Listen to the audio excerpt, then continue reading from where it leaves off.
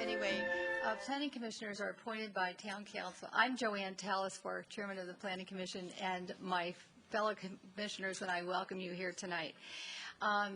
As planning commissioners, we review applications regarding land use here in Los Gatos, and our actions are based on general plan and other hillside plans and other plans as determined by the application. As we hear discussion tonight, that is, we will consider all aspects of it based on those plans. I'd like to thank you for attending tonight, because without you here, we wouldn't have democracy. And with that, Commissioner Kane, would you please lead us in the flag salute? Please join me. I pledge allegiance to the flag of the United States of America and to the republic for which it stands, one nation, under God, indivisible, with liberty and justice for all. Thank you.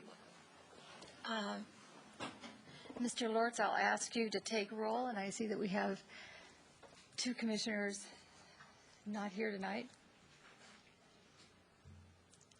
Yes, Commissioner Sayoc. Here. Commissioner Rice is absent this evening. Commissioner O'Donnell. Here. Commissioner Machichi is either not going to be attending or will be arriving late. Commissioner Bourgeois. Here. Commissioner Kane. Here. And Chair Talasfor. Here. Thank you very much. The procedures that we follow at our meetings is that the first thing we do is silence cell phones. And the second thing is anyone who would like to speak during the meeting tonight has opportunity if you would fill out a gray card that is usually on the backs of the seats. And this allows us to create a record of those who do speak. And then after you fill that out, you could bring the speaker card over here to the staff. We would appreciate that. You will have, if you'd like to speak on an item that's not on the agenda, then you may do so during the verbal communications period. Please know that state law prohibits us from discussing or taking any action on your topic, and you will have up to 3 minutes. And if you would like to speak during the public hearing, you will also need to fill out a speaker card and bring it up, and I will announce that portion of the hearing that you'll be able to come forward. With that, we have minutes to approve, commissioners. In fact, we have 2 sets of minutes to approve, and I do have a speaker card on that. And so, Citizen Ray.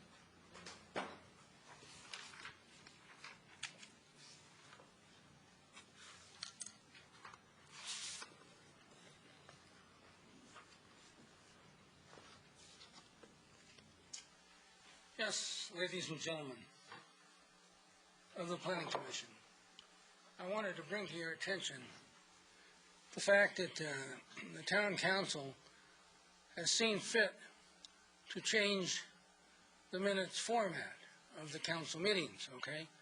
They no longer resemble the Planning Commission minutes, which are, in my opinion, minutes for idiots, literally, okay? They tell you nothing, keep you in the dark about everything. They now have minutes for the council letter, or the gist. You can read the minutes and actually know what happened. You can know what people said. You can know what the citizens, how they feel. It's American democracy, okay? But the Planning Commission is slow to catch on, okay? The American democracy here, as far as the minutes are concerned, is still in the toilet, okay? And I submit as evidence tonight's minutes. Take a look at them, and as I say, minutes for idiots only. And I think you need to understand that the Planning Commission follows what the Town Council does, okay? You know, you're not totally alone and answering to yourself on the public procedures in the town government of Los Gatos. You act as an advisory body to the town council under state law. So as the council does, so should the Planning Commission, in my opinion. So that's just another reason why you should get with the action and make sure democracy lives here. It isn't just expressed in the Pledge of Allegiance, okay? Democracy actually works in Los Gatos. Thank you. Thank you, Citizen Ray. Okay, with that, Commissioners, could I have a motion? Commissioner Kane? I was absent at the 6:13 meeting of the Planning Commission, but I have watched the full tape. So I make a motion to approve the minutes of June 13 and the report of the minutes of June 27, on which date there was no meeting. Okay, I have a motion for approval of both sets of minutes. Do I have a second? Yeah, second. And Commissioner O'Donnell seconds. All in favor, say aye. Aye. And opposed? None. Passes. Okay. With that, we do have written communications. Via email, we received the addendums for the project on Linda Avenue and Stephanie Lane. And also, we have a desk item tonight on agenda item number 4. Okay, we have no requested continuances, but we do have a subcommittee report, and that would be given by Commissioner Sayoc on historic preservation. Thank you, Madam Chair. On, June 20th, Historic Preservation Committee did have a regular meeting. There were 6 items that were considered and decided upon them. I'll go over them briefly with the addresses of each. The first one was 40 Fillmore Avenue. The committee approved demolition of a single-family residence and removing it from the historic resources inventory. Number 2 was 78 West Main Street, and we approved to install an awning on a commercial building located in the Commercial Historic District. Item number 3 was 15736 Winchester Boulevard, and the committee agreed to approve demolition of a pre-1941 single-family residence. I should note that this project will ultimately be coming to the Planning Commission. Item number 4 is 322 Almendra Avenue, and the committee approved second-story addition to a single-family residence in the Almond Grove Historic District. And the last was 139 Tate Avenue, and that was approval of an accessory structure exceeding 450 square feet, also in the Almond Grove Historic District. Well, thank you very much. That seems like a very lengthy agenda.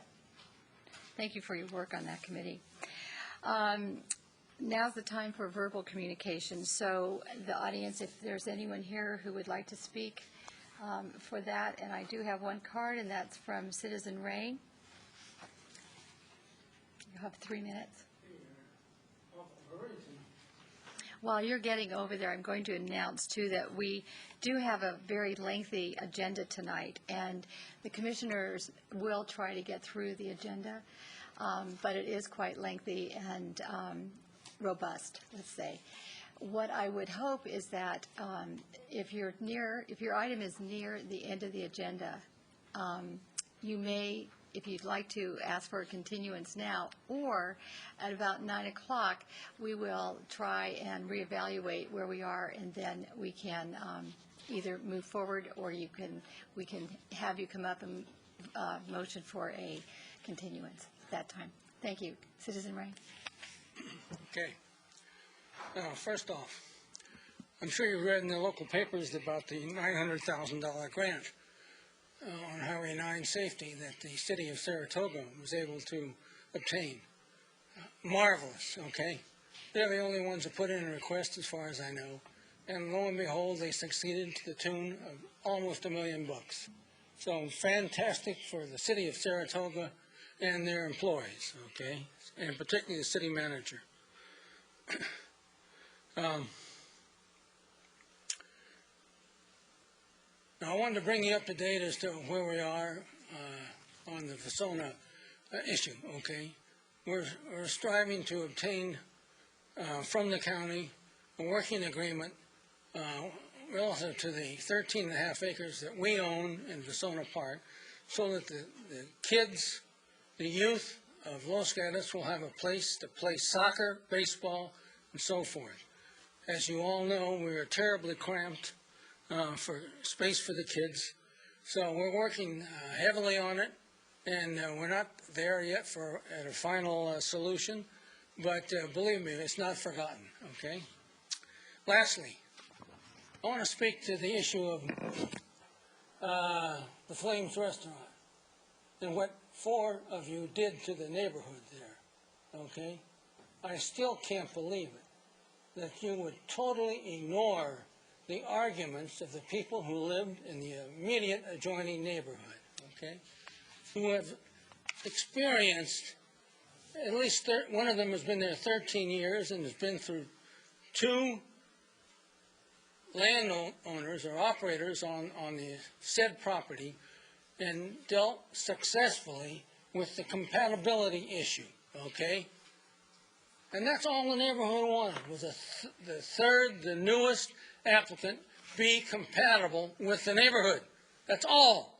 Nobody argued to shut it down, to make them stop. They just wanted compatibility. That's all. And 4 of you, 2 of them didn't have the guts to show up or whatever tonight, but I'll be ready next time for them. 4 of you ignored all the general plan documentation, the concept of neighborhoods being compatible with commercial. You turn your back on all that and approve that what is a monster, a potential inverse condemnation for the town of Los Gatos, with those lights that are so close to the fence, unbelievable, okay? The size of the thing, still huge, reduced by a pittance, a mere pittance. So I want to tell you, Citizen Ray. the fight is far from over, Citizen Ray. and it will go on. Thank you. Okay, moving ahead, we do have a consent item tonight, and that's at 111 Church Street, and this will be acted on by one vote without public comment unless someone pulls it either from the audience or the commission. So do I have anyone that would like to pull this item? Commissioner Kane. I just want to know from the staff if anything significant has changed.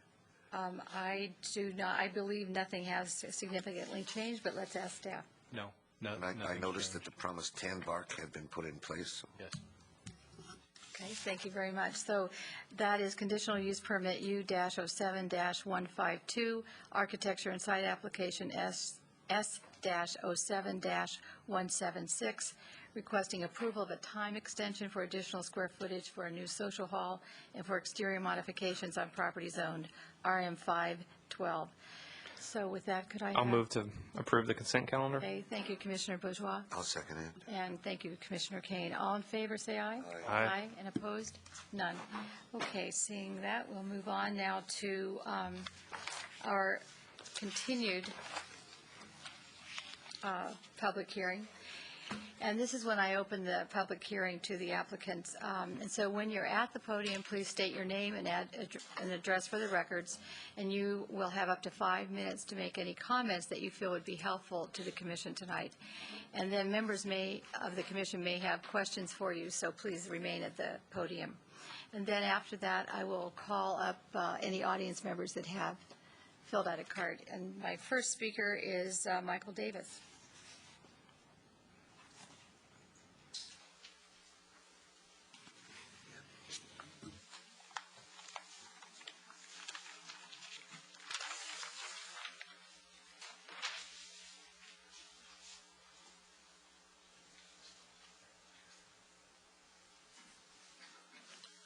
Good evening, Commissioners. My name is Michael Davis. I am the designer for Jim and Lynn O'Brien on the property on Reservoir Road. Excuse me, may I interrupt you just for a minute? I should have announced this. This is Reservoir Road, Lot 1. Thank you. Architecture and Site S-07-20. Thank you. And Michael, you will be giving this. I'm sorry. Totally went beyond. Yes, very fast. And so you'll be making the presentation. And you're requesting approval to construct a new residence on property zoned R-1 to 20, correct? Okay, thank you. First off, as usual, as always, I want to thank my project planner here on staff, is Joel Paulson. He worked with us diligently to get this through.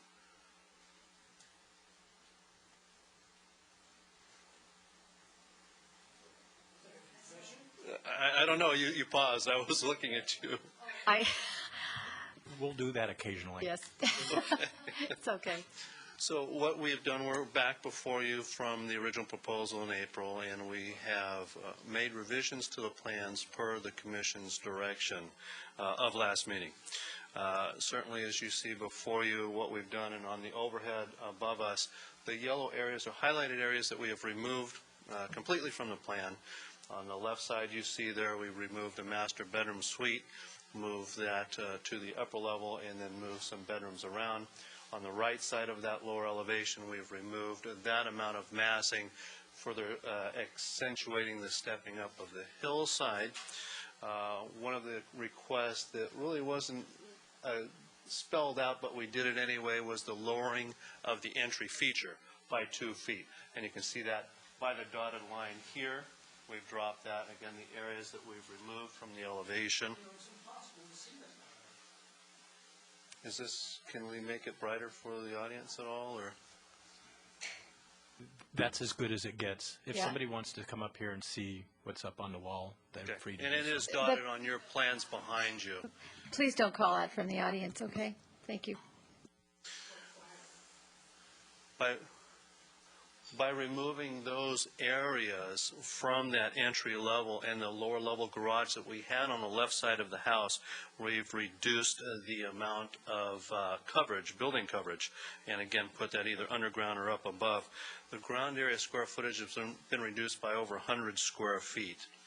Also, by removing that lower level garage and a slight rotation of the house, we've cut out about 213 cubic yards of off-haul or of grading on this site. Also, in reducing that left side area there, which was building coverage, we have reduced the area that was outside of our original building envelope that was spelled out. We've gone from 16% outside of that down to 10%, which is, as the houses you've seen so far, quite a bit lower than Lot 2 or Lot 3 in terms of the areas outside of the building envelope. The question came up in terms of stepping up the hillside, and hopefully you can see it well enough here, whereas out of the hillside guidelines book, smaller roof components are noted, stepping the topography and the use of natural materials. What we've done, and again I hope this is clear enough for you, is we have stone, a real stone veneer down at the base to create that anchor to the ground and to the earth as it steps up the hillside.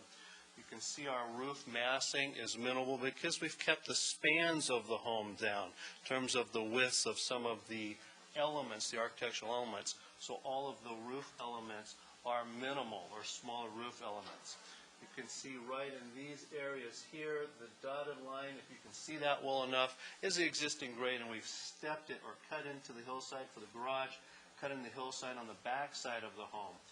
What we have is 11 foot of grade change. We've stepped up 10.5 foot to meet that 11-foot grade change from the lowest point up to the highest point in terms of the existing topography on the site. In there. You know, some of the comparisons with Lot 2 and Lot 3 that you have approved. For our FAR, our relative FAR, in regards to Lot 3, which is a little bit smaller, in terms of the FAR, we're 1,300 square feet less. Actually, it's Lot 2. I mentioned the relative FAR percentages. We're at 12% FAR. Lot 2 that you approved a couple of months ago is at 16. Lot 3 was at 20%. So we're quite a bit lower in terms of our footprint and our house and whatnot, minimizing the bulk and mass on this side, comparatively speaking, on that. Again, in terms of FAR, we talk about that. How does this fit in? Do we maximize FAR on the site? Well, no. We're 250 square feet, a little over 250 square feet lower than the allowable square footage in there. So again, all these items that we're mentioning tonight were to address the concerns that I heard from the Commission at the last meeting. I'm here for any questions that you may have. Thank you very much. And Commissioners, do you have any questions at this time? Yes, Commissioner Sayoc. Good evening, Mr. Davis. Good evening. If you recall from our last meeting, my primary concern was the portion of the building outside of both the building envelope as well as the LRDA. Yes. And that was where you had your one-car garage and your master suite. Correct. And I see here that you've removed that, and which I'm happy about that you followed that direction, but it appears that you've just replaced it with a bathroom and closet suite for Brittany. Can you explain why you placed that there, since the primary intent was to remove any building in that area? Certainly. What we did, first of all, was remove that whole left side area of the house in there, and that was in a least restrictive, or I'm sorry, outside the least restrictive area there. We used to- Excuse me, could I ask you to point to that? Do you have a way to outline that with? Right there, can you see the yellow or I don't know if you can see yellow from there. This is the yellow area and kind of the dotted space right in here. Let me go up here real quick. Well, that's all right. Just stay with the, we can see it. Okay. Or else if you go up there, please take the microphone with you. Okay. If you'd like to do My voice that. usually carries, but I will do that. Okay. What we've done there is we used to have a 15-foot setback on that left side of the property, on the original submittal where that single-car garage was down below. We slid everything back to 25 feet. But in redesigning the whole house, and the 25 feet got us out of that, and redesigning the home in that area when we rotated it, because one of the other concerns was the amount of grading we had. We rotated it slightly, and it came back a little bit into that area that's outside the building envelope. That's a 10% area, by the way, 169 feet that were outside of the building envelope and in that shaded area that's outside the least restrictive area.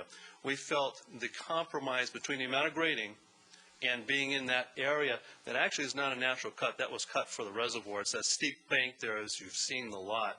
We wanted to minimize grading, so we compromised in rotating the house. It pushed us back in there. So instead of 15 feet, our closest point is 20 feet, and then we're at 25 feet on the front corner of the house. Again, as you can see in the yellow area there.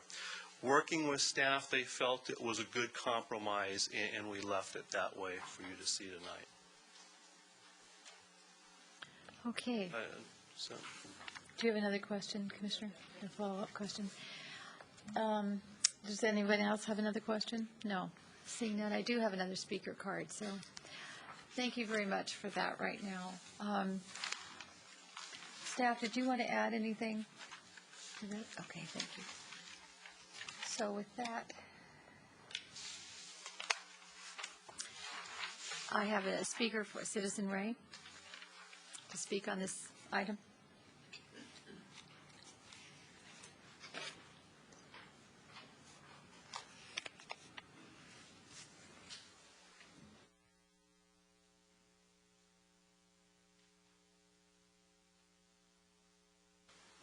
My goodness gracious, what a comment by Mr. Davis relative to Mr. Paulson.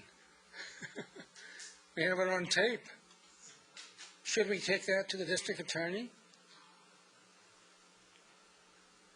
I really think it raises the issue of exactly what is our staff doing? Do they maintain their independent viewpoint as required? Or do they, in effect, get in bed with these applicants and work to facilitate the approval, and that's all they work to do? I think it's hideous. And the screen was fixed the last time I was at the town council meeting on orders of the town council. Now we get to the planning commission, and it's busted again. Only an idiot would say they could see it. Only, okay? It's disgusting. Now that's the bad news. The good news is Mr. Davis, okay? What Mr. Davis has done, all right? This Mr. Davis is very appreciative of that Mr. Davis and the finished product that he has come up with, okay? Because in my opinion, it meets the litmus test, the final determination, okay, for an elegant mountainside home. Does that elegant mountainside home blend with the natural setting? or doesn't it? That's the final test. Everything else is peripheral. And I think what he's done, he's moved it a little bit to see that it's for his reasons, and in my opinion, it also is more considerate of the topography. His new position of the home makes the topography, the house, blend with the topo much more appropriately. Before, it was a 90-degree shot. The main axis of the house was 90 degrees from the main up and down hillside, okay? Ugly and totally prohibited by the hillside design guidelines. Twisted the house, and he's taken the big hump out of the house. He's taken the humpback whale out of the house. Wow, am I impressed, okay? So I look at it, and I don't see a house any longer that says, hey, look at me, in-your-face architecture, to hell with Mother Nature. I don't see that anymore. Mr. Davis listened, okay, to the Planning Commission, and I think the product is very organic and blends very nicely in the mountain, okay? Thank you. Thank you, Mr. Davis. Mr. Davis, I'll call you back up. I don't have any other speaker cards.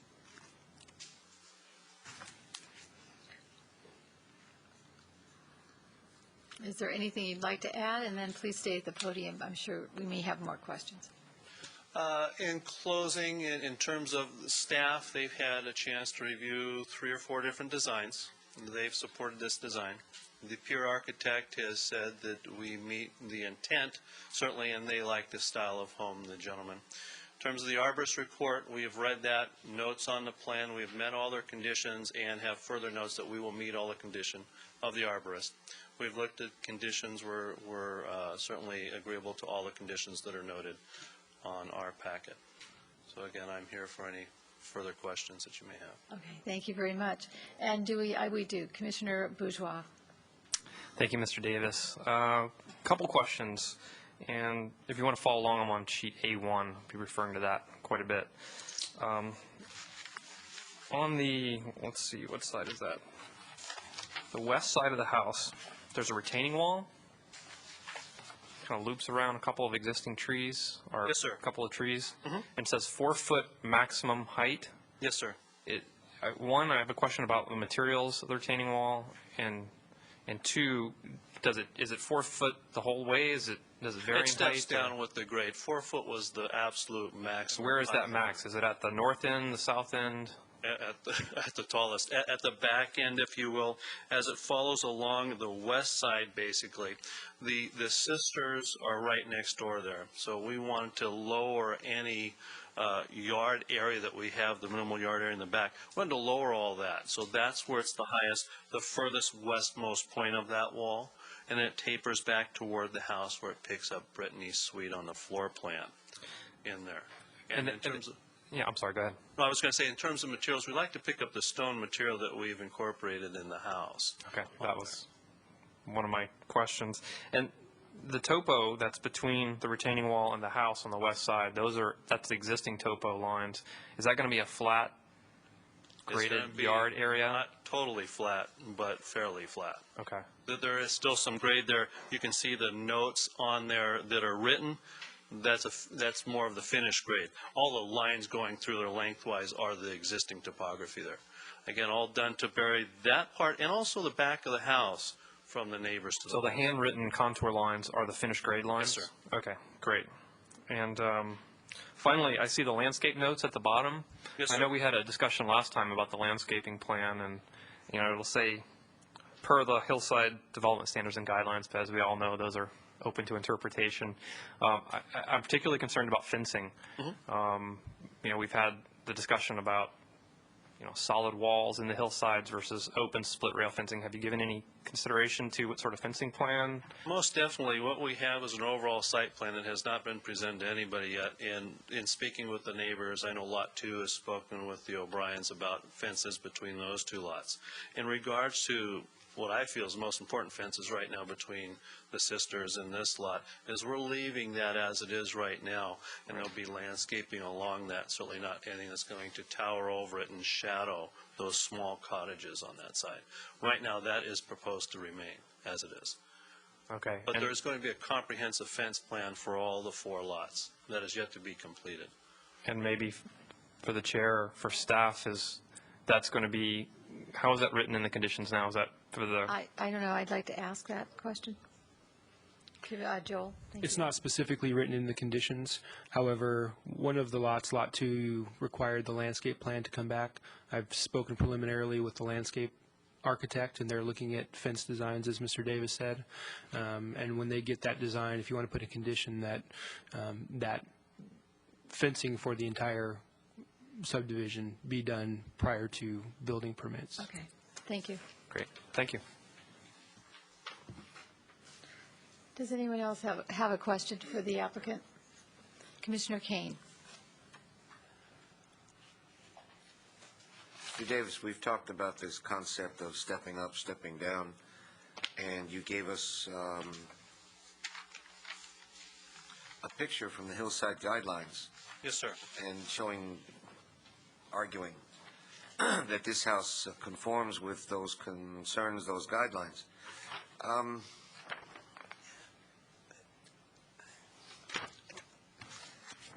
I don't think it does, and maybe you can persuade me that it does, because that's why we have this discourse before we go into discussion.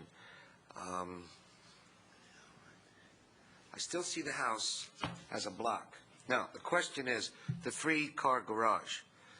If you look at it facing, I think it's A5, 3-car garage is on the right-hand side. The cellar comes all the way across to the end of the building on the left-hand side.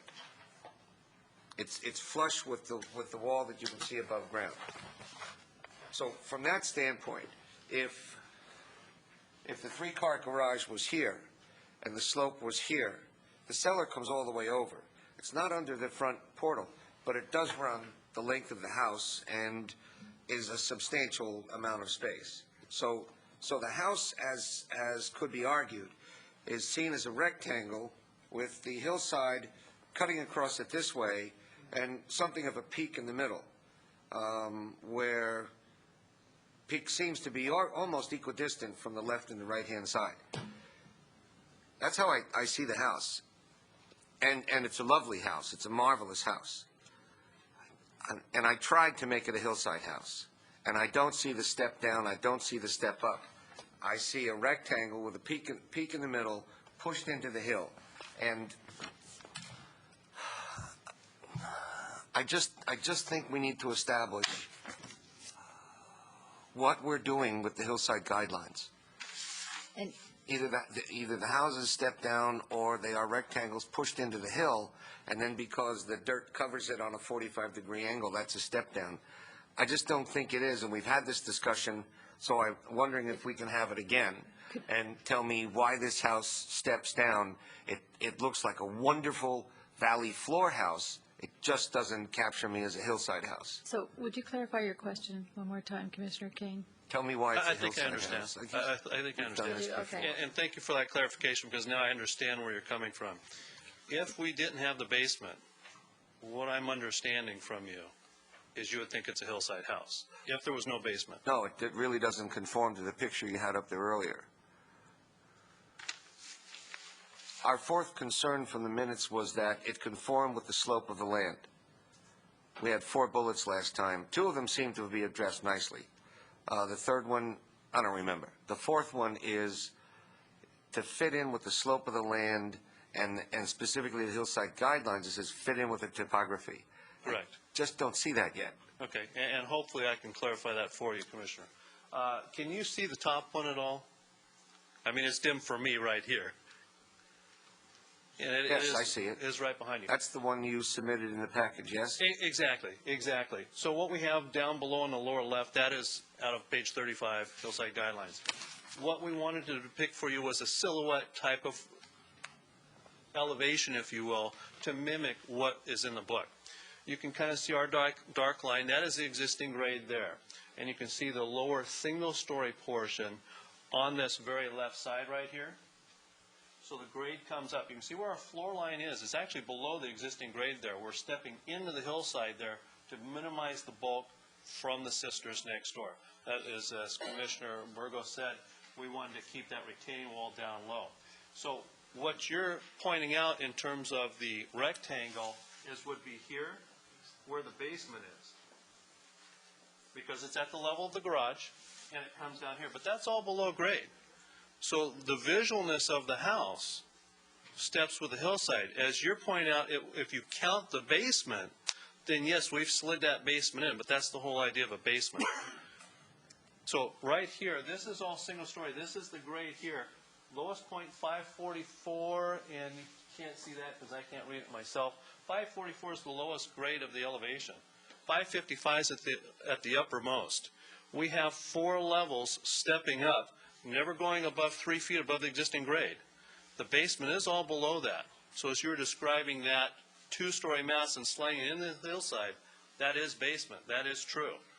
But that's all below grade. So visually, and hopefully I'm making it clear to you, it's following, as this one is, in the 25-foot height. We're actually single-story here, quite a bit below 25-foot height. We couldn't do that if we didn't step with the hillside.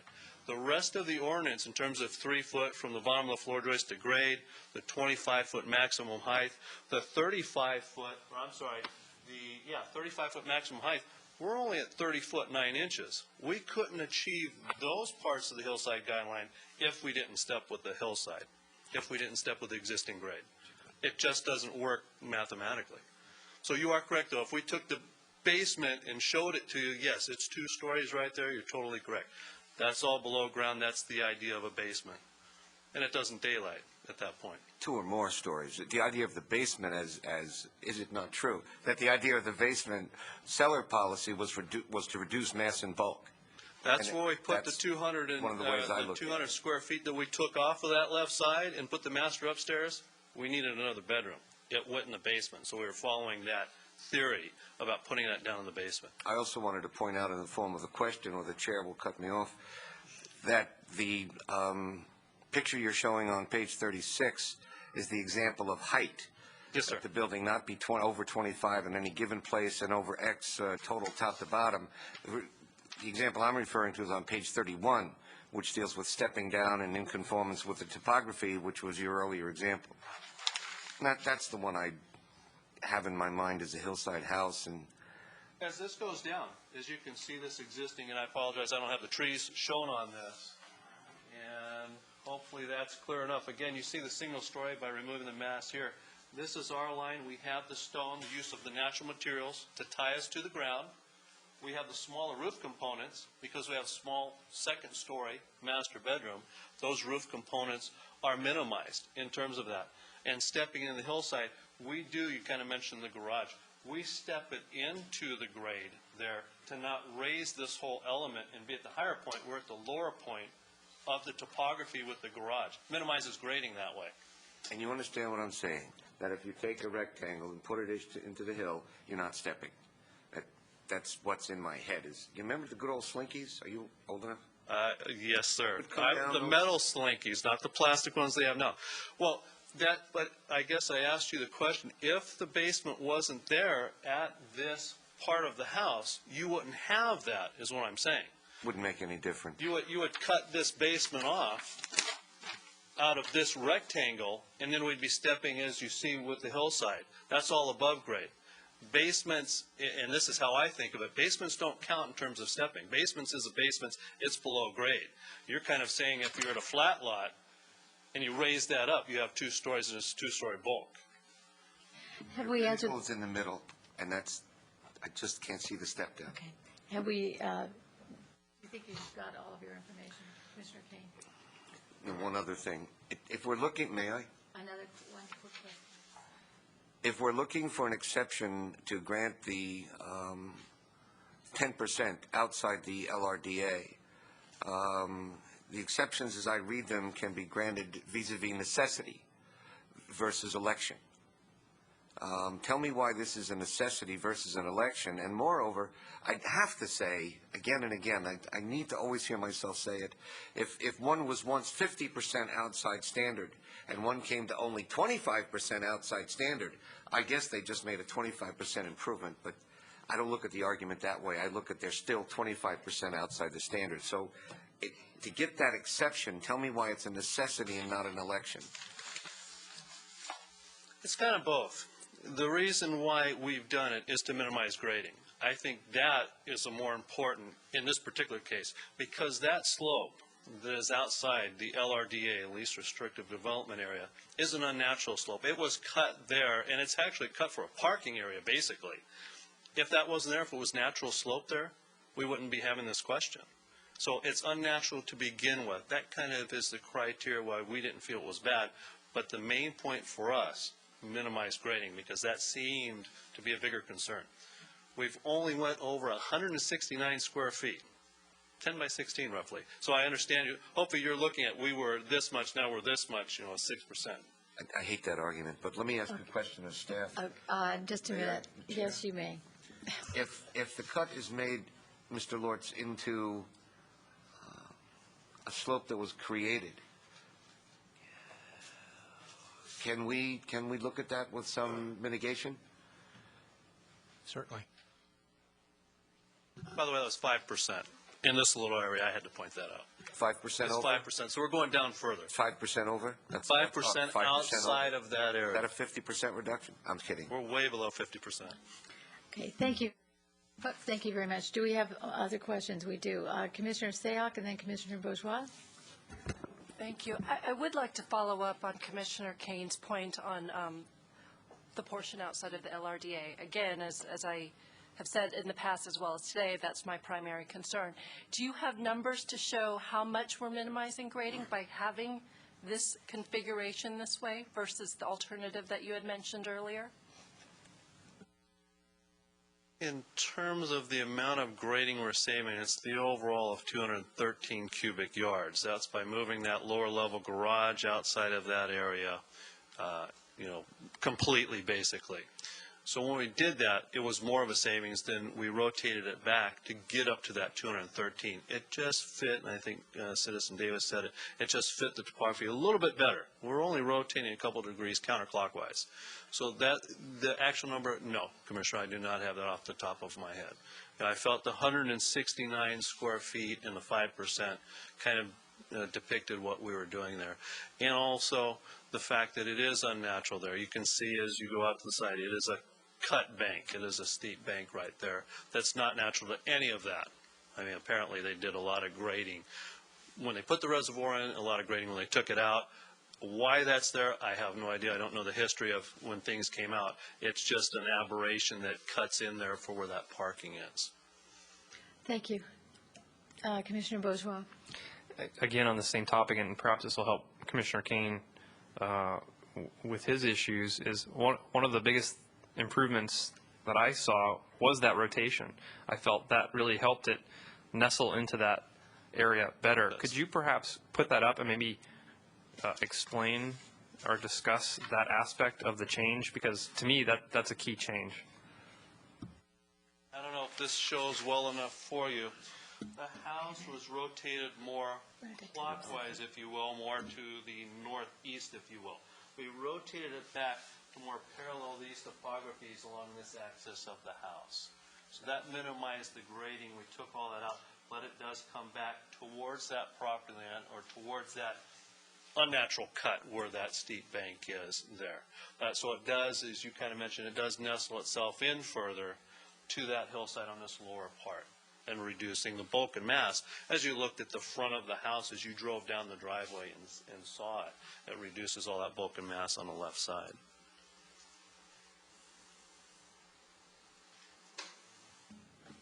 Okay, commissioners, do we have any more questions? Commissioner Kane? No more questions? Okay. So I have a question for you, and I just wanted to clarify. you're now referring to 5%. Is that the 10%? Now you're telling us has been? No, just that one area. Just that one area, okay. Peek on the other side of the building envelope where the garages are, we peek over a little bit. Just this one area is 5%. Okay, I wanted to be clear about that. Thank you. Yes, Commissioner Kane. Is that the Brittany bedroom area? I'm sorry, say Is again? that the Brittany bedroom area? The 5%? The 5% is Brittany's room. I don't want to get in trouble with Brittany. Okay. No, she's right here, so.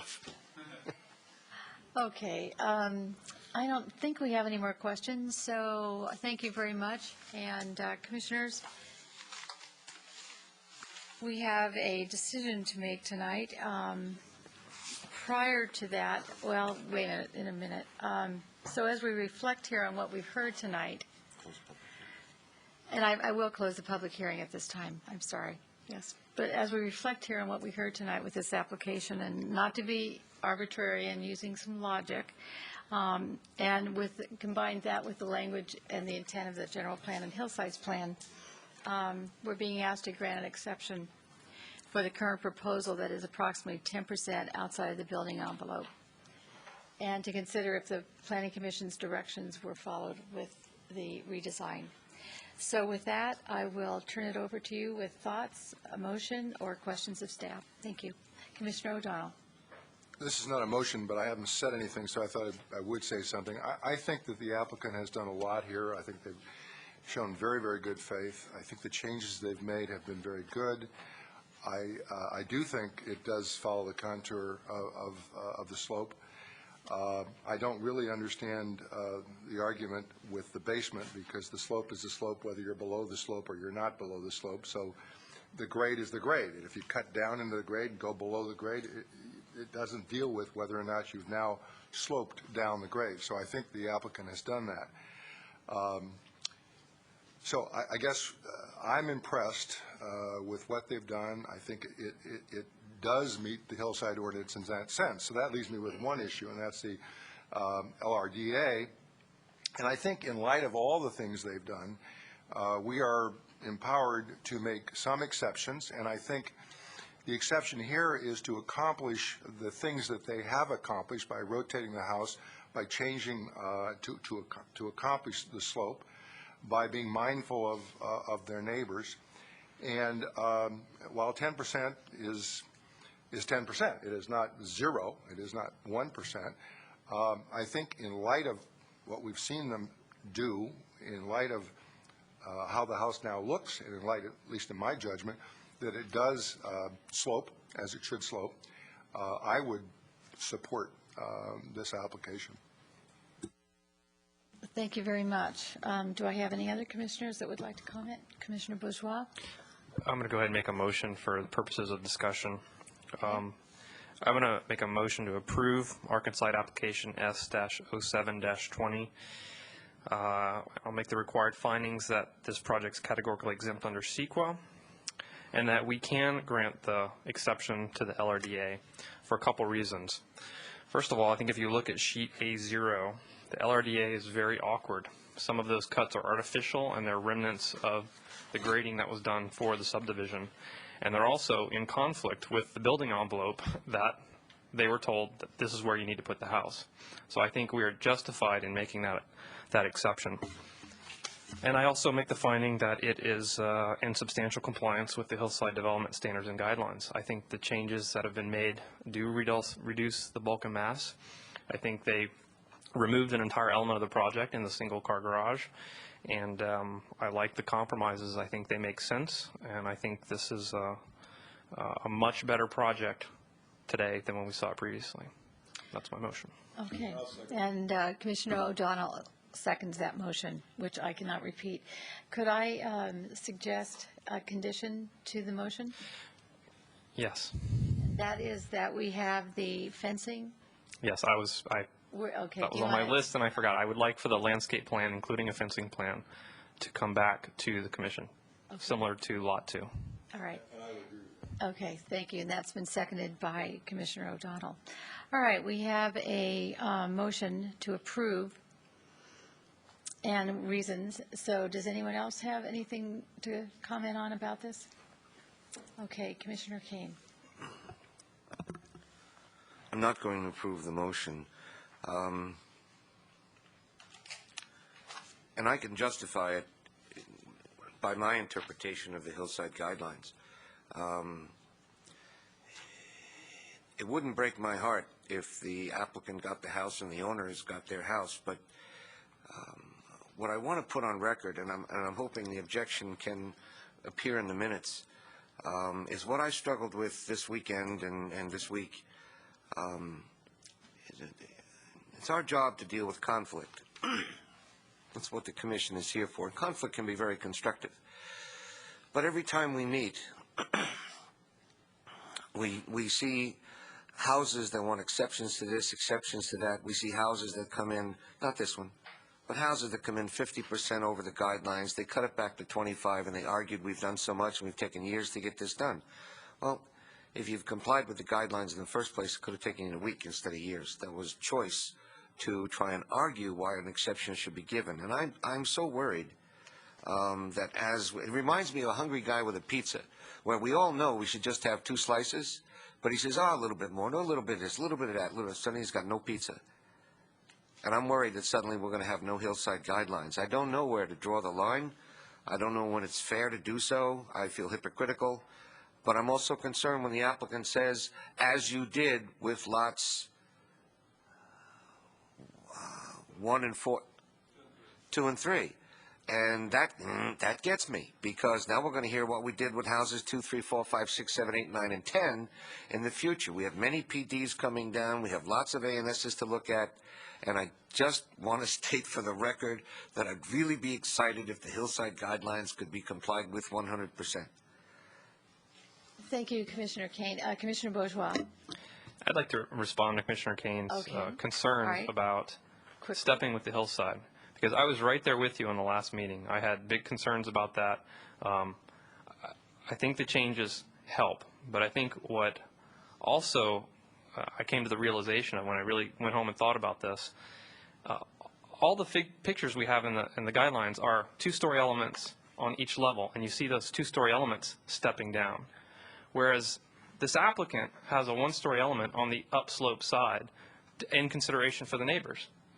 And so it has that appearance of not that classical stepping down the hillside like we see in the design guidelines. But I think the reason is sound. I mean, they're making an exception. They're being considerate of their neighbors and not putting a 2-story element on the upslope side. And so for that reason, I think it's a good project. Thank you, Commissioner Bourgeois. I will weigh in just by saying I will be supporting this motion for the reasons I've heard tonight, and also the reasons for my fellow commissioners who are supporting it as well. I do think that often we are asked for exceptions. I think this applicant has worked very much in trying to meet what we've asked him to do. So I will be supporting this. I do not, because of the unusualness of this property, especially this lot, and the unusual grading that you inherited, I think I will be supporting it, and also the consideration and how you've made the one side of the house by the sisters at 1-story. I appreciate that. So I will be supporting it. With that, I'll call for a vote now. Oh, Commissioner O'Donnell? Let me just say one thing. Michael speaks very intelligently, put a lot of effort into it, and says wise things. But I would just say this. The reason we are authorized and empowered to make exceptions is so that we can make exceptions. And if the view is that we never make exceptions, then why did they give us that power? So I would just suggest that you reflect a little bit on the ability and the reason for making exceptions, as opposed to always being consistent and never making exceptions. Because we know that consistency is the hobgoblin of small minds, as Churchill said. It's not Churchill. Respond to that. You really do? Oh, yeah. To which comment? A couple of them. Okay, very quickly. Henry David Thoreau said it. Is that it? No. He also said not to argue in absolutes. I'm not saying we never can make exceptions. I'm pointing out clearly that I'm concerned about seller abuse policies of sticking a rectangle into the hillside. That's not stepping down. Number two, the pinnacle's in the middle. I don't see it stepping down that way. John's persuasive, and I'm comfortable with that. But I'm not arguing in absolutes. I am saying that we often see these exceptions, and we've got to ask for more compliance with our guidelines so that we don't lose them. Now, this may not be the best example for that argument, but it's one of the flow that we seem to get on continual asking for exceptions. That what we've learned, Commissioner, is that the exceptions need to be granted vis-a-vis necessity, not election. And I often apply that test, and I don't always come up with necessity. So I know we have the leeway to grant exceptions. I like the argument on cutting into a man-made slope to mitigate the overrun on the LRDA. I'm okay with that. But the other things I want to try to hold sacred. Okay. I appreciate you respecting that and holding to your opinion. With that, Commissioners, I will take a call for the vote. So all in favor? Aye. And opposed? Nay. Okay, that passes 4-1. Appeal rights. Anyone dissatisfied with the decision of the Planning Commission may appeal the decision to the Town Council. The appeal must be filed within 10 days. It must be filed upstairs in the Clerk Department. There is a fee for filing an appeal. Okay, Commissioners, we will now move on to our next application, which is number 3722 Bicknell Road. Architecture and Site Application S-07-33, requesting approval to demolish a single-family residence and to construct a new residence on property zoned R120. The existing detached garage and guest house will remain. Before I call the applicant up, though, I'm going to ask staff if there are any comments, and would you please introduce this project to us? Thank you very much. And that would be Suzanne Davis. Thank you, Suzanne. I'd like to call your attention to a letter that was received late this afternoon after the deadline for desk items, and it's from an adjacent neighbor. It's already been passed out. There are copies on the bench if anyone's interested in getting a copy of that. The neighbor lives to the left of the property when you're facing it from the street, and they're stating support of the project. The Commission first considered the proposal for a new single-family home on this site on May 9th and continued the application to June 27th. The applicant requested a subsequent continuance to tonight's meeting to allow them some additional time to make their plan changes. The Commission asked the applicant to address the following directives: reduce the bulk and mass of the house, reduce or eliminate the second story, add more landscaping along the street frontage, and use open-style fencing. The applicant has eliminated the second story. They did take some of that floor area and move the master bedroom down onto the first floor. The height of the house has come down about 4 feet from the previous proposal at the highest ridge line. There are also some lower ridges that range from 22 to 24 feet. The highest ridge is 26. The floor area was reduced by about 900 square feet with this revised plan. The open-style fencing that's on the site now is going to remain. They're no longer proposing to put the solid fence in its place. The applicant is willing to plant additional landscaping along the street. They haven't shown that, but we did include a condition requiring them to bring a landscape plan in later to show us how they're going to add screening. There is some part of the hardscape that's proposed behind the house that extends into the front setback, and staff has recommended that be revised to take the hardscape out of the setback in the front to allow more room for planting, and also to be consistent with the zoning code provision says the front yard is supposed to be landscaped. The story poles on the site have been lowered to reflect the current design and height reduction. The designer is here tonight and is available to answer any questions about the redesigned home, and then staff is also available if you have any other questions. Thank you, Suzanne. Excuse me, we do have a color board that came in, and I'm going to pass it around because it's fairly small, and you won't be able to see the details up on the wall. Okay, thank you very much. Commissioners, do you have any questions of staff? Yes, Commissioner Bourgeois. Thank you for the report, Ms. Davis. Condition 7 is the one that says the landscape plan will come back for approval, but it doesn't specify approved by whom? It just says shall be approved. Is that, It's what's the under, it's under the intention? heading of the Director of Community Development, and that's how we left it. If the commission prefers, otherwise the condition could be modified. Okay, so as it stands now, it'd be at the By approval of the director. Yes, Thank and we would take any input from the consulting arborist as necessary. Okay, thank you very much. Anyone else? All right, seeing that, I'd like to call the applicant up. Good evening, Madam Chair, members of the Planning Commission. My name is Bradley Mattioni, O'Laughlin and Heckman, 848 The Alameda. I represent the applicants, Mr. and Mrs. Quinerce, and they've asked if I would speak on their behalf tonight. They're not overly familiar with this process and we're a little nervous, so they asked if I would come. With me is the designer, Armand Dulay, who has substantially revised the plans that were before you about 2 months ago. We came before you 2 months ago. This project was a two-story building.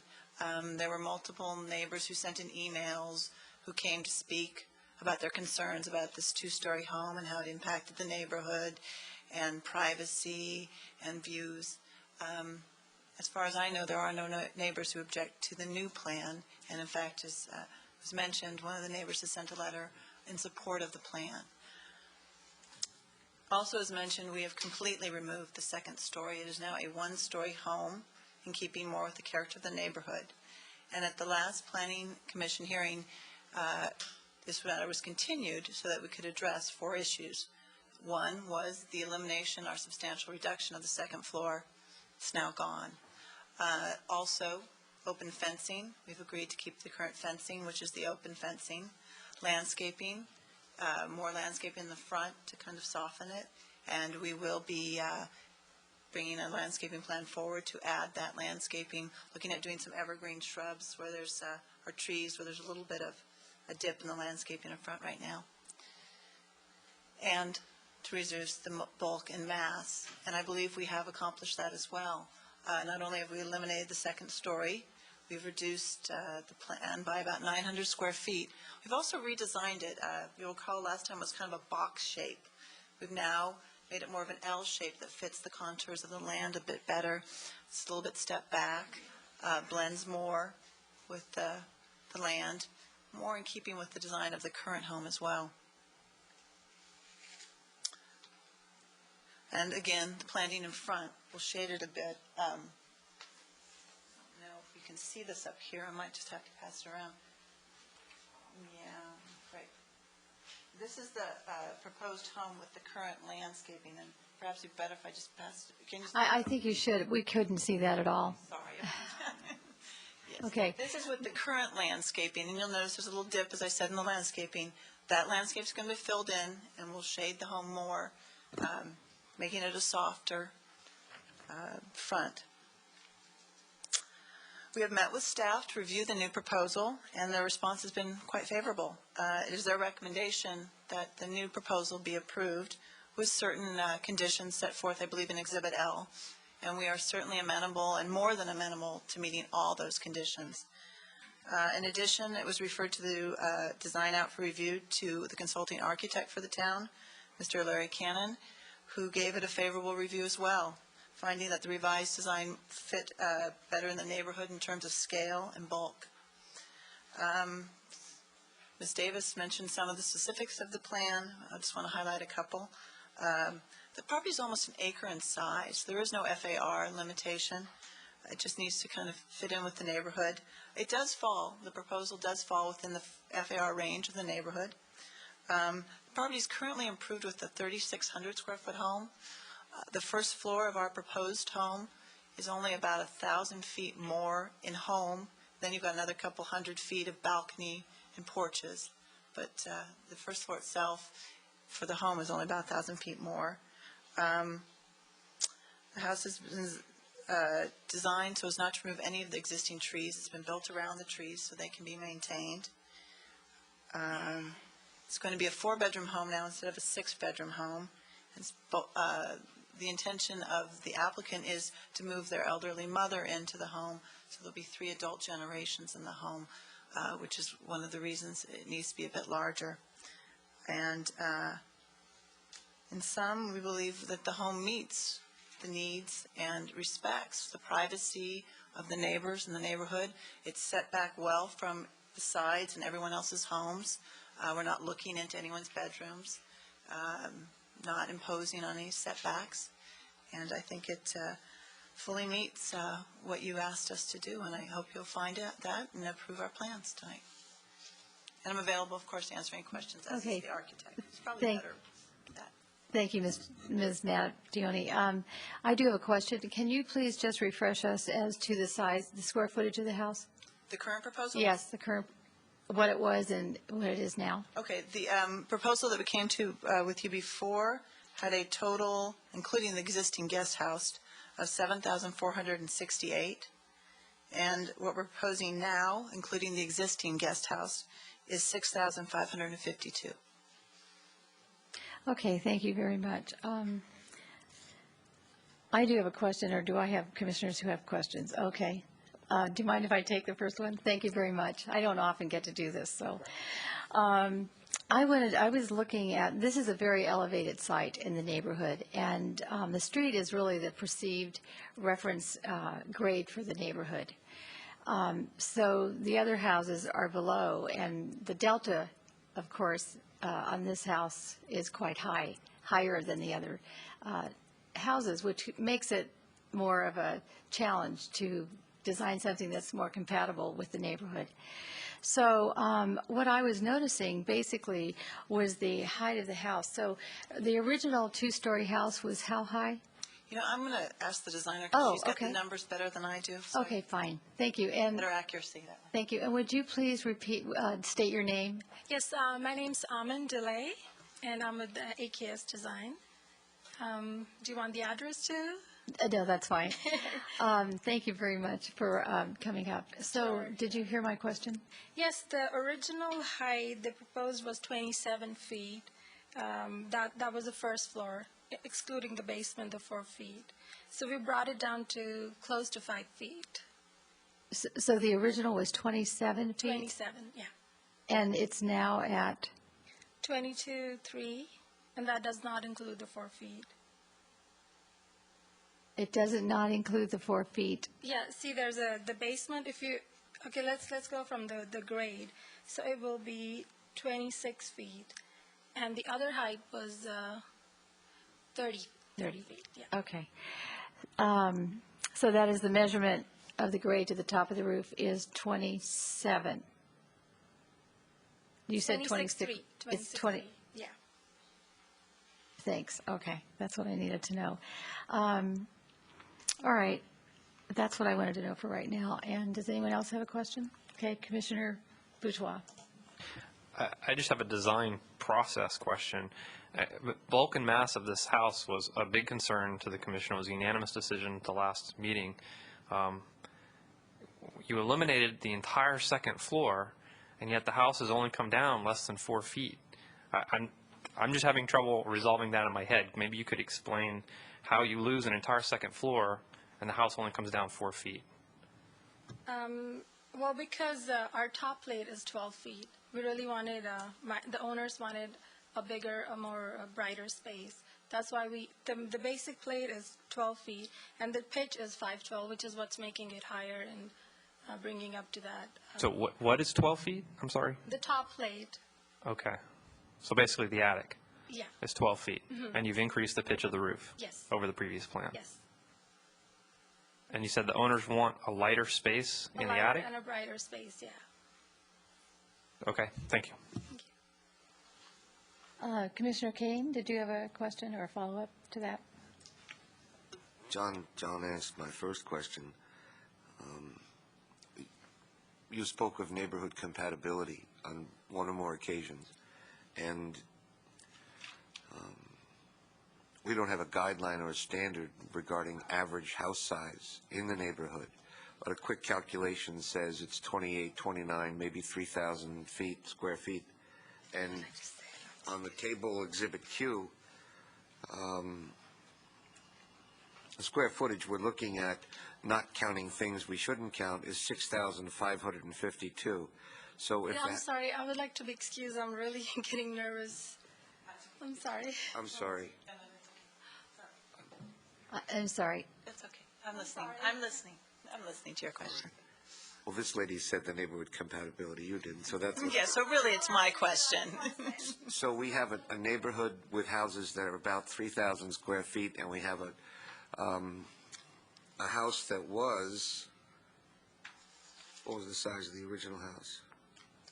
7,468 proposed, No, house including the that's guest. there. I lost. Oh, the the house original? There.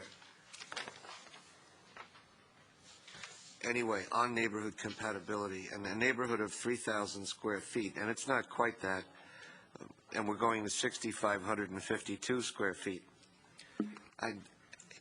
If I accept that, I wonder where I'm going with the neighborhood compatibility argument. So I was wondering if you could argue that for me. Certainly, and I'm kind of missed part of it, but it's our understanding that the existing house is 3,684 square feet. And then there's the guest house at 815. So you've got a total of 4,499, if my math's correct. I didn't know if the guest house was in the 6,552. It is. Okay. It is. So then when you come to our new proposed home, the main floor would be 4,997. But of that 997, there's I think it's 212 square feet that's balconies and such. So it's not part of the home. It comes off the home. So that's why I was saying it's about 1,000 feet more. There's that first story. And then you do have the part of the daylighted cellar. And you understand that John's argument with when we gave guidance to consider taking off the second floor, I guess we didn't just mean take off the second floor and have the ridge line go down 3.5 feet. I mean, you didn't trick us with that, did you?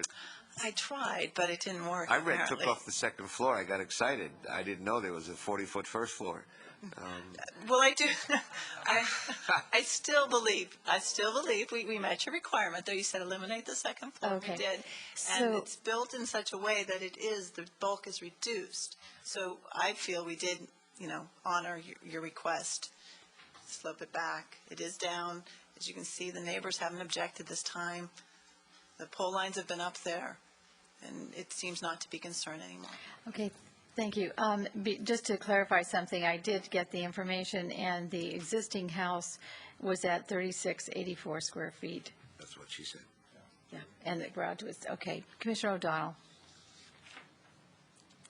Commissioner Bourgeois asked a question that maybe I misunderstood the answer, but the plan seemed to show that the elevation in the first floor, well, there's only one floor, in the rooms are 12 feet high. In other words, floor to ceiling is about 12 feet. Is that correct? Now, was that also correct on the first proposal? That was correct. No, in the first proposal, the first floor was 9 feet, and the second floor was 9 feet too. Okay, so one of the things we were interested in was reducing the bulk, and I have to say that a 12-foot high ceiling is very nice, I suppose, but in response to our desire to reduce the bulk by increasing the height of a room by 3 feet is not a very compelling argument. And you tell me that they're increasing it to 12 feet because they like light? Is that their justification? It goes with the style of the house. They wanted more like contemporary Mediterranean, more space on top of the windows to put corbels and more ornamentation. So has the style of the house changed? It has. So it wasn't Mediterranean before? It wasn't Mediterranean. It was more Spanish. And so the 12 feet, I'm looking at page A4.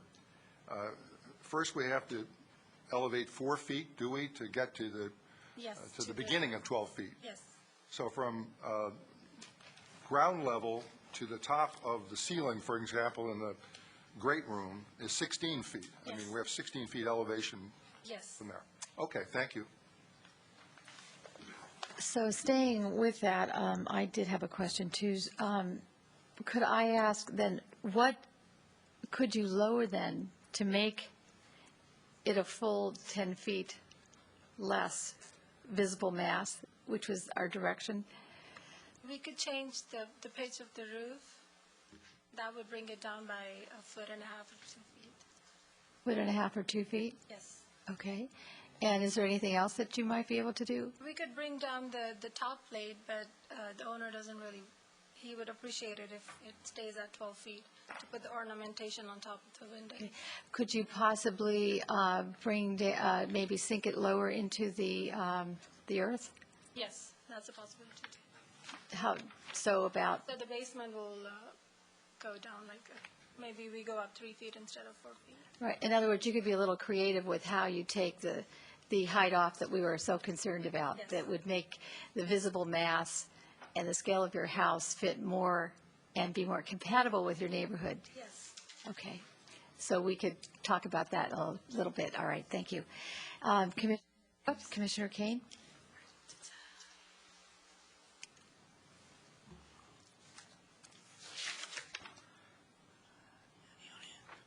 Ms. Adioni?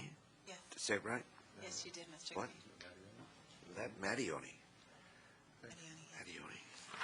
When you provided the revision and were guided by our concerns on height and weight and mass and bulk and eliminated the second story, one of the concerns we had, at least I think I did, the premise of the application is a demolition.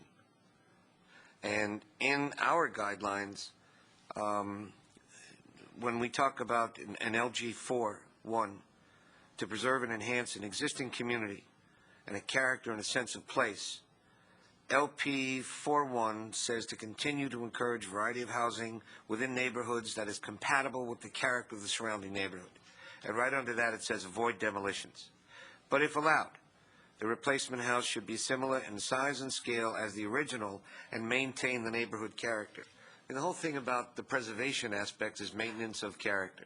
And so one of the things I will be struggling with is going from X square feet to 2X square feet in terms of the neighborhood and in terms of the height and the mass and the bulk and the things we talked about in our prior meeting.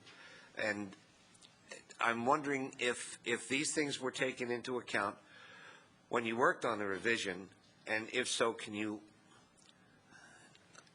argue with me to mitigate why my view may be that they don't comply with those? I think they were taken into consideration, and I don't recall any specific suggestion that we needed to come down 10 feet, 12 feet. I don't recall any, maybe I missed it, it's quite possible, but I don't recall a specific number. We were told, eliminate the second story and do something to reduce the bulk and mass. Right. But there wasn't a specific, reduce it 10 feet type of thing. So we went down to 1 story, which we understood, and you in particular, I think, were very concerned about that. Pushed up the roof line so that it's not so obvious. Redesigned with the L shape so to reduce the bulk. So as I said, it was kind of boxy before. It was a beautiful home, but it was a box shape. And now it flows better. It's set back a little bit in the front. So the idea was to meet the neighbors' concerns. It's set back well from the homes. I do think it is keeping in the neighborhood's designs. Is it exactly like the next door neighbor's house? Of course not. But it is a single-story home in keeping with the neighborhood. This is a 1-acre parcel. It's a flat parcel. It is a relatively unique parcel for the neighborhood, being so large and relatively flat. The other larger lots are sloped. So. Thank you. My question, I have a question then, Commissioner O'Donnell. What was do you remember the height of the second floor from your former proposal? 9 feet. It was 9 feet. Okay. And then there would be attic on top of that. I would think that as a commission, that's what we were referring to. When we said remove the second floor, it would mean 9, 10 feet. Okay. Thank you. I just wanted to clarify that. Commissioner O'Donnell? About 2 things. One, we've made fairly clear the height. But Commissioner Kane has also said more than the height, he's talked about the square footage. Because when you look, as is in our report, the square footage, this is 6,552 square feet, whereas when you look at a list of I didn't count this, but there must be 12 or 15 homes listed here, and they run 3,200, 26, 3,200, 36, 2,400, 33, 32, so on. So this house, in some senses, is almost twice the size of most of the neighborhood. Now, on the other hand, when you drive into that neighborhood, I'm aware that areas outside of Los Gatos have very large homes. So it's a little difficult saying what the neighborhood character is, and I'm sympathetic to that. You're correct on that, yes. But, and I'm also sympathetic to the desire to build this house for their 3 generations. But you're not helping us a lot by not taking down some of the mass. I mean, for example, the 12-foot ceilings, which we've talked about. But even if you responded to all of the height issues we've raised, we will still have to grapple with this essentially doubling the size of the home. Now, I think you have or would argue that your lot is 42,000 square feet, and most of the lots in the neighborhood are maybe half that. There are some that are larger, 38,000, for example. So we have to grapple with, and I don't know whether you have any wisdom to share with us, but we have to grapple with what does it mean when we say neighborhood character, and we're talking about Los Gatos, and there's no question in my mind that the average of these homes couldn't be much more than 3,200 square feet. And we're asking for 6,500 square feet here. So could you make some argument that would help me, because I'm not in favor of turning people down, but I not only have the height problem, which we can solve by telling you it's too high, and you figure it out because it's not that hard, but I can't tell you to cut 3,000 square feet off your house. So I would appreciate your thoughts on why we should be allowing a house to go in that's twice the size of the neighbors. First of all, I'd just like to reference that the existing house and guest house is 4,499 square feet. So, no, I understand. So, but my point is that we're not building a huge home where there was a little tiny bungalow before. This was a unique piece of property. The FAR that's being proposed is right in the range. It is, as I said, a unique piece of property. The building site is well set back from our neighbors. You're not going to drive by this home and see a gigantic mansion. You're going to see something shielded by the bushes. It is going to fit with the neighborhood. Part of the house is underground, so you won't see that either. And as I said, the main floor is only additional 1,000 square feet. And I do think it meets with the neighborhood. As I said, I don't see any neighbors here complaining. We've had a letter of support from the adjacent neighbor. The other properties that are bigger have a slope, so they couldn't build to this size. They had to meet the slope requirements. As I said, our FAR, 0.16, falls within the range. It's not a grossly overbuilt home. And as you mentioned, if you do go towards the Monte Sereno side, you see some extremely large homes. Ours is not going to look like that. It's not built out to the street. It's well set back, well landscaped. It is a lovely home that does not impose on anyone. Thank you. Do we have any other questions at this time, Commissioners? Okay, thank you. Well, I'll close. I'll ask the audience to come up now, and we'll ask you to sit down. Thank you. I do have one speaker card, and that's for Citizen Ray.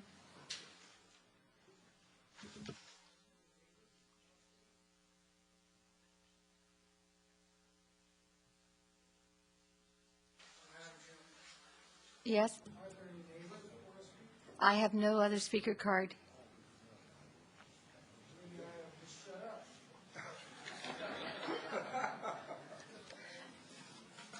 I'm checking it twice, Citizen Ray. Let me make sure.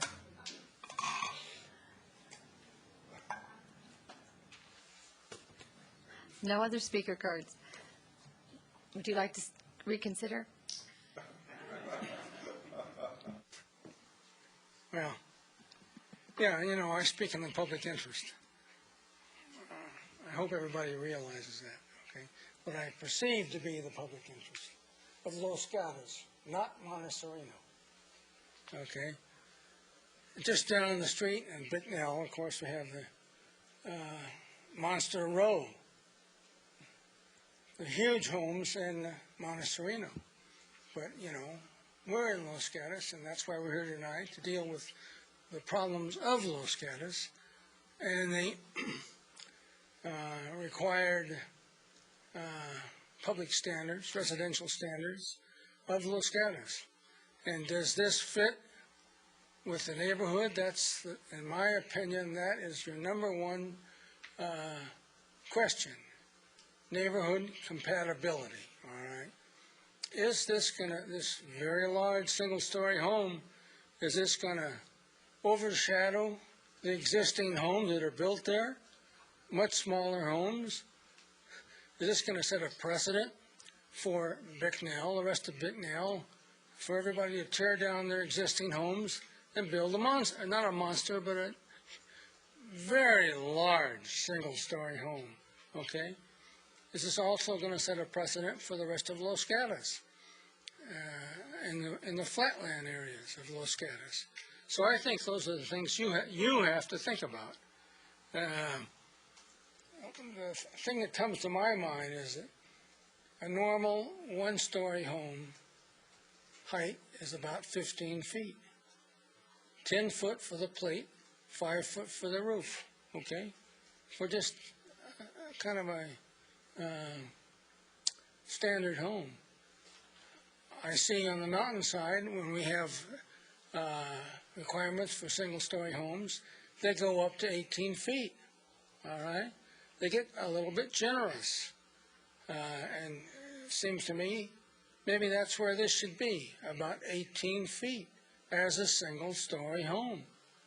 That way it helps to keep the height, bulk, and mass more reasonable with the neighborhood. Again, everything has got to go back to neighborhood compatibility. So that's what I offer, okay? For whatever it's worth. Thank you, Citizen Ray. Oh, do we have another speaker card? We do. Okay. And this is the applicant. Would you like to speak on the rebut? Hang on a minute. Would you speak? Can I ask the question? Thank you. Mr., I'm not going to be pronouncing this correctly, I bet, but I'm going to try. Kianersi? Yes. Kianersi. Okay. Are you doing rebuttal, or is this just speaking on the project? On the project, I'm the owner. Okay, thank you. You'll be doing the rebuttal, yes. Thank you. You have 5 minutes. Yeah, actually, there are two different buildings there. There is one which is the guest house attached to garage and the main house. You're removing the main house. Main house is about 3,650. We are adding probably about 1,200 feet to the house, to the whole property. On the first floor, we are adding 1,200 square foot, which is less than 50% of the existing property. It's not that we are, adding a huge things on the property. And the other 740 that is comes part of the basement, nobody can see it. It's 5 feet under the ground, and nobody can see it. And the other thing is that we can bring the height down.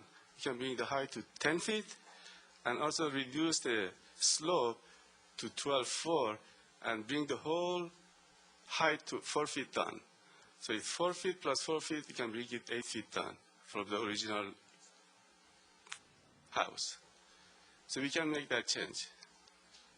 So basically we are adding about 1,200 feet to the existing property. You are not adding a huge amount of space to it.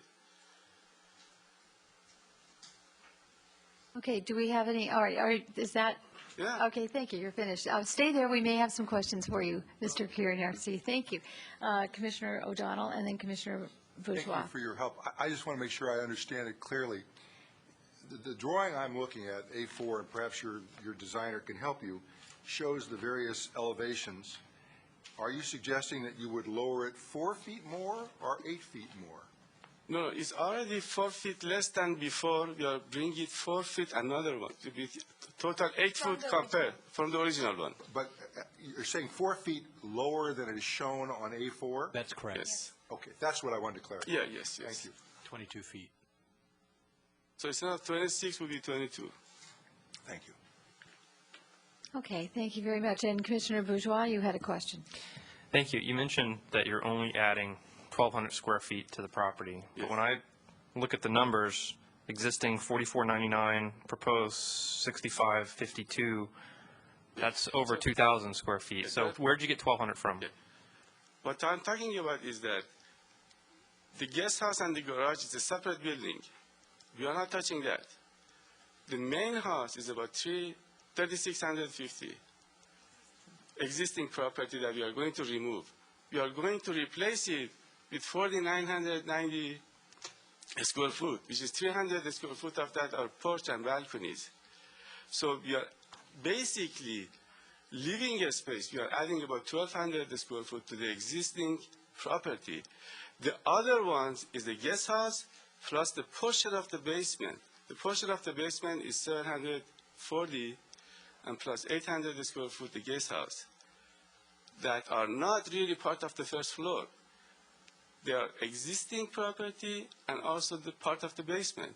So from the, from the building point of view, that is 3,650 square foot, we are adding 1,400, but out of this 1,400, almost 300 is balcony and porches. So you're basically adding 1,200 feet to the property that we are removing. I can go and ask for remodeling, and you can give me that. Because it's a 3,600 square foot, I'm going to add 1,200 square foot to the house. That's what really it is. You look at this separately. If you look at it differently, it's not really a huge house. You put the whole thing together. See, if you count the basement, then it becomes really a huge house.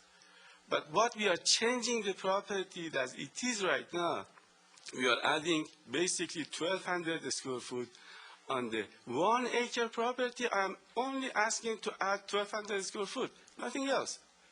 If you look at it that way, then there is not a huge changes we are asking for.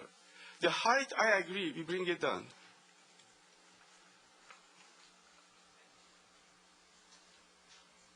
Okay, do we have any other questions at this time?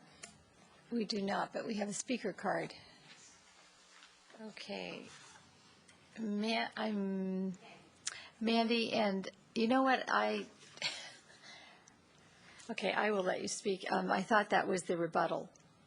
So I actually closed the public hearing for audience members.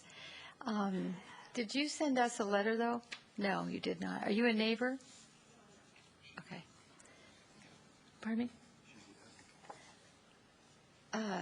Are you the applicant? No, she's not. She's just an interested party. Okay, I'm sorry. I had already closed it. Thank you. Okay. With that, I will thank you very much. Commissioners, with respect to the demolition, Have you closed the public hearing? Oh, I'm sorry. I thought I did, didn't I? No. I didn't hear you. Okay, I'd like to close the public hearing now and turn this over to the commission. So with that, and before I do that, I'd just like to say that with respect to the demolition, and as I turn this over to us to discuss, we should be guided by what the general plan states, which, because we're asking to, we're being asked to approve a demolish of a single-family residence and to construct a new residence on this property. But the general plan states that, we want to encourage, LP 4.1 says we want to encourage a variety of housing types and sizes balanced throughout the town and within neighborhoods that's also compatible with the character and the surrounding neighborhood. And LP 4.4 says to avoid demolitions, but if allowed, the replacement house should be similar in size and scale as the original and maintain the neighborhood character. Now, in this case, I think we also have to go further and say, is the development visible and mass and scale is viewed from the street out of character with the neighborhood, even though it's not out of line with the FAR. So we have to take all of that into consideration, as well as the findings as required and the considerations. So with that, I'll turn it over for and we have to look at new house policies as well, let me add this, which is, you know, the intensity of it, the density, the neighborhood compatibility, as far as I mentioned before. I'll take comments from commissioners or a motion, or if you have questions of staff, and I probably do have one of staff, but I will go with you, Commissioner O'Donnell. The point Commissioner Kane raises would be crystal clear if that's the way the town interpreted it. However, my experience is that is not the way the town interprets it. And by that I mean it's crystal clear when it says if you're going to demolish something, you should put something back up which is essentially in the same ballpark of the vicinity, of the size. That is not what this town has done. And I'm not criticizing it. I'm just saying, in fact, it's not what the town has done. So therefore, believing there is greater wisdom higher up than we are, they must have something in mind. And therefore, it seems to me one of the questions we have to ask is this compatible with the neighborhood? Because it certainly isn't going to be compatible with the house they're tearing down. And the trouble with the neighborhood is defining the neighborhood. And Citizen Ray was absolutely correct. There's some very large houses in a very nice neighboring community. Not houses I like, but they're very, very big houses. The suggestion here that we lower the house by maybe 4 feet is a big suggestion, and I think that is very helpful. So we're left with, I'm left with, the question of, I think the house will look a lot better if it's 4 feet lowered. I also think that this house, the way it's presently designed, will fit with a lot. It's a fairly large, much larger than most neighboring lots. And therefore, I think that the house probably is an addition to the neighborhood, a pleasant addition to the neighborhood. So we're left with the one issue, and that is, how do you get around the demolition language? I guess my feeling is I would get around the demolition language if everything else is equal, and I want to hear my fellow commissioners on that point, by simply saying that I've been doing this now for 4 years, and the application of that policy I've not noticed. I have not seen it applied the way it is expressed, and therefore I assume that one must read it with the other policies that the chairwoman just cited. And I think if we do that, this is a very nice house. And I think if we lower it 4 feet, it's a very nice addition. So I don't feel as constrained as perhaps Commissioner Kane might, and I could understand that he could.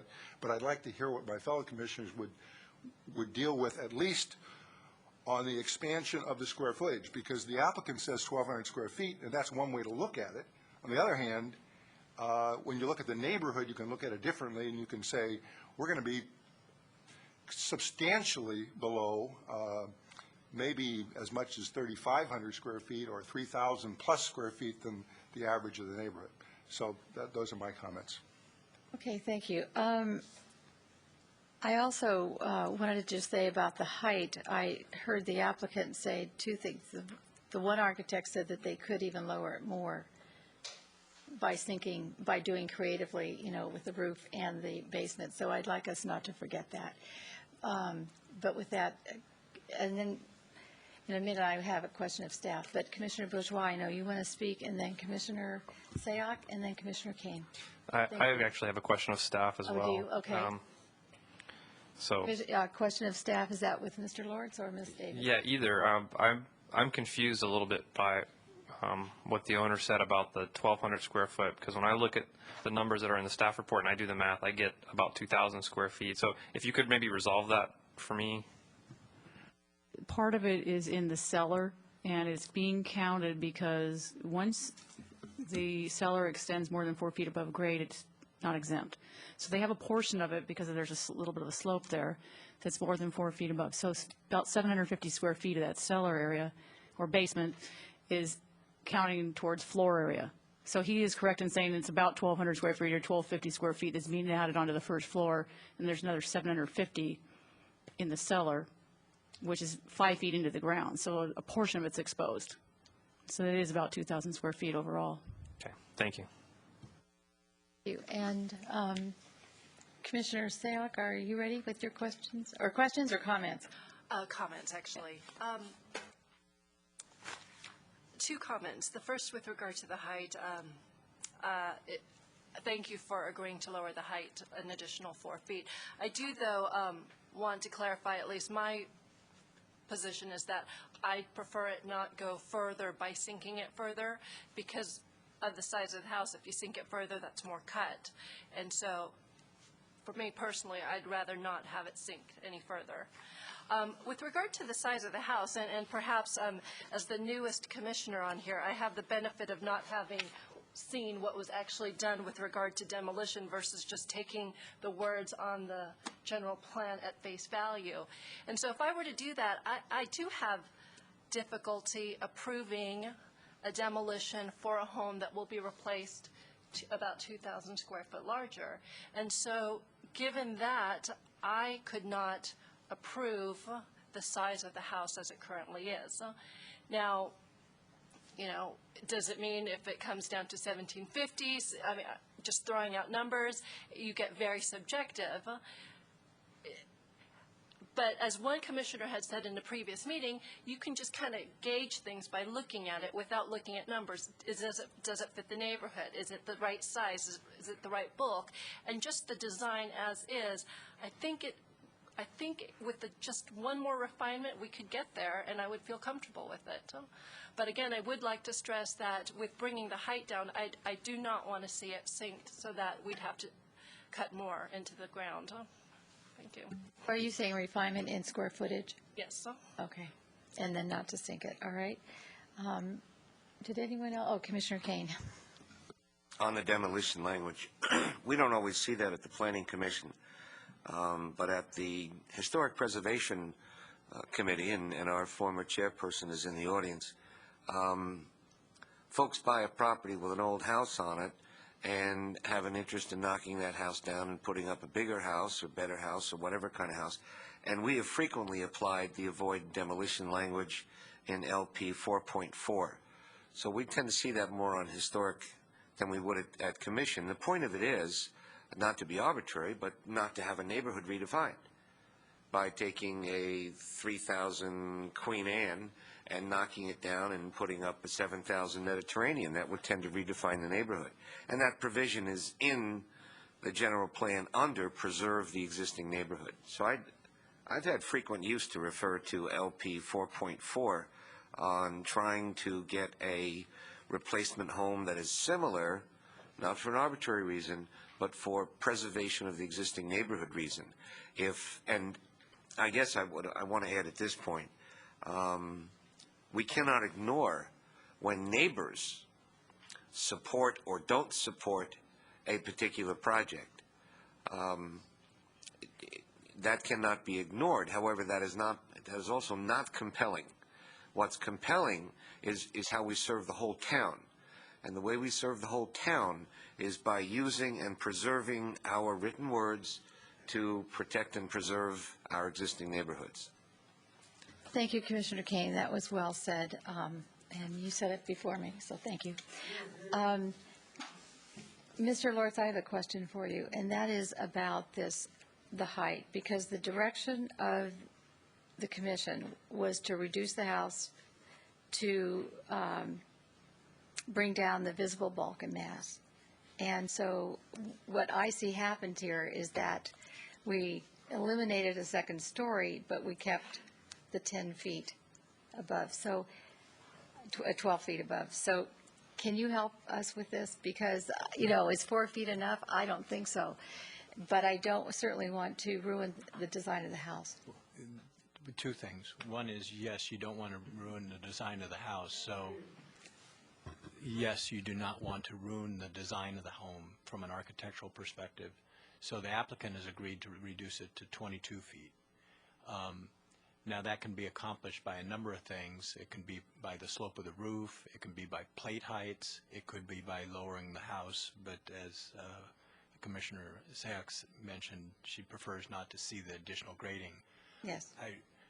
Rather than design it from the dais, I would prefer to, if the commission was inclined to be receptive in some sense to this, if you said lower it to 22 feet and then let us work with the architect to make sure that it's not affecting the overall design of the home and minimize the amount of grading that would be needed. It might be a foot, could be 6 inches. So that accomplishes that part of it. The other thing I would say is that in terms of the height, 22 feet is compatible with the neighborhood, because that's the other part of the puzzle. There are 2-story homes in that neighborhood. So there are probably 24, 25-foot homes out there.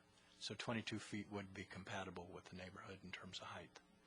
I understand that it would be compatible in terms of height with the neighborhood, but this house happens, the site of it is what gives it its sort of conflict and challenge, in that it sits on a rise that is above all of the neighborhood, which is a wonderful thing if you live there.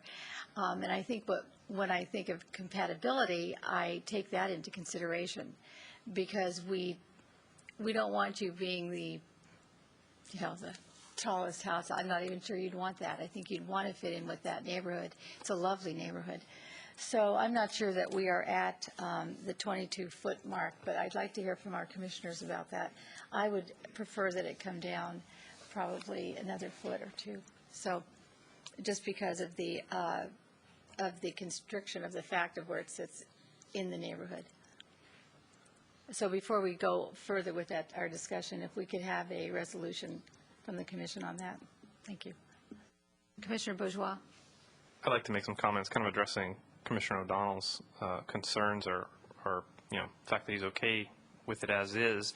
And I've heard Commissioner O'Donnell argue quite passionately that we have written words in front of us versus maybe something that's a little more speculative, direction from council and previous decisions. And so when I read this in the general plan, I have trouble ignoring it, even though we know it hasn't always been adhered to. I'd like to try and get back to the written word and what it means and enforcing it. And so I would like to, really pay attention to the LP 4.4 and, replacement house. What we're looking at here is 2,000, 1,200 square feet bigger, and I think we need to have that conversation. Is that comparable? And that's the question. And also neighborhood compatibility. This house is 2,400 square feet bigger than the next biggest house.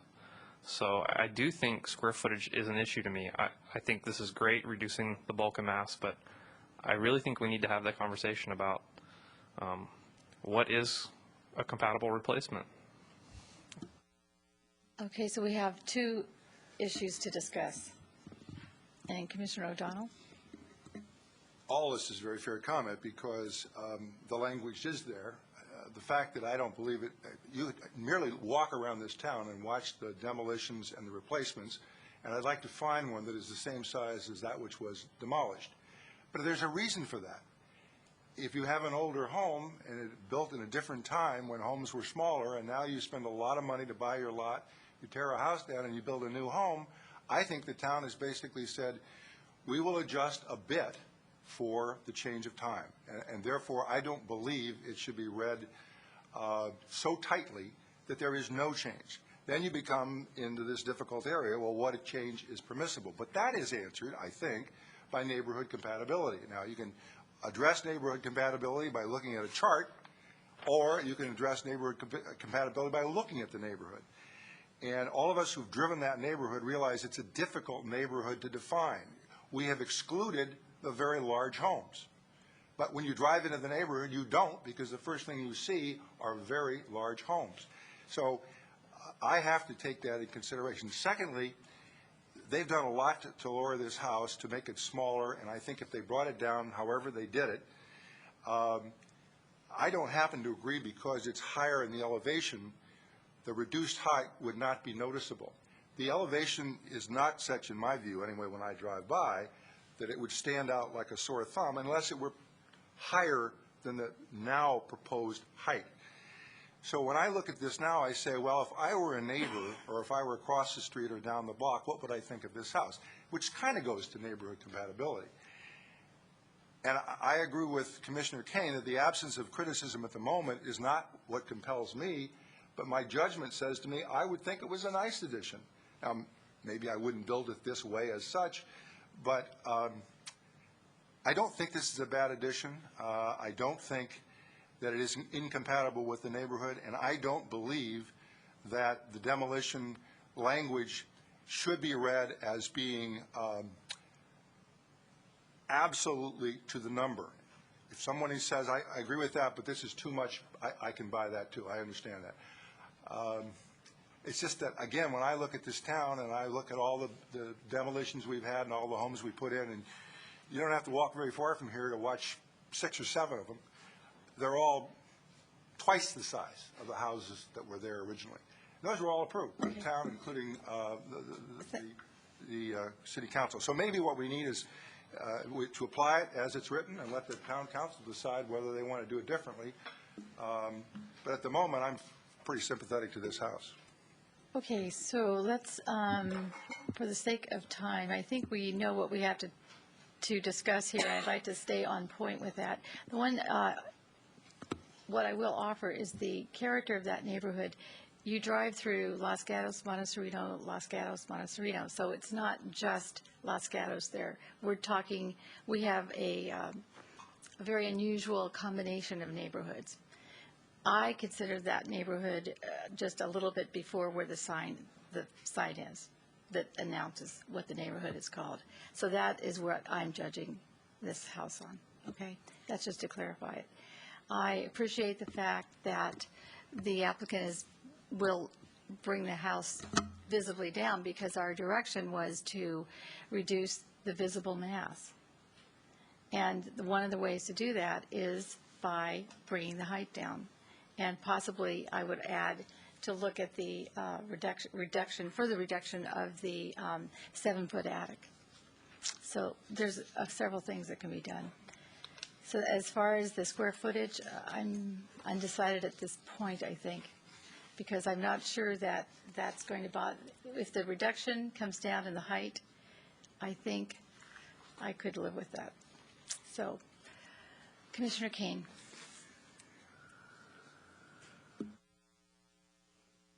I'm just wondering if we're ready for a motion along the lines of what you just said. When staff makes its recommendation to us on the report, one of the choices is if the commission determines that additional changes should be made, conditions can be specified. Staff will work with the applicant to achieve the desired results. If we've heard the applicant say that they're willing to do this and this, and if we give guidance that they may also need to do this and this, then maybe we can send it back to staff and next time get ourselves a house. Thank you. I will look forward to your motion. Madam Chair? Yes. Before a motion is made, I just want to clarify one point for the commission. I'm not certain whether it was raised previously, but I just want to make sure it's clear. This regards LP 4.4 and the discussion that the commission has had tonight. Not long after the general plan amendment process in 2000 was completed, probably approximately 6 years ago, give or take, council did have the opportunity to address an application that raised the question that is being raised by the commission tonight, which is what is the extent of this language in applying to an application for a demolition where the proposed replacement house does exceed in size and scale the house that it would be proposed to replace.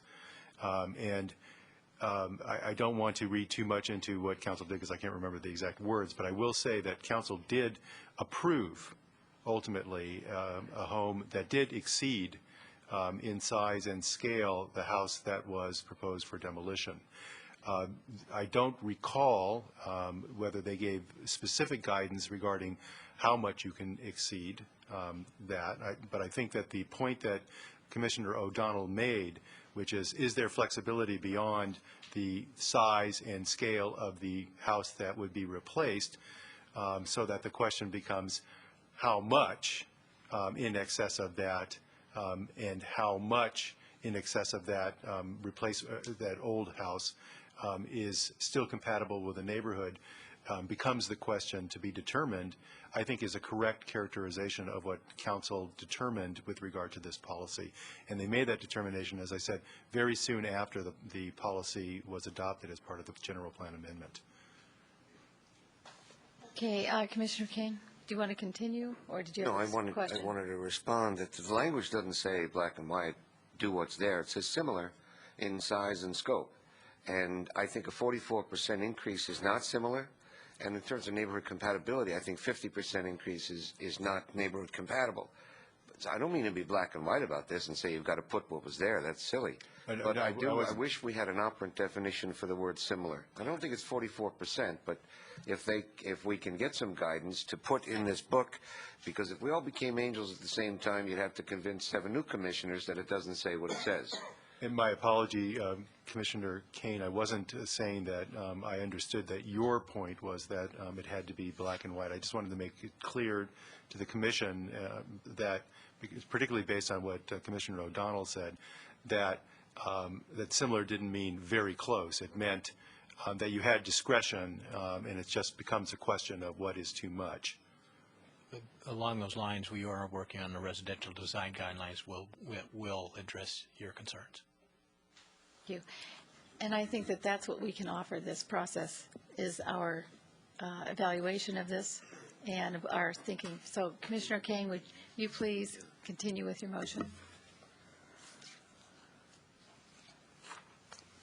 I move we, what would the word be, remand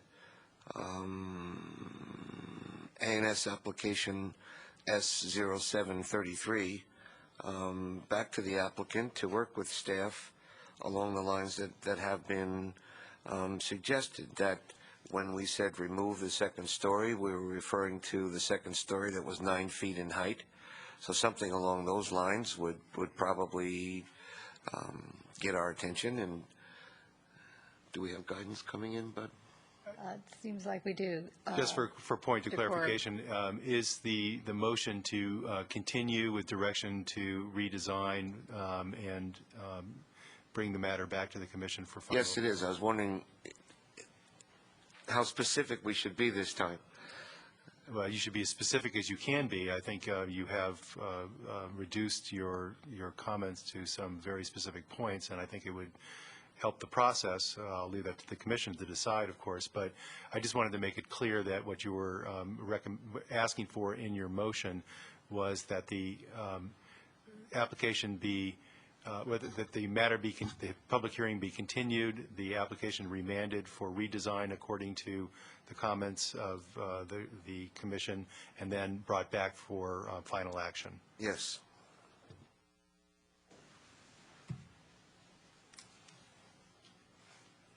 Is that it? Do you want me to restate what he just said? I strongly Do I agree. need a second on that? And the motion was to remand back for a redesign To continue. and to continue. And the specifics were that the height to be reduced by 9 feet. That the second story we were concerned about was indeed 9 feet in height, and something in that range is maybe something we could work with. And also, we still have the issue of the increase in size and language where we are looking for something similar to what was there.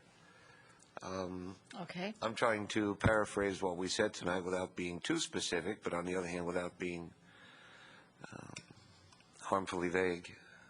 I'm having a Does trouble the with... Commission want to add to the list, or? Well, first I need a second. And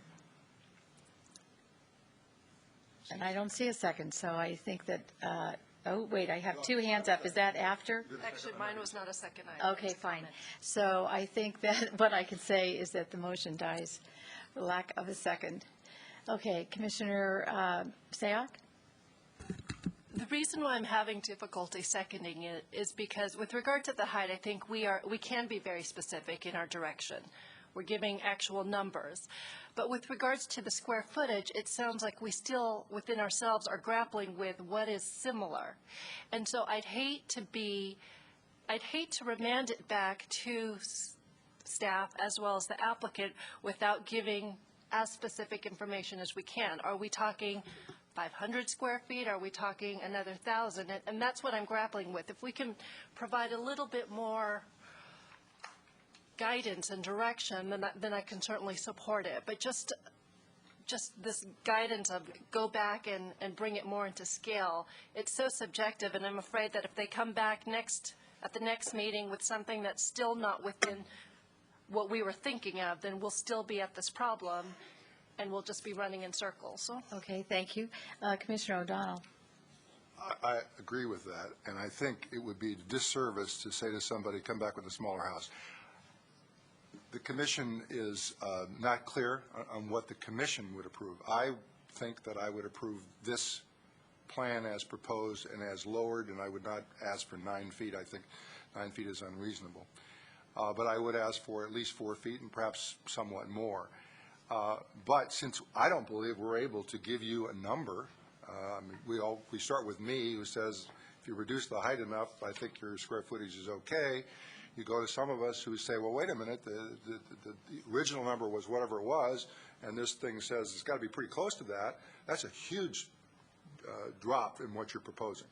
So I don't know that we can make a motion that would be helpful to this applicant by saying send it to staff and work it out and bring it back, because if staff knows what we're thinking, they're ahead of us. So we are kind of in the mud here.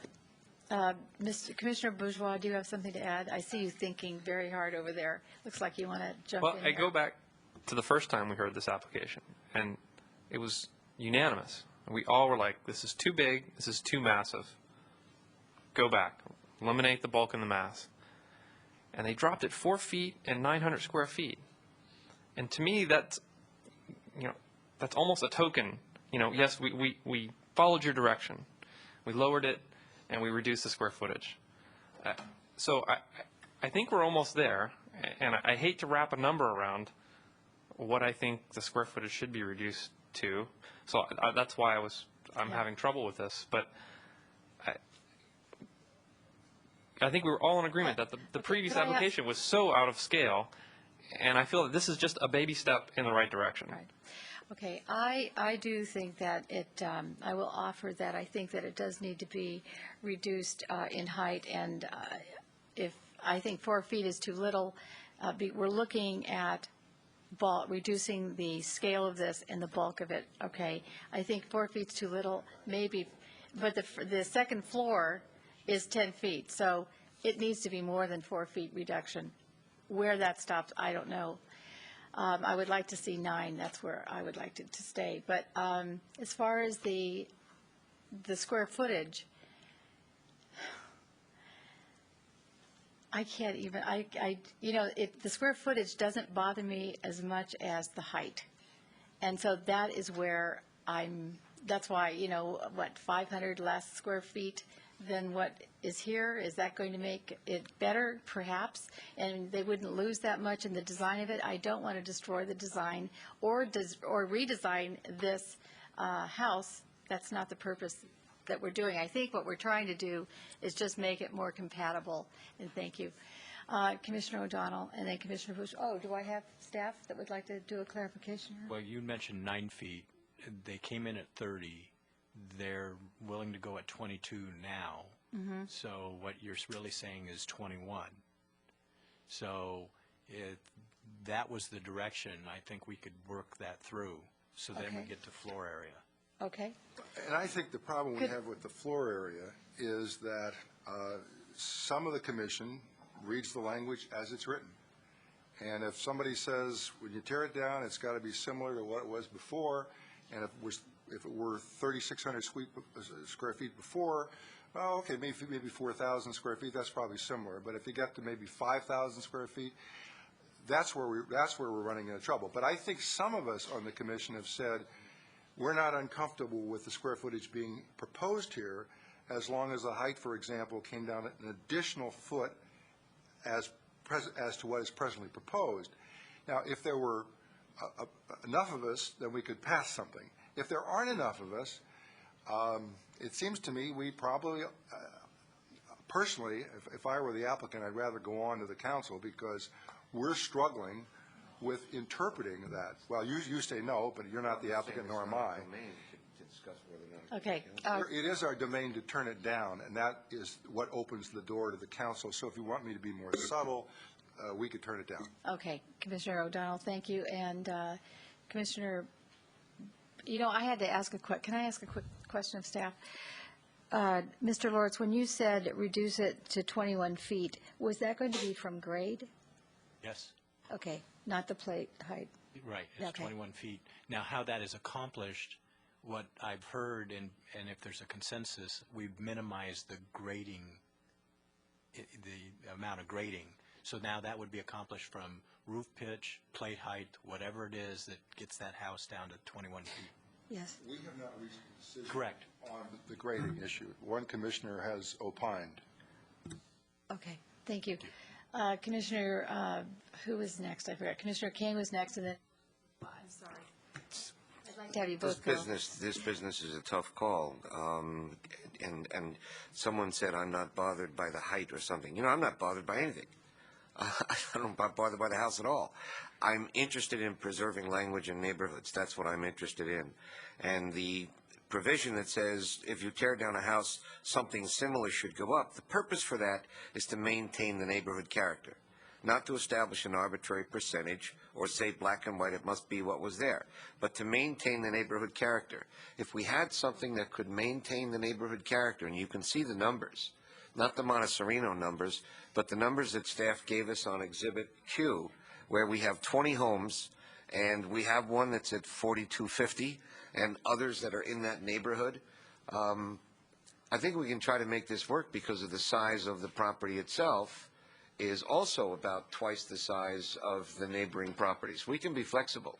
What I resist and what I'm shocked that a fellow commissioner and an established and revered attorney would ignore written torts and contracts. I'm quite taken aback, and we'll need to recover after this hearing. But what we need to avoid, is the making of policy. No, he does torts and contracts. We need to avoid making use the policy. gavel. We don't make policy. We're not legislators. That's council. We need to interpret the guidelines, standards, and laws as they're given to us, and we don't make policy at this level. And give a judgment. Okay, Commissioner Bourgeois. That's why I was hoping you'd call me first, because I hate to follow Commissioner Kane. Oh, oh, come on. You're just I think one thing we haven't spoken about is the seller policy. And so the whole point of having square footage that doesn't count toward the FAR is because that square footage does not add to the bulk and mass. And yet we have almost 800 square feet that is peaking up above our threshold and counting toward the square footage of the FAR. So, I understand Commissioner Sayak's concern, and I agree with them, but I don't have an idea of what sort of volume of material, if we did lower the cellar. I mean, that would reduce the square footage that counts toward the FAR. It would reduce the height of the building. That may be a fix. And if we have to, I mean, how many square feet by how many feet do we have to lower it? We can get a cubic yard pretty quickly. Well, And could I just interrupt for a second? Sure. And the applicant did say that they would consider that for sure to help us here.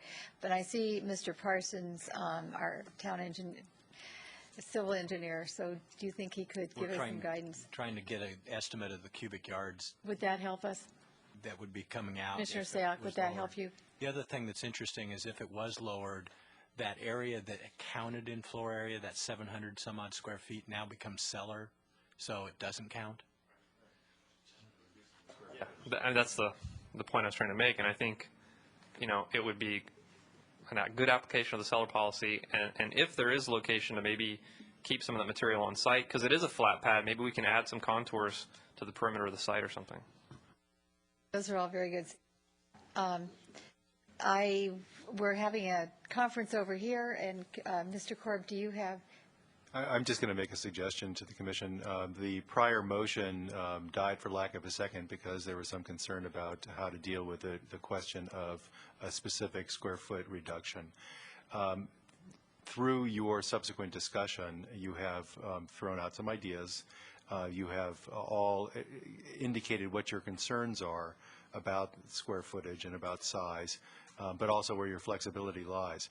Ultimately, it is for the applicant to convince the commission that they have an application that meets the standards sufficiently for you to approve it. I'm sure that they've been listening to everything you've had to say. I think it may be fair at this point, particularly given the fact that the applicant has already offered to do height reductions, which would be significant with regard to some of the concerns raised by the entire commission, to let the applicant do that and to let the applicant grapple with your comments concerning square footage without, hitting any specific and perhaps arbitrary numbers, bring it back one more time to the commission and see whether they can convince you at that point that they have heard what you have to say and brought a project that they can have you approve. If not, at that point, it probably would be true that they've done everything that they can do to try to satisfy the commission, and if they can't satisfy the commission, then it's probably fair to say that it may require council's assistance. But right now, I don't think it should go to council because they clearly have offered to do some things that will and maybe can entirely address all of your concerns. They should have that opportunity. Okay, thank you, Mr. Corbin. I totally agree. I think this applicant realizes we're working just as hard as you were working, and we're trying to do this together. Commissioner O'Donnell? Let me try a motion then along Thank that you. line. I would move that we continue the matter with directions to the applicant to come back to staff with cutting the height of the building more than the 4 feet now offered, at least 1 additional foot. That we not rule out excavating more for the cellar basement, that we consider the use of some excavation. Now, it has to be something reasonable because we're all sensitive to the problem with excavation.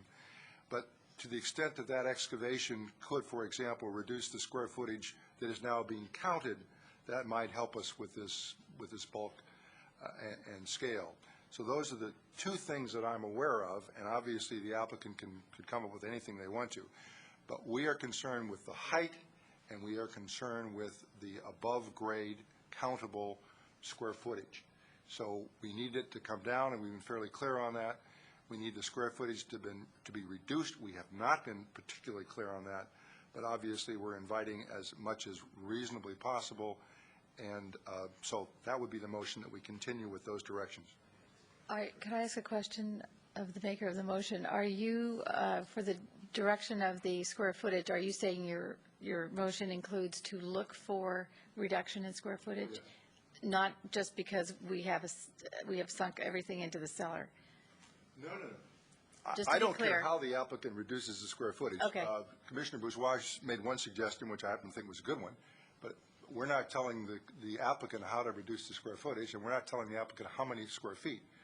What we are saying that it's fairly clear that this commission is uncomfortable At for that a couple of reasons number. with the square footage. Okay, at that number.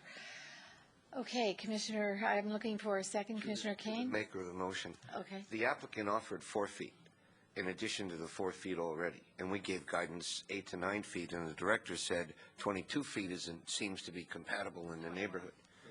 I think the director said 22. Well, 22 was compatible, but then there was a 9-foot comment, so that's where it came So if we already have 8 or 9 feet, do you really want to say 1 foot more? I do. I want to say come down 9 feet because I Oh, perceive 9. Okay. a total of 9. Thank you. Okay. I'll second that. Clarification. Okay, and so I have a motion by Commissioner O'Donnell and a second by Commissioner Kane. And I believe it's to remand it back to staff under using the direction of reducing the height and also the square footage. Someone want to clarify that for me? It's a motion to continue the public hearing with direction to redesign. And we'll suggest a date. Okay, thank you. Do we need to call the applicant back up? Okay, if this passes, all right. Commissioner Bourgeois? Yeah, Ms. Davis made a comment about removing hardscape from that 30-foot setback in the front yard. Should that also be part of this modification? Add that to the motion. I agree. Okay, thank you. Okay, so I have I have a condition from Commissioner Bourgeois and agreement from the maker of the motion and the seconder. So with that, do we want to repeat this? All right, let's take a vote. All in favor, say aye. Aye. All opposed? None. Motion carries 5-0. And you have a date certain? August 8th. August 8th. So the motion is to, maybe we should just, for the record, make the motion to continue the public hearing to August 8th and get a second and a vote. Okay, could I have a motion to continue. Could I just ask a question? Is it possible to continue that to the next meeting? The only reason I say that is... No, I mean the next meeting from August the 8th. I will be out of the country on August the 8th, which may be a blessing to the applicant, it may not. But since we've all invested so much time in it, I think it's possible better to have everybody here. The other alternative would be August 22nd. That's good. That works. Does that work as well? Okay, thank you very much. All right, so we will move it, we will have do we have a motion? I'll make a motion to move it to August 22nd. Okay, Commissioner Kane, and we have a second by Commissioner O'Donnell to move the continuation to August 22nd. All in favor, say aye. Aye, and opposed? None. Anybody? Passes. Thank you. Anybody following this application, there will be no further notice. The action of the commission was to continue the public hearing to August 22nd at 7 p.m. Okay, before we take a break, and we are going to take a very short break, I would like to ask it's 9:20, and we have our next application, which is rather lengthy, and we have one more application after that, which is at Millrise, and I was going to give the address, and thank you, 17140 Millrise. I would like to is the applicant here? Okay, could I just have a nod of the head? Would you like us to continue this, or do you want to wait? We'll try our best to get to you. Let us know. You're going to wait. Okay, the risk is that we may not get to you, and we'll have to continue it anyway? Okay, we do run out of time. Okay, so, all right, so with that, everyone, let's take at least Commissioner Bourgeois? Before we break, I just wanted to state for the record, as with the study session, because of my company's involvement in the next application, I'll be recusing myself. Oh, well, we'll miss you. Thank you. Thank you for letting us know. And we're excused for several minutes. Thank you.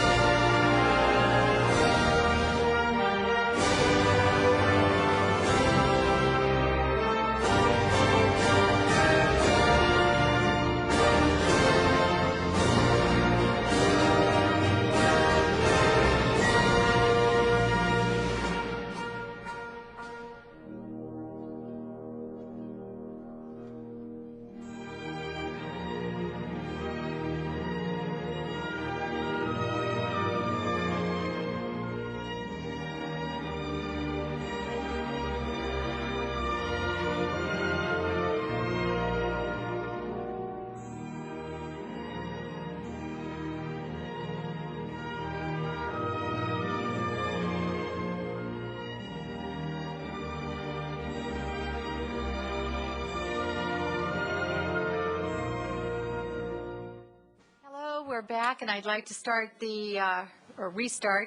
continue our July 11th Planning Commission meeting. Would you all please take a seat? Thank you very much. Thank you. I'll wait till you're seated. Commissioners, we are all back, minus Commissioner Bourgeois, who had to recuse himself. So our next agenda item is at 15881 Linda Avenue and 15950 Stephanie Lane. It's a plan development application, PD 0502, architecture and site application S 06050, and a negative declaration, ND 0707. The decision tonight, Commissioners, will be a recommendation to the Town Council for a zone change. It will also be an approval of architecture and site application for the demolition of the single-family residence. And then the architecture and site of the additional homes will be a subsequent process. Commissioner Kane, you have a question? Commissioner O'Donnell, and I apologize for talking during your presentation, but we were wondering whether or not we should tell the applicant and the public the uniqueness of the four-person commission and how the vote to recommend to council yea or nay may be affected by only four of us being here. Do we have to be unanimous, or do we have to be 3-1? It's, I think we're being asked to be unanimous, but I will clarify that with staff. I think it's in our staff report.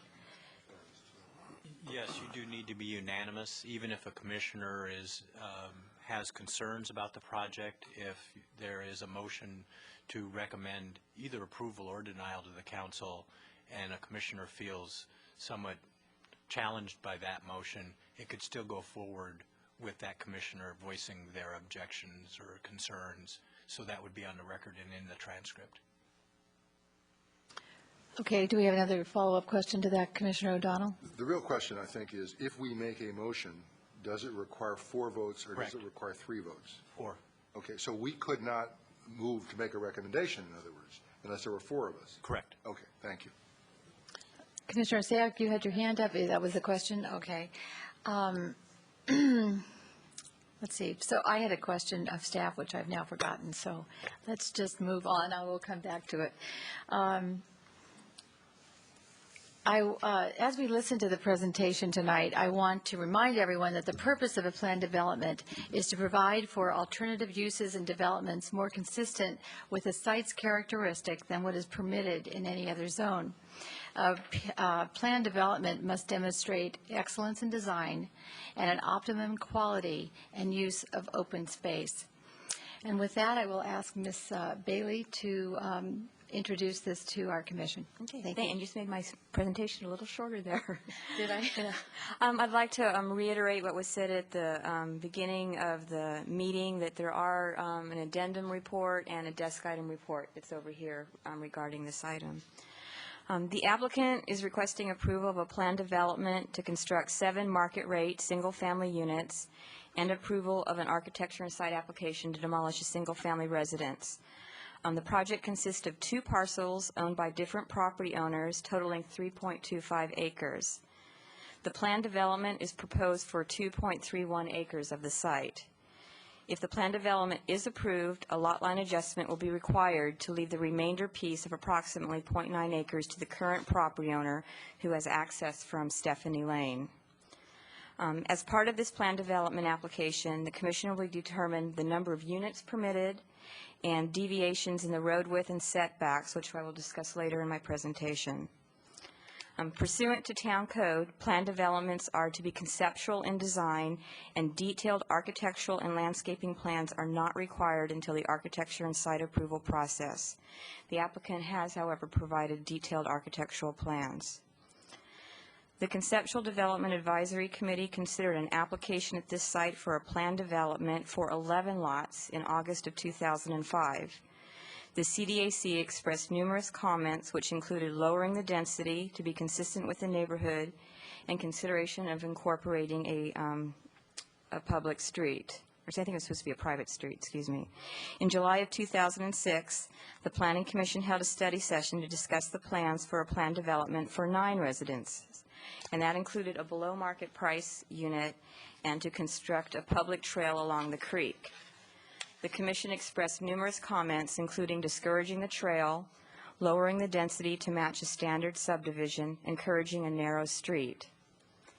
The general plan designation of the site is low-density residential. That's 1 to 5 dwelling units per acre. The number of units proposed is what would be permitted if a standard subdivision was pursued. The density of planned developments is calculated based on gross square footage, which excluding of the riparian corridor. The proposed density of the project is 3.5 units per acre, and that includes the land area for the street. If the square footage of the private street was not counted, the proposed density would be 3.85 units per acre. The applicant is proposing as part of the PD to reduce the standard residential public street width of 36 feet to a private street width of 22 feet. At the study session, the street width was discussed, and at that time the consensus of the commission was that the narrow street was the best solution to reduce the amount of impervious coverage. The applicant is also requesting as part of the PD to reduce the typical R18 setback of 8 feet to 5 feet for one side of Lot 4. All other lots will meet the standard setback requirements. The justification for this reduction is that the California Department of Fish and Game requested that the proposed footprint of the house be pushed 10 feet towards the front of the lot to create a buffer from the tree drip lines near the creek. The applicant complied with this request, which resulted in reducing one of the side yard setbacks. The cut and fill proposed for the site are close to being balanced. The fill is proposed for the lots below the proposed road. The applicant has proposed this fill to reduce the amount of export from the site and to reduce the visual mass of the rear of the houses along the creek. As discussed during the study session, the applicant could eliminate the fill for these lots. Access to the creek and existing sewer manhole will be provided to the Santa Clara Valley Water District and West Valley Sanitation District for maintenance purposes. Currently, neither of these agencies have access easements to assess this area. The applicant is proposing to remove native and non-native plants within the creek area and to restore the riparian corridor, which is currently in poor condition. The proposed plan for tree removals has been reviewed and accepted by the California Department of Fish and Game, Santa Clara Valley Water District, and a biological consultant. The project does comply with the town's newly adopted guidelines and standards for land use near streams. A representative from Fish and Game reviewed the arborist reports and visited the sites on numerous occasions and concurred with the arborist findings regarding the trees to be removed in the riparian corridor. There is a blue oak which has fallen in this area, but it's still growing. So Fish and Game requested if further analysis could be done to determine whether or not that tree could be saved. It is questionable. So if the project is approved, there is a performance standard that we will reassess the condition of the tree to determine if it can be saved. Numerous studies have been prepared for this project, which include arborist reports, architectural review, riparian analysis, a traffic study, and environmental review. And this environmental review was sent through the State Clearinghouse, so Fish and Game was involved, and so was Regional Water Quality Control Board. The town's environmental consultant is here tonight to answer any environmental questions you may have relating to the proposal. And that concludes my portion of the presentation, and if you have any questions. Does anyone have any questions for Ms. Bailey? No, we're seeing none. Thank you for Ms. Bailey. That was very complete. I do have a question of staff, though. This is architecture and site application that will go back, that will go to the DRC and not come back to? Are you talking about the demolition of the house or the proposed construction? No, it's ANS, and it's on page 4 of the Planning Commission report. First paragraph, last sentence. Since detailed plans have been filed, the PD allows the Development Review Committee to approve the subdivision map and the architecture and site applications. And so I'm assuming the applications are referring not only to the demolition, no, but to the the house, the new homes. That would be for a future architecture and site application. The application before you tonight is just for the demolition. Exactly, I misspoke. But what I'm referring to is that, that the architecture and site of the new homes that we see in front of us tonight would not be coming back to us? That's the way it's proposed. That's the way it's proposed. Is there leeway that if we felt that we needed to have them come back, that we could do that You could recommend that to the council. to the council in our recommendation? Okay, and I wanted to let the commission know that. Okay, all right, thank you very much. Yes, Commissioner Sayok. Actually, I do have a question for Yes. Ms. Bailey, if that's okay. Yes, that's absolutely fine. Ms. Bailey, you mentioned that, that the project does comply with our standards and guidelines for land use near streams. Correct. One area that I do need clarification on, in the initial study, it states that the Santa Clara Valley Water District requires a permit for the placement of any structure within 50 feet, and lots 3 and 4 would be situated within that 50 feet. And then in our report, one of the letters we have is from the district saying that they no longer have that permitting authority. We are working closely with them. We do have consultation with them in regards to reviewing the project. So if they do not need any permits, then it would just be handled through us, but they are going to be thoroughly involved in the approval process, and they will be reviewing the final plans to make sure it complies with their requirements as well. Thank you. Okay, thank you very much. And with that, I would like to call up the applicant, Mr. McElroy. And did you fill out a card? No, I didn't know. Okay. If you wouldn't mind, I would appreciate it when you're finished. Okay. Okay, thank you very much. And would you introduce yourself? I'm Terry McElroy, 214 Almendra Avenue in Los Gatos.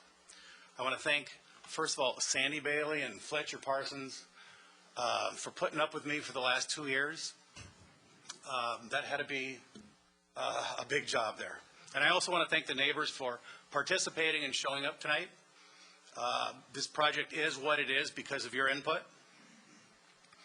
And since we have a constraint for time, I hope that you've all read the evolution of the project.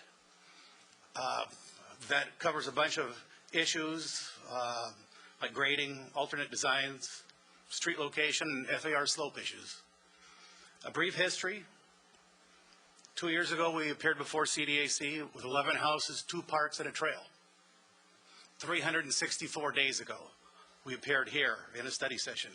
9 homes, 2 parks, and a creek trail. Let me bring you back all the way to that study session. It was unanimous, and we only had 4 commissioners at that time, and I know what the odds are right now. We have 4 commissioners. We need 4 commissioners to move on. We had 4 commissioners at that time, and it was unanimous. What you wanted to see was a standard subdivision with a private street. Standard subdivision with a private street is PD, and what we're doing here tonight is we're charged with the your choice of either supporting or not supporting this project as a PD to go on further as a PD. And we kind of feel that. You gave us a very strong direction 364 days ago. Now we're hoping that you're going to formalize your decision that you did a year ago.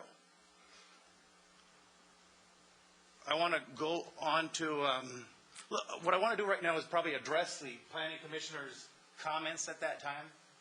And I don't know if you can see this, but that's what we gave you a book for. You can follow along there. It'd be a lot easier than looking at this.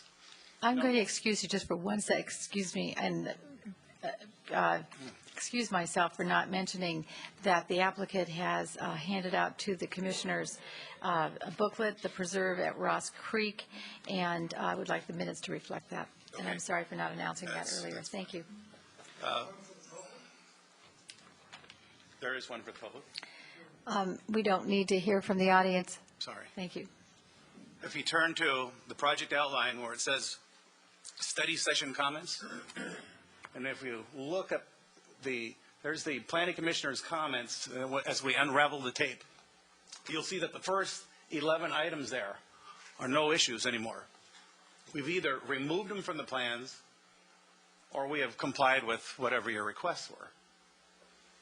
If you look at the next item that is highlighted there, and that would be an analysis of alternative site plans. That's covered in the evolution packet you have. If you look at the next 3 items, so this is pretty cool. It was mass and scale. Mass and scale of the homes, step the homes down the terrain, and don't make the neighborhood separate. That would be, well, we feel that we've achieved architectural excellence, and the town's consulting architect does too. Canada Design Group states that the site's largely isolated from the neighborhood. It'll have little visual impact. It's screened by existing vegetation. It's well designed, and he's not concerned with it fitting into the neighborhood. Next item, now I'm going to cover this item, and this is the garden walls and the grading. There's many reasons why I'm putting this off later on in the presentation. I think it's important enough. Basically, if you look at these 17 items, what you asked for, we've complied or removed the issues from, we followed your direction. And if you go over to this next page, this would be the, let's take a look at the neighbors' comments. First 6 items are no longer, of the 16, no longer on the plans. They're gone. Remove the rear fences. Sewer connections not near the creek. Get rid of the trails. Get rid of the parks. The next 3 items. The next 3 items happen to conflict with what your direction was. They wanted a larger street. I don't think anybody up there really wants a larger street. They didn't want a PD, and they thought we had traffic impact, which we've had a report stating that we do not have traffic impact, significant. The next three items, let's see, okay. Traffic impact, creek is already in good condition. It looks pretty with all the Cape ivy growing in it and the French broom, but the fact is it conflicts with the Fish and Game, the biologists, the Santa Clara Valley Water District, and then visual impact to neighbors. That conflicts with the town's architect and also our consultant from the, that's the environmental consultant. Density, since our last meeting. This is not something where we removed a token little 600 feet or something like that. We've lowered our density by 22%. The houses that are adjacent to the creek, we lowered that by over 30%. We used to have 6, we now have 4. Not enough community benefits coming soon. Well, we feel that restoring this creek to its to where it's supposed to be, removing the invasive non-native species, plus improving the intersection on Linda and Blossom Hill. Those are, you know, pretty good community benefits. Environmentally sensitive. They didn't feel we were environmentally sensitive. I want to bring that one up later also, because that's a big one. And then they also thought our houses were too close to the creek. Well, we do have, like Sandy said, we've been out there with Fish and Game. We've been out there with the Water District. We comply with all the consultants, staff, the Water District, Fish and Game. It's not usual for Fish and Game to be. Would you like to wrap up? What's that? Would you like to wrap up Yeah, okay. and then stay there? We'll have questions. Turn the next page. Neighbors. We have 17 agencies out there that we have no conflict with. This is not easy. When you have agencies that their requirements are conflicting. Sometimes they can't exist in the same project. We found solutions. We solved the problems. We have 17 agencies out there. Fish and Game was one of them.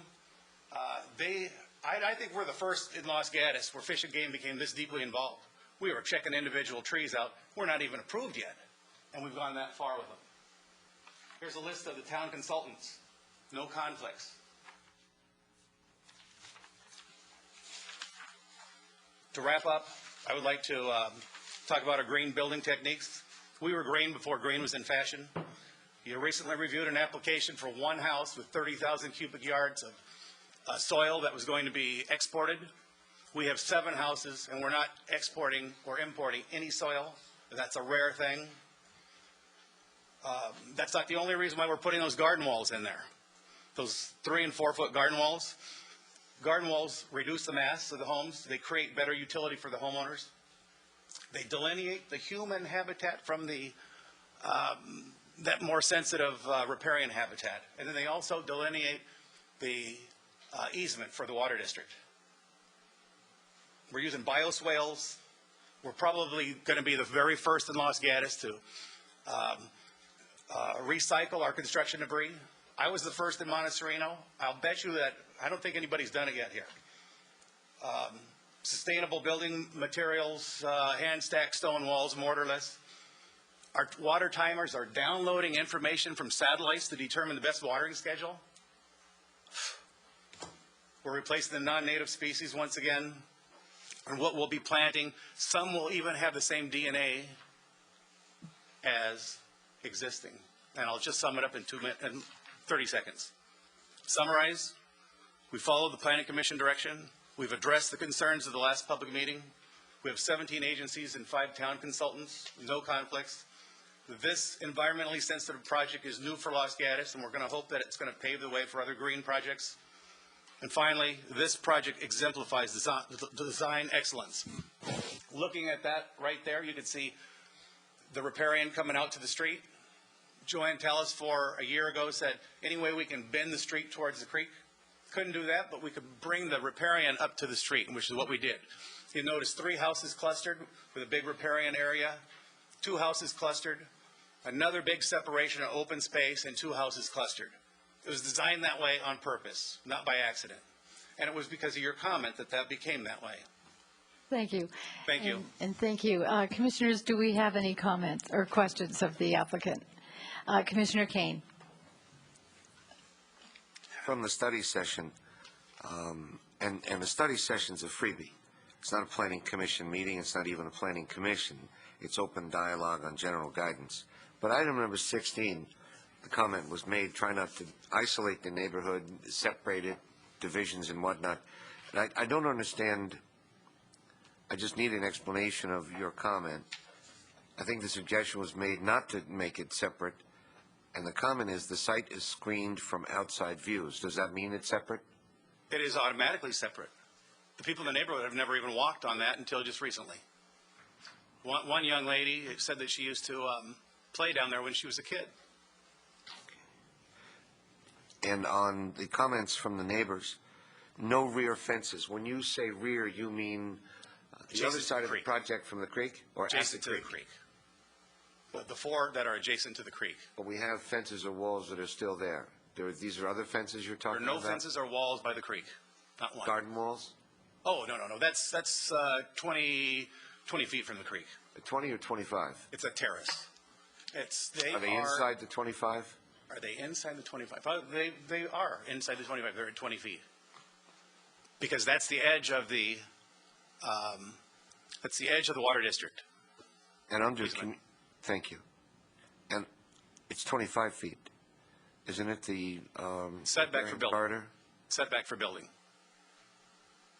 Under community benefits, you have intersection improvement. What exactly does that mean? Mr. Parsons probably would answer that better. Okay, Mr. Parsons.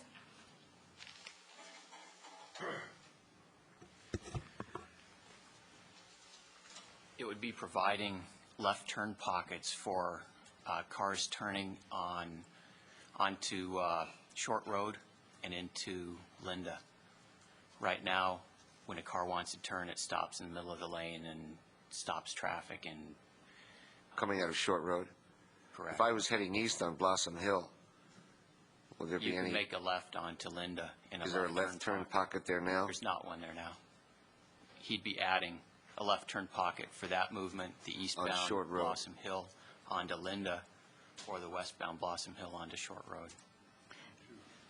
Not sure I understand. I was on Short Road today and had to cross Blossom Hill to get into Linda, and 3 cars narrowly missed me. So whatever he's doing would reduce the likelihood of that in the future? Well, it's more for traffic on Blossom Hill as opposed to the movement you made crossing Blossom Hill. It's for cars. But this does not involve any kind of a traffic light? Correct. Simply a left-hand turn lane? Correct. Thank you. Going both ways on Blossom Hill Road. Okay. Do we have any other questions? Okay, Commissioner Sayoc. Thank you for your presentation. I'm intrigued by your statement in your letter of justification that says that, let me turn to it, number 13, that this will be the first environmentally sensitive project in the town of Los Gatos. That's a pretty strong statement.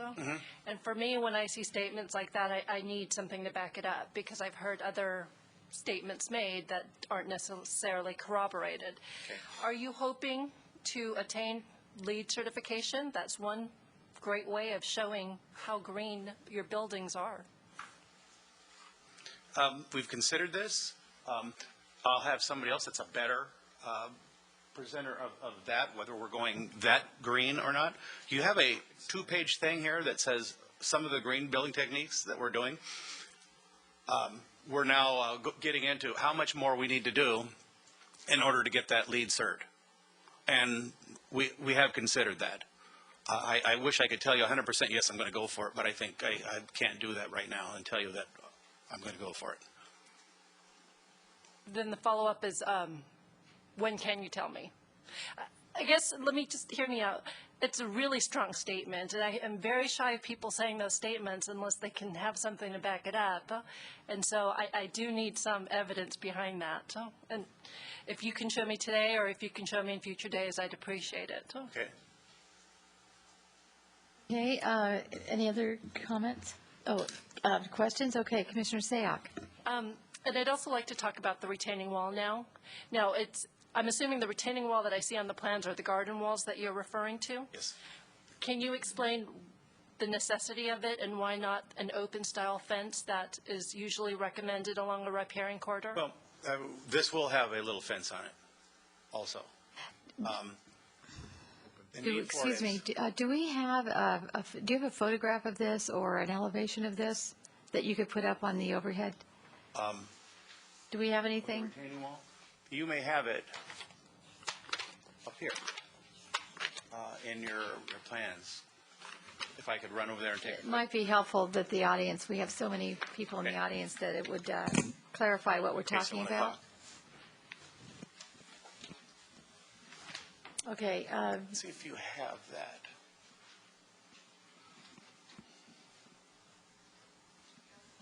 On L4? L4, is that where it is? Well, here's one right here. This is an L7. And so you can see how that is. This is the easement. This is the guy's backyard. And there is the hand-stacked stone retaining wall.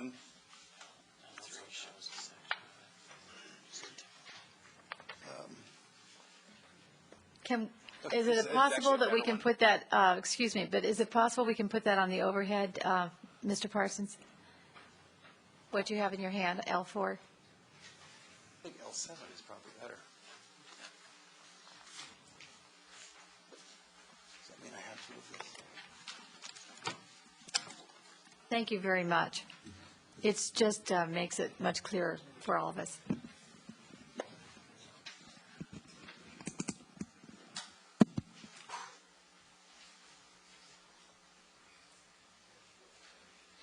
you go.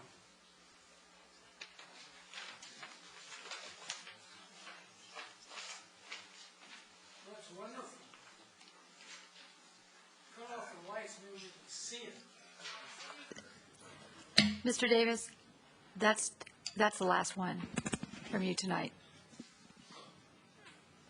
That could be your last one right now.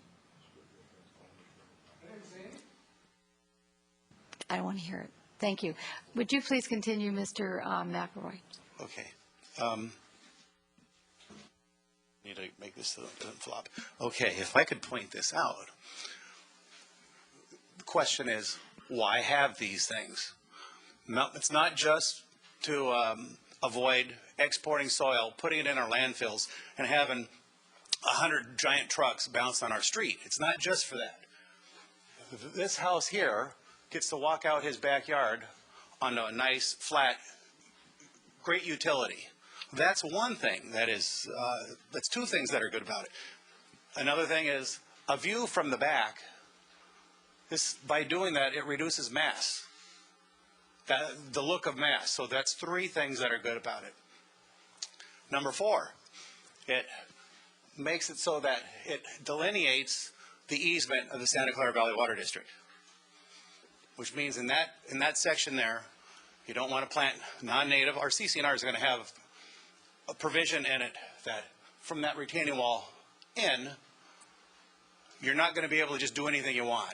You have responsibilities to plant native species, and it'll be governed by the Homeowners Association. And I'm sure that we're going to have consultants that's going to go check in there every so often, because we need to make sure the bioswales are running. The 5th reason why it is a cool thing, I've got to think with the 5th one now.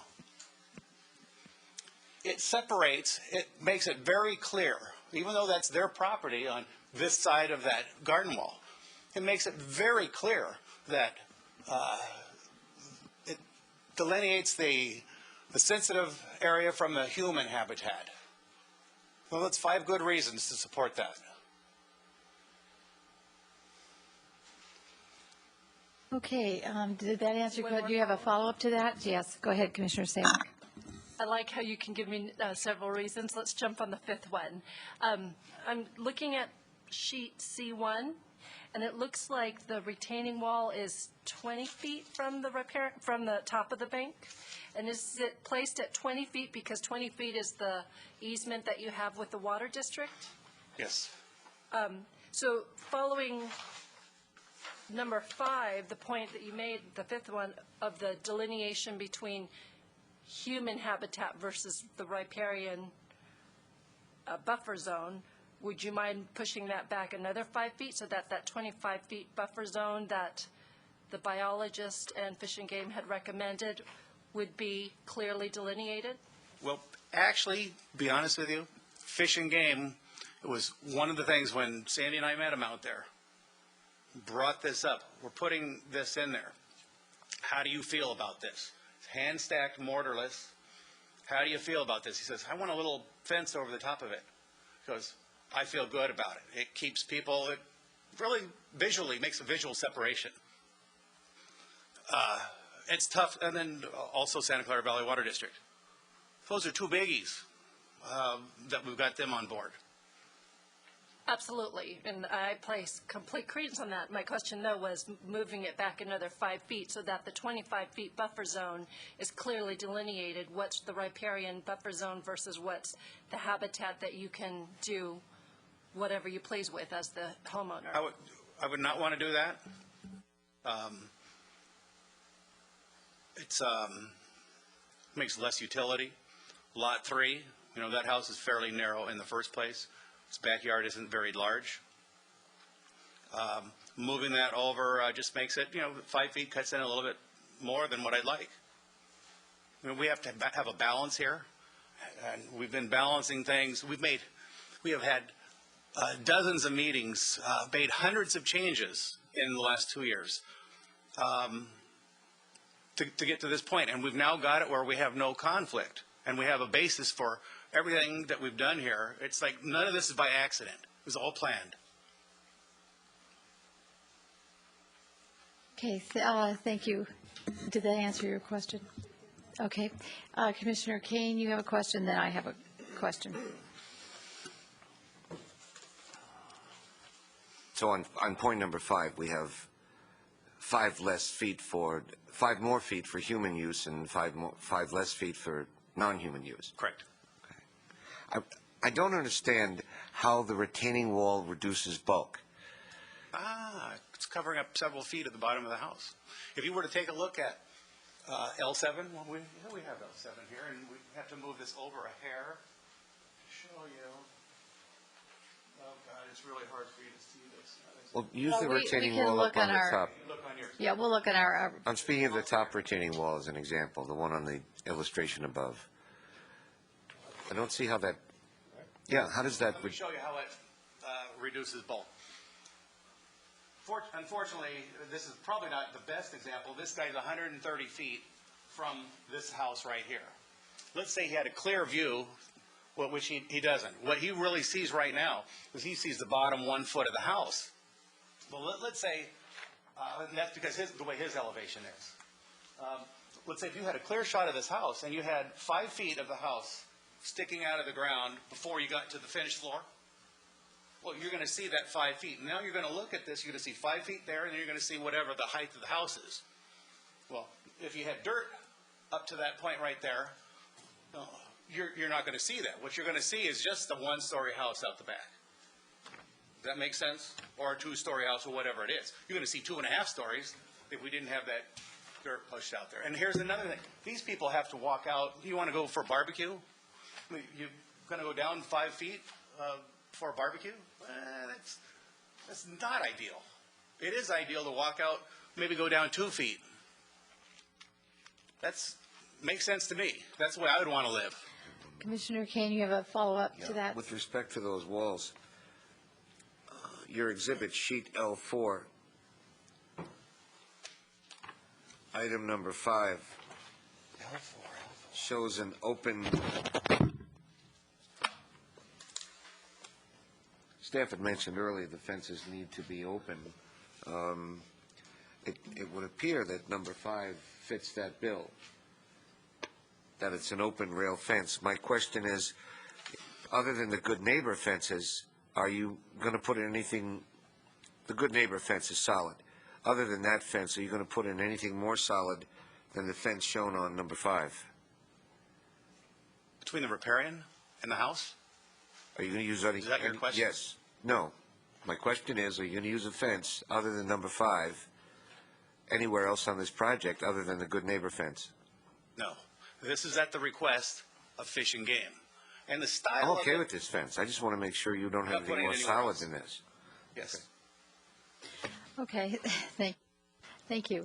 Any other commissions for this applicant? Okay, Commissioner O'Donnell? I just want to ask you a couple of factual questions so I can better understand L3. When I look at L3, there are 2 areas that I'm interested in. The first one is number 1, the second one is number 4. In number 1, you have a mortarless retaining wall at the cul-de-sac, and that appears to be, well, it's a little hard for me to calculate how many total feet that is from the beginning of the first part of that retaining wall to the top of the second retaining wall. How high is that? I'd have to refer this to my landscape architect. Well, there is an indication on the right-hand side as to one of the walls, I think, that says 48 inches high. And if that means that that second leg of the retaining wall is 4 feet high, visually the retaining wall to the left of that is actually greater than 4 feet, which would be a total height of greater than 8 feet. And I'm just wondering if that's the case. I would have to bring my landscape architect, who's sitting here, to Okay, well, give it before you straight do that, and that's fine, because I do need an answer to that. Okay. The second question, which is 4 shows what I assume is the retaining wall you've been talking about. I guess I'm asking, I assume that is, there's a retaining wall shown, and it's 4 feet high. So you've been discussing with Commissioner Kane, I think, and Commissioner Sayoc, that's the 4-foot retaining wall you've been talking about. Is that right? It is a hand-stacked stone wall. That's 4 feet. Yes. Okay, so if we could get some clarification on number 1, the twin retaining walls, I'd appreciate it. Okay. Should I get them up here now? Sure. That's okay. There's a scale on there, but we don't have a ruler here. Thank you. So I think what we have here is we have Would you two- please state your name for the record? My name is Excuse Christian me. Harris, and I work for HLD Group Landscape Architecture. Okay, thank you. what we have here is we have two walls. The stacked stone retaining wall, which would be mortarless, is down separating the riparian area from the back of lots 1, 2, 3, and 4. The actual wall you're seeing on sheet L3, detail 1, is at the end of the cul-de-sac. What we have there is we have a 7-foot elevation change, I believe. And what we were...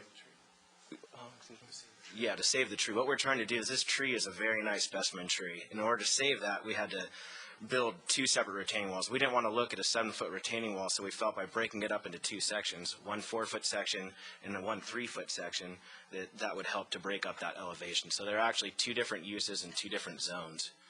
And that double wall, I can't tell, does it go around the entire cul-de-sac? Or? Not the entire cul-de-sac, but a good portion of it. And it is necessary to preserve the tree, and it was done at the consulting arborist's recommendation.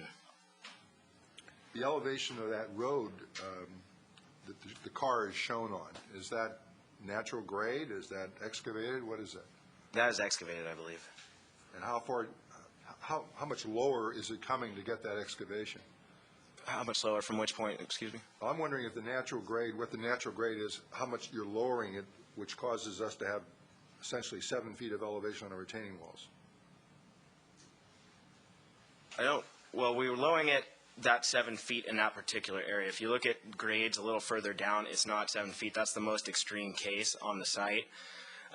We've done various studies on where to place the road and with the elevation, and that is the best place. If we place it any higher, we would have more extreme slopes going down to driveways lower in the site. So is that the lowest that you're taking the road? In other words, you're going 7 feet below grade to build? It actually raises back up, going up to the cul-de-sac. But if we looked at the lowest you went, in other words, your excavation to have the road 7 feet is the maximum depth you're going to?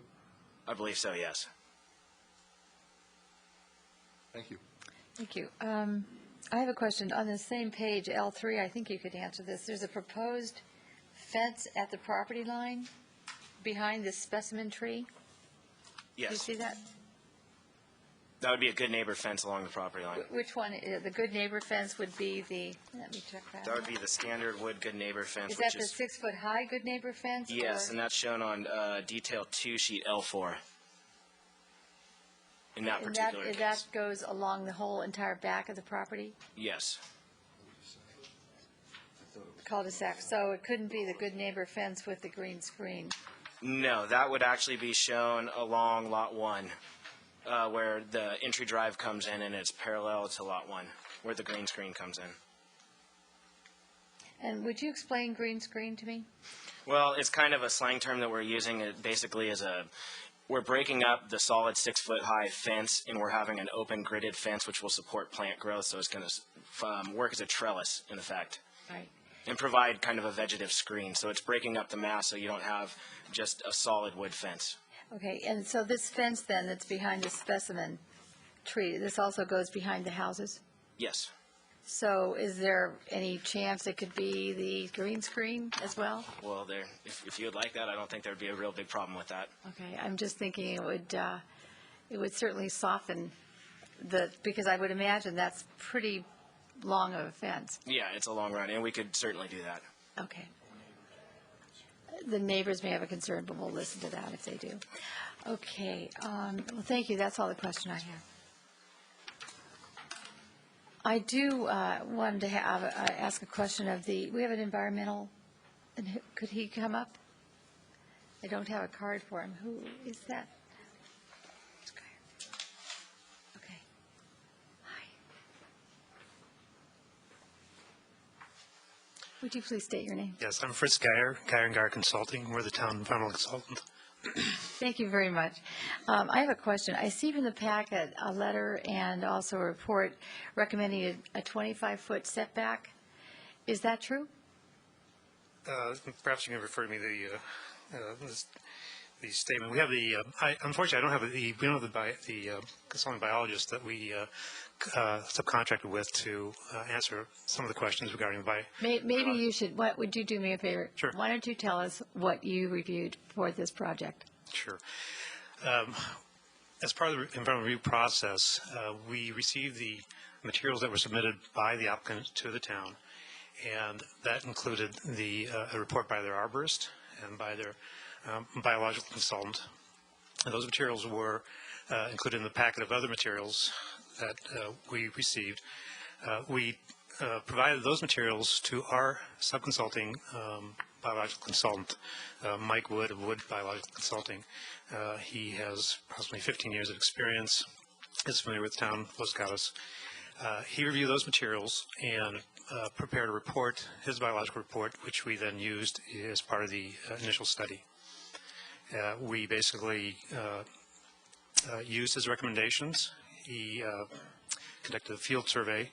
He reviewed the biological report provided by the consultant, or by the applicant rather, and he basically concurred with the general conclusions of the report by the applicant's biologist. He made some of his own recommendations, Mr. Wood that is, made some of his own recommendations concerning the mitigation measures for addressing concerns of wildlife. So he basically augmented some of the recommendations that were made by the applicant's biologist, and then those were synthesized into the initial study. Okay, thank you. I'm referring to Exhibit G, which is a memorandum to Sandy Bailey, Town of Los Gatos. Yeah, unfortunately, I don't have. You don't have that with you? No. Okay, what it says basically is the project description on page 1 of the comments by California Regional Water Quality Control Board states that the proposed, quote, building envelopes for lots 1 through 4 would be set back 25 feet from the edge of the riparian zone. The next sentence says, it is not clear from MND how the edge of the riparian zone is defined. And then it says the edge of the riparian zone should be set at the outer drip line of riparian trees, contiguous with riparian trees at the top of the bank. So my question is, did you recommend a 25-foot setback? No, we didn't. One of the things I should clarify, oftentimes when we prepare the biological evaluation for our initial studies, those are based on recommendations. The evaluation and recommendations are based on our own biologist. In many instances, you'll have a separate review by Fish and Game, because they'll be involved in permit processing, and consequently, the biologists will often defer to Fish and Game requirements. So in many cases, Fish and Game's requirements will be more stringent than some of the biologist requirements. Okay. All right, thank you. I don't have any other questions. Does anyone else? Thank you. Oh, Commissioner O'Donnell? I'm a bit confused by that last colloquy. Is it 25 feet or isn't it 25 feet as far as you understand on the setback? This says 25 feet. I think we've heard testimony that it's 20 feet. Do you know the answer?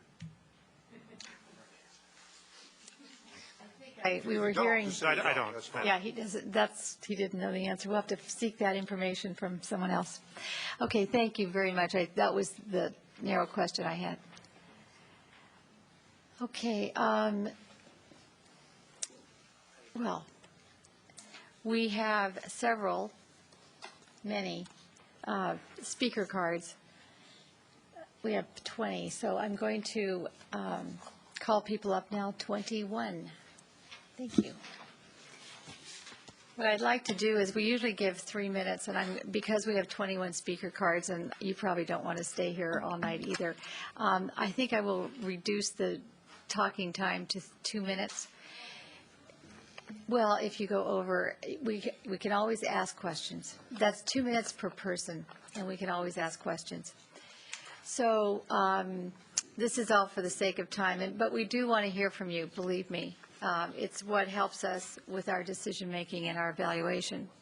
In the meantime, I'm going to call people up 5 at a time, and if you would maybe, either sit in the front row or line up somewhere so that you can just come right up, that certainly would help our process, okay? But yes, we do want to hear from each and every one of you.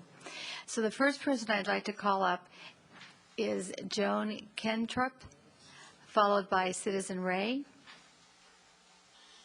followed by Aaron Gardner, followed by Christian Harris, and followed by Tim Hoagland. Okay, thank you very much for cooperating with that. And would you please state your name? Yes, thank you. My name is Joan Kemptrup, and I live at 15950 Rochen Terrace. And I am opposed to the planned development on Linda Avenue and Stephanie Lane because the additional traffic created by 7 housing units. I've lived on Rochen Terrace for 44 years. My home is at the end of the cul-de-sac, and the only exit is Linda Avenue and Blossom Hill Road. And as we've discussed already, it's very difficult making a left turn onto Blossom Hill Road or going into Linda or Old Blossom Hill Road. So basically, that's my main reason, is the traffic for opposing this proposed planned development. The area is zoned 1 to R18, and I don't see any advantage in making the area higher density than it already is. And also, I do not think it's in conformity with the local area, because all the houses around there are all in this R18. And also, if we kept it at R18, then I think the street would be wider, and you could have parking on the new street that would go down there. And otherwise, I think there'll be an overflow onto Linda Avenue and down to Rochen Terrace, because it's going to be a narrow street according to the planned development. That's what I have seen here. But I do realize that the property will be developed one way or another, so I'd request that the developer and the town definitely make these left turn lanes on Blossom Hill Road. Thank you. Thank you very much. Okay, Citizen Ray? Oh, I forgot to ask, does anyone have a question? No. Citizen Ray.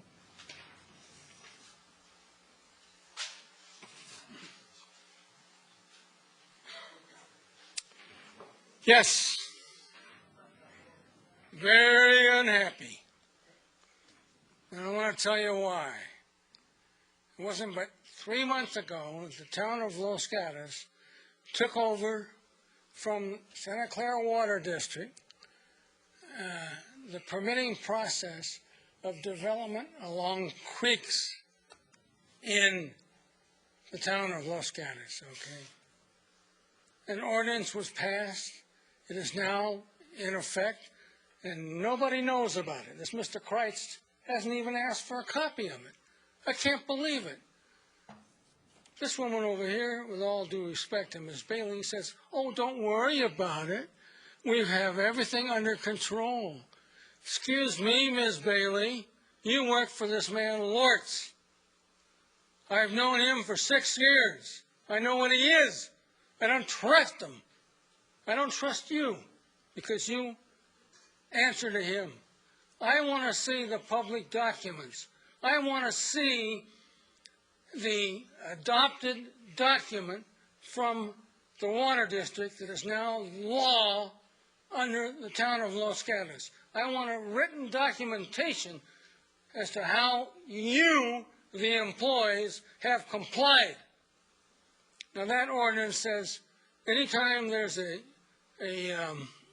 discretionary permit in the offing, that the document in total from the water district shall apply.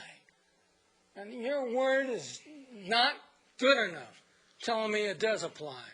I want to see that all appropriate and pertinent documentation before this hearing goes any further to the town council. Am I making myself clear? Also, the idea of 7 lots, the architectural site on 7 lots in one night is unbelievable. What an insult to all the citizens of Los Gatos that are here tonight. What an insult. Thank you, Mr. Davis. Your time's up. Okay. Aaron Gardner. Madam Chair, thank you. I'm one of the applicants, and I will speak if Terry refers a question to me, but I have nothing right now. Thank you. Oh, okay. All right. Thank you. Christian Harris. I'd like to use it for this time as well. Okay. And Tim Hoagland?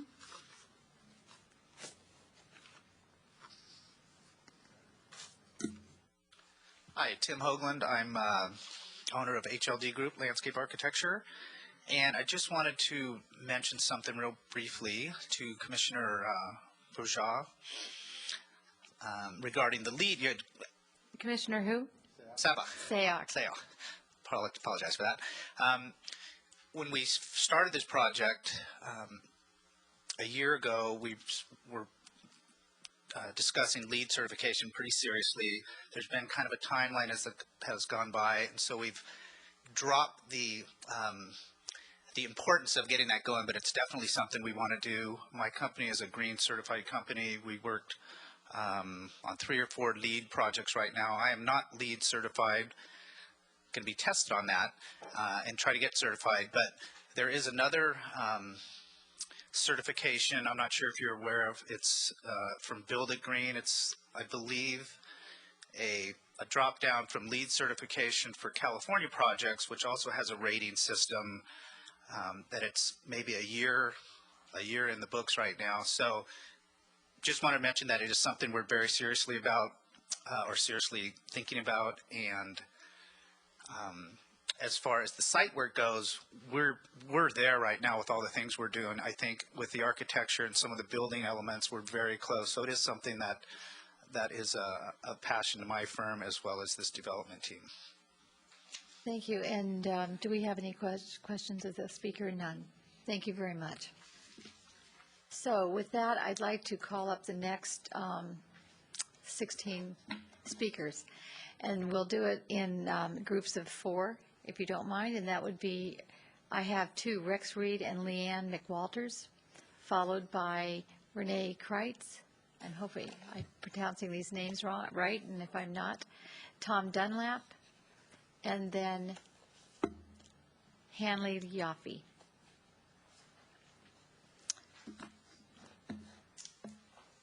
Please adjust the mic and state your name.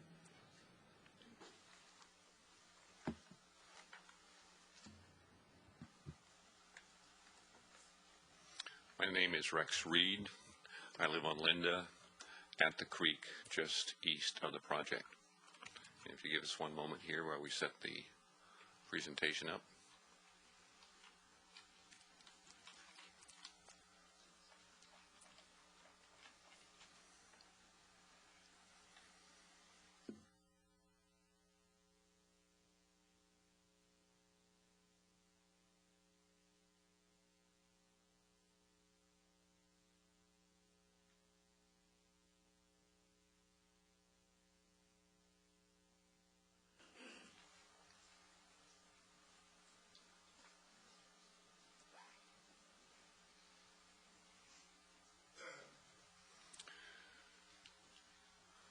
A large group with us. We represent the neighbors that surround the development that is being brought before you.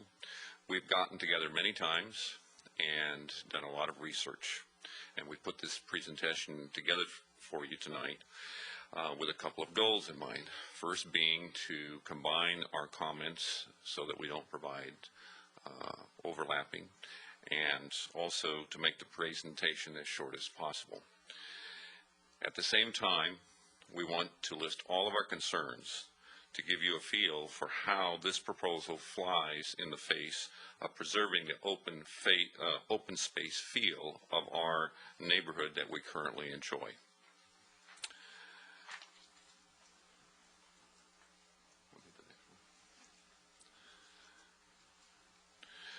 We took your advice to heart. Instead of simply criticizing the plan, we offered constructive changes to developer that can make to changes the developer can make to preserve the park and make it feel like our neighborhood. With these changes that we have proposed, development can be a winning proposition for everybody, the current neighbors, the new neighbors moving in, and the town of Los Gatos. As you can see from the map, there's overwhelming opposition to the current plan. I'd like to ask all the neighbors who are here in opposition to this current proposal to please stand.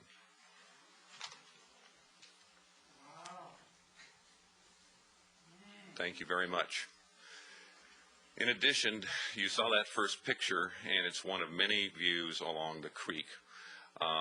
Quite a beautiful area, and it is not perfect, but it provides an incredible habitat for birds and plants, fish and frogs, and we would like to have that continue to be a place that we can all enjoy. Thank you. Excuse me, were you finished with your part of the presentation? Yes, I am, and I also spoke for Leanne McWaters because she could not be here. Okay, thank you. And I think we have a question for you, so Yes. Commissioner Kane. Mr. Reed, do you know if there are any neighbors here who are in support of the project? No, I'm not aware of any. Could you inquire? Are there any neighbors here that are in support of the project? Excuse me, no, we don't need to hear, just, I think it was just a show of hand that you wanted to see, Commissioner Kane. There appears to be one. Yeah, Thank you. in balance and fair play, there were a lot of people who stood up the first time. I wanted to see how many would stand up the second time. Thank you. You're welcome. Okay, thank you. And Renee Kreitz? If I mispronounced your name, please let me know. Perfect. Commissioners, the density of this proposal is still inconsistent with the surrounding neighborhood. Just because a developer started out by asking for an absurd amount of houses and is now downgraded, that does not mean that he's reached a level that is consistent with our neighborhood. The existing heritage lots along the same side of Ross Creek are between 1/3 of an acre and up to 1.5 acres. In fact, the two immediately adjacent lots are on an average of nearly twice the size of the proposed current lots. In addition, the proposed density is greater than on nearby Linda Avenue. And just as Commissioner Sayak recognized, we're talking about an environmentally sensitive development. We're not talking about a garden variety subdevelopment. We're talking about a really neat, unique situation that is by a beautiful creek. So we want to see something really respectful of it. Okay. The intensity is also out of character with the neighborhood. On nearby Linda Avenue, the houses are 120 feet apart door to door. And in the proposed currently development, that's roughly 65 feet. And that just feels too close and does not feel like our current neighborhood. There's no reason the developer should implement higher intensity than the surrounding neighborhood. In fact, I believe again that a creek-sized community should respect the open space and try to maximize that. We would also, one way that the intensity could be enforced is by requiring that the architect subtract a full-size street, the ingress and egress easements, and the riparian zone from the lot size, FAR, and setback calculations. Some of these adjustments were suggested previously by the Planning Commission, and the only one that the developer, in fact, agreed to was the 10-foot setback for the creek zone. Thank you. Excuse me, do we have any questions of the speaker? None. Thank you very much for your comments. And Tom Dunlap? Good evening. My name is Tom Dunlap. I live at 15941 Linda Avenue. And what I'm going to discuss tonight is a request for a full-size street. Instead of a planned development, we'd like to see this incorporated into our neighborhood to be part of our neighborhood for a couple of specific reasons. One, the narrow street doesn't blend with the existing streetscape. And the other is that the parking is, of course, not adequate on a private street like that. You can't park in front of the houses. They are going to offer a little bit of parking, but obviously there's going to be parking that overflows into the existing neighborhood from that area. And the other thing I want to emphasize here tonight is when we look at in development proposals, we have a requirement for design excellence. What we want to put in as an emphasis for this design excellence, we'll change the slide here, is that we put an emphasis on the environmental excellence. And I think that that's already been raised and is an issue here. And it's something that the developer is actively dealing with. We as a community of neighborhood, which we've met many times and discussed this, as you can tell, are very concerned about, and it's something we want to move ahead with. The rest of our presentation is going to deal with specifics on that, so I'm going to turn my time over to the people that are following. Okay, thank you very much. Do we have any questions of the speaker? Okay, seeing none. Hanley Yaffe? Good evening, Hanley Yaffe. I'm from Stephanie Lane, and I live down the creek, 2 lots down from the Blue residence, acre and a half, of which he's selling quite a bit to join Dendos. My understanding is that along the riparian corridor, 3/4 of the trees that currently exist will be removed. The developer's proposal is clearly not environmentally sensitive. The developers propose to cut down 3/4 of the trees along the creek. This will destroy the existing visual screen, particularly for the neighbors across the creek, and will eliminate the canopy that provides habitat and controls water temperature in the creek. The developers propose to leave only the trees that are inside the creek bank, trees which are made unstable by running water.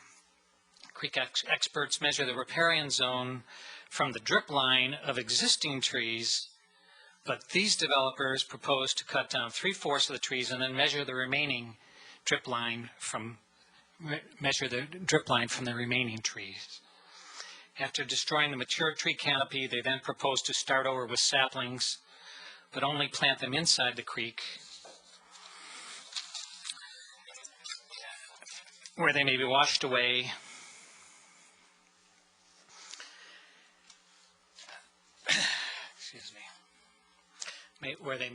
where a creek meander may occur and where these trees may become unstable. The developers have no plan to create a visual screen on the eastern property line that would be in front of House 1, Lot 1. And finally, they propose to kill 31 mature trees, digging up a beautiful creekside environment. Then they will construct a giant drainage ditch, a bioswale, that would accommodate a truck along the riparian zone. Okay, are you finished, or do you have a wrap up here? I have another slide. Oh, sure. I would like to see what it is. Pardon me? I would like to see what your slide is. Can you show it to me, please? What's on the slide? This is the slide. Did you forward it? Yeah, okay. Many professional resources exist that we can consult when assessing the environmental quality of this development plan. We don't need to guess or rely on our own opinions or individual aesthetics. There is a consistent definition for an optimal creek setback for this site. Planning experts, neighboring municipalities, existing homes, and researchers all establish that a 100-foot creek setback would be optimal. It's difficult to make an argument that would paint the proposed narrow setback stripped of mature trees as an excellent design. It is clear also that the proposed open space between houses 3 and 4 is simply open land, scrap land. We would prefer that the developer create a 100-foot buffer along the zone to accomplish his goal of creating an environmentally sensitive plan. And I have just like 10 more seconds to indicate that I find it an intriguing designation, good neighbor fence. I grew up in the Midwest, moved out here when I was engaged to a young lady from California. We had no fences between any of our homes, and all the children in the neighborhood were free to run among the backyards from house to house to house. That created good neighbors and a good neighborhood. Thank you. So I have a question for you regarding this slide. It's the third bullet. It says open space should be on the creek. Would you explain that to me? My understanding is that that the town would prefer to have some open space. Originally, there was going to be a trail along the creek. We discussed that last time. Now we would like to have this open space placed between the creek and the first homes, the riparian zone, rather than just an open spot there between lots 3 and 4. We wish that there would be a longer setback, a bigger setback. Okay, thank you. Bob Kohlauer.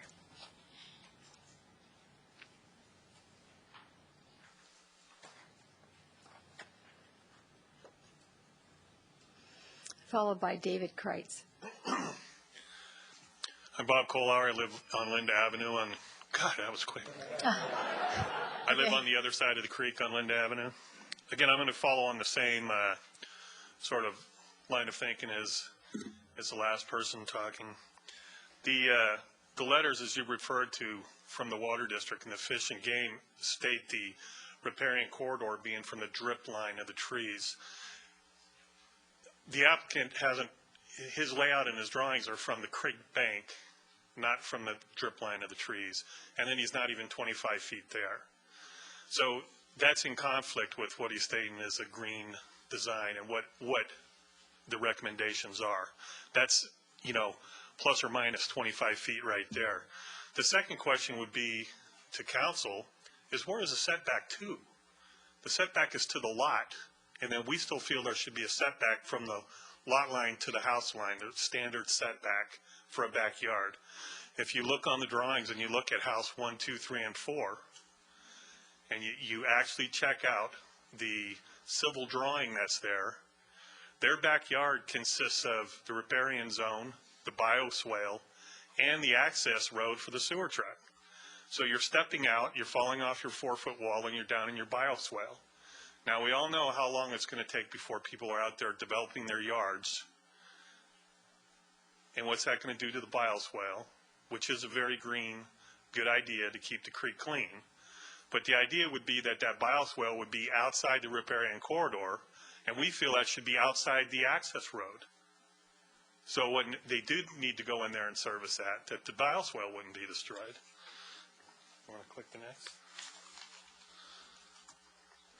The USGBC, which I am a lead accredited builder, I am a lead builder.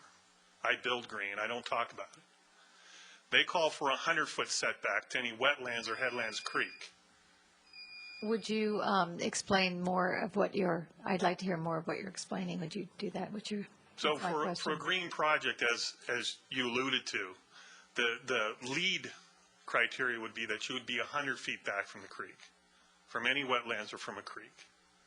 That would be the green building standard, not 25 feet, and certainly not 25 feet from the house. And if any one of you go out and check the story poles, there are story poles on the second and third house that are 25 feet from the creek bank to the house. So again, within that, you're going to have your bioswale, you're going to have your access road. Supposedly, we're going to have trees replanted for a screening for us on that side of the creek, which I don't think you can do that all in 20 or 25 feet.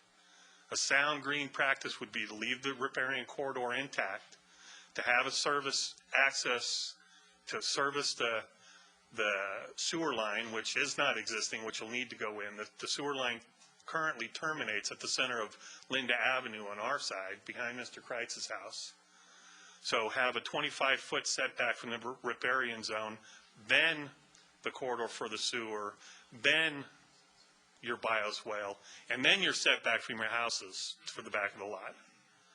And that would be an environmentally sensitive design. Could I ask a question? How many feet are you talking about? Well, USGBC would say 100 feet. I think if you did the math and you went 25 feet from the drip line, and you had a 20-foot road, and the bioswale, I believe, is 6 feet, you know, you're talking 60 feet plus or minus. Okay, thank you. Does anyone, Commissioner Kane, do you have a question of the speaker? Sir, given that you're using the same slides, there seems to be some organization among the speakers. I'm sensitive I picked that up. For our benefit, so we could go quickly. And I appreciate that, and I appreciate the organization. My question is, do you have access, do you think you have satisfactory access to the reports that we have? Specific to earlier comments made on density, you mentioned numbers that were different from what I was familiar with, so I immediately started going through the report to find numbers that I'd memorized where the densities seem comparable from the existing project to existing homes. I'm not debating that point right now. I'm just wondering if you have access to the reports.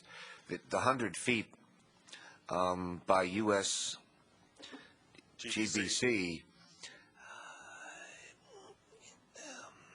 would be a policy question. I'm wondering if you It would absolutely be a policy question. and that's But not it's, a- but it's an- also a selling point of the applicant, that he's going to do the greenest thing in Los Gatos. And from here on out, the way I understand it is you all are going to have more of an input on Creekside development than it has been ever in the past. Well, going back to my question, did you have access to the kind of documents we have to work with, where our guidelines are to make sure that the 25 feet in question is adhered to? Do you have the same reports we do in So general? I can answer for the neighborhood. We haven't seen. And would you please state your name? Dave Kreitz from 15900 Roshan Terrace. And we don't have, someone mentioned earlier, Sandy I think mentioned a new creek policy, and we haven't had access to that. We do have access to the plans, everything that's been in the file, and the numbers that Renee Kreitz quoted about the Linda Avenue comparisons was from the file. And we'll give you the slides, and I think the numbers will bear out. I'm being careful to put all of this in the form of the question so I don't get cut off by my chair, but I'm just sensing that you have numbers and opinions and feelings that are very persuasive on face, and then I compare them with some of the numbers, nothing in particular, but some of the numbers I have in my report that differ with what you're presenting. I'm not saying anything about that. I'm specifically asking, do you think you've had access to all the information that we have in front of us? We have access to the file, and if there are specific numbers that you would dispute on our slides, that would be nice to discuss them. No, just density and I think setback. there's a question on, again, where does the lot start? Does the lot start at the creek? And does the lot include the riparian corridor, the access road? Because currently you're showing the house is right there, right 25 feet off. So if you're encompassing that whole envelope, the numbers are different than if you eliminate that lot from that access road and from that riparian corridor and size that up with the street. Your numbers are totally different. Do we think we have a question there that staff can address through the chair? I would, Ms. Bailey or Mr. Lords, do you want a few minutes? The lot lines currently go into the creek. After this, if this project is approved, the creek would be dedicated and not on private property. But right now it goes on the private property. Thank you. Okay, did you not hear that? Okay, Mr. Lords? Oh, just a minute. They're still conferring. Thank you, Mr. Culper.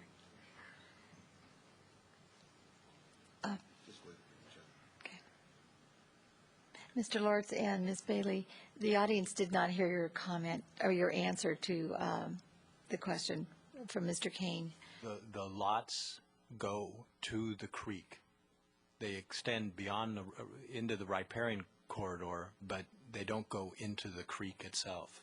The creek would be dedicated. You mean after this project? After all is said and done, that which was part of the lot will then be dedicated and Correct. no longer be part of the lot. That's correct. The question was, where does the lot line start? The lot line starts at the creek. And in the future will start 25 feet back? No, right now it goes into the creek. Today, the lots go into the creek. I understand. And after this project would be approved, if it is approved, the lots would not go into the creek. The Where would creek would they- be dedicated. Where would they stop? Stop at top of bank. Yeah, if you look at sheet C1, it gives you the,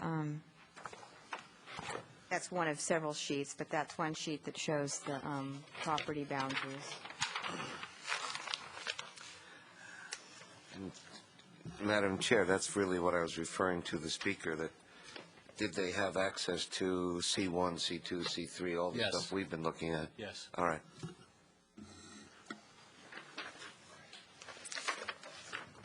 Okay, with that, let's continue with David Kreitz. Dave Kreitz, 15900 Roshan Terrace. And I just went back to the slide just to point out that this is what this slide was about, was that the creek area that will end up being deeded, and even the access road along in there, the water district easement should be subtracted from the calculations of the lot size. And the commission asked last time that that be done with a hypothetical full-size street as well. So all of these density calculations should be done after those kinds of subtractions are made from the lot. And I'm going to require 3 minutes. So, All right. So another objective. Request 3 minutes. Would you like me to give you the okay on that? Please. Yes. I would like you to may request have 3 minutes. And I would request 3 minutes for everyone else because we've prepared quite hard for this. So I can see that, and we don't want to cut you short. I wouldn't do that. So another objective measure on the quality and environmental sensitivity of a design is to consider the planning policy of nearby municipalities that have the budget to create a detailed creekside policy. And San Jose has done that, and they did it 15 years ago, and they've been spending money maintaining that policy. The San Jose policy requires that new subdevelopments be planned so that no houses back up to the creek. They also recommend a 100-foot setback for residential development. And I'll mention here that this San Jose document has been submitted to you guys so you can see it. And also a page from the LEED's requirements has been submitted that says 100 feet as well. And that should be in your file. They recommend that this 100-foot setback be measured from the drip line of the riparian trees, not the creek bank, not the drip line of the remaining trees after 3/4 of them are cut down, but from the drip line of the existing riparian trees. So, and even, finally, even if this project were a single family home, one home, an infill project, the San Jose policy would still recommend a 100-foot setback for this hypothetical home. And we have the relevant pages here. Just quickly, I'll run through them. So here, the San Jose document shows how developers should use cul-de-sacs and loops so that no houses back up to the creek. So there's a cul-de-sac demonstrated here, and there's a loop demonstrated here.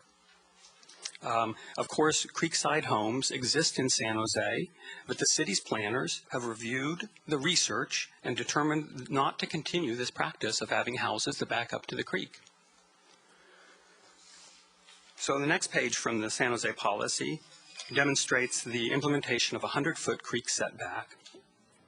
And you can see how there's the creek, and then there's the riparian zone, and then there's a 100-foot setback from the drip line of the trees, and then there's the street, and then there's the home.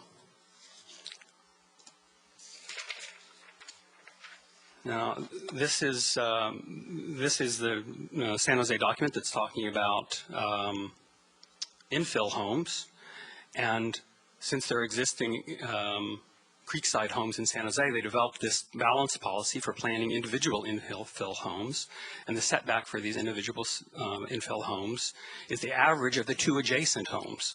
And in this particular case, the two adjacent homes have over a 100-foot setback. Therefore, in the San Jose policy, an infill home would be required to have a 100-foot setback. So finally,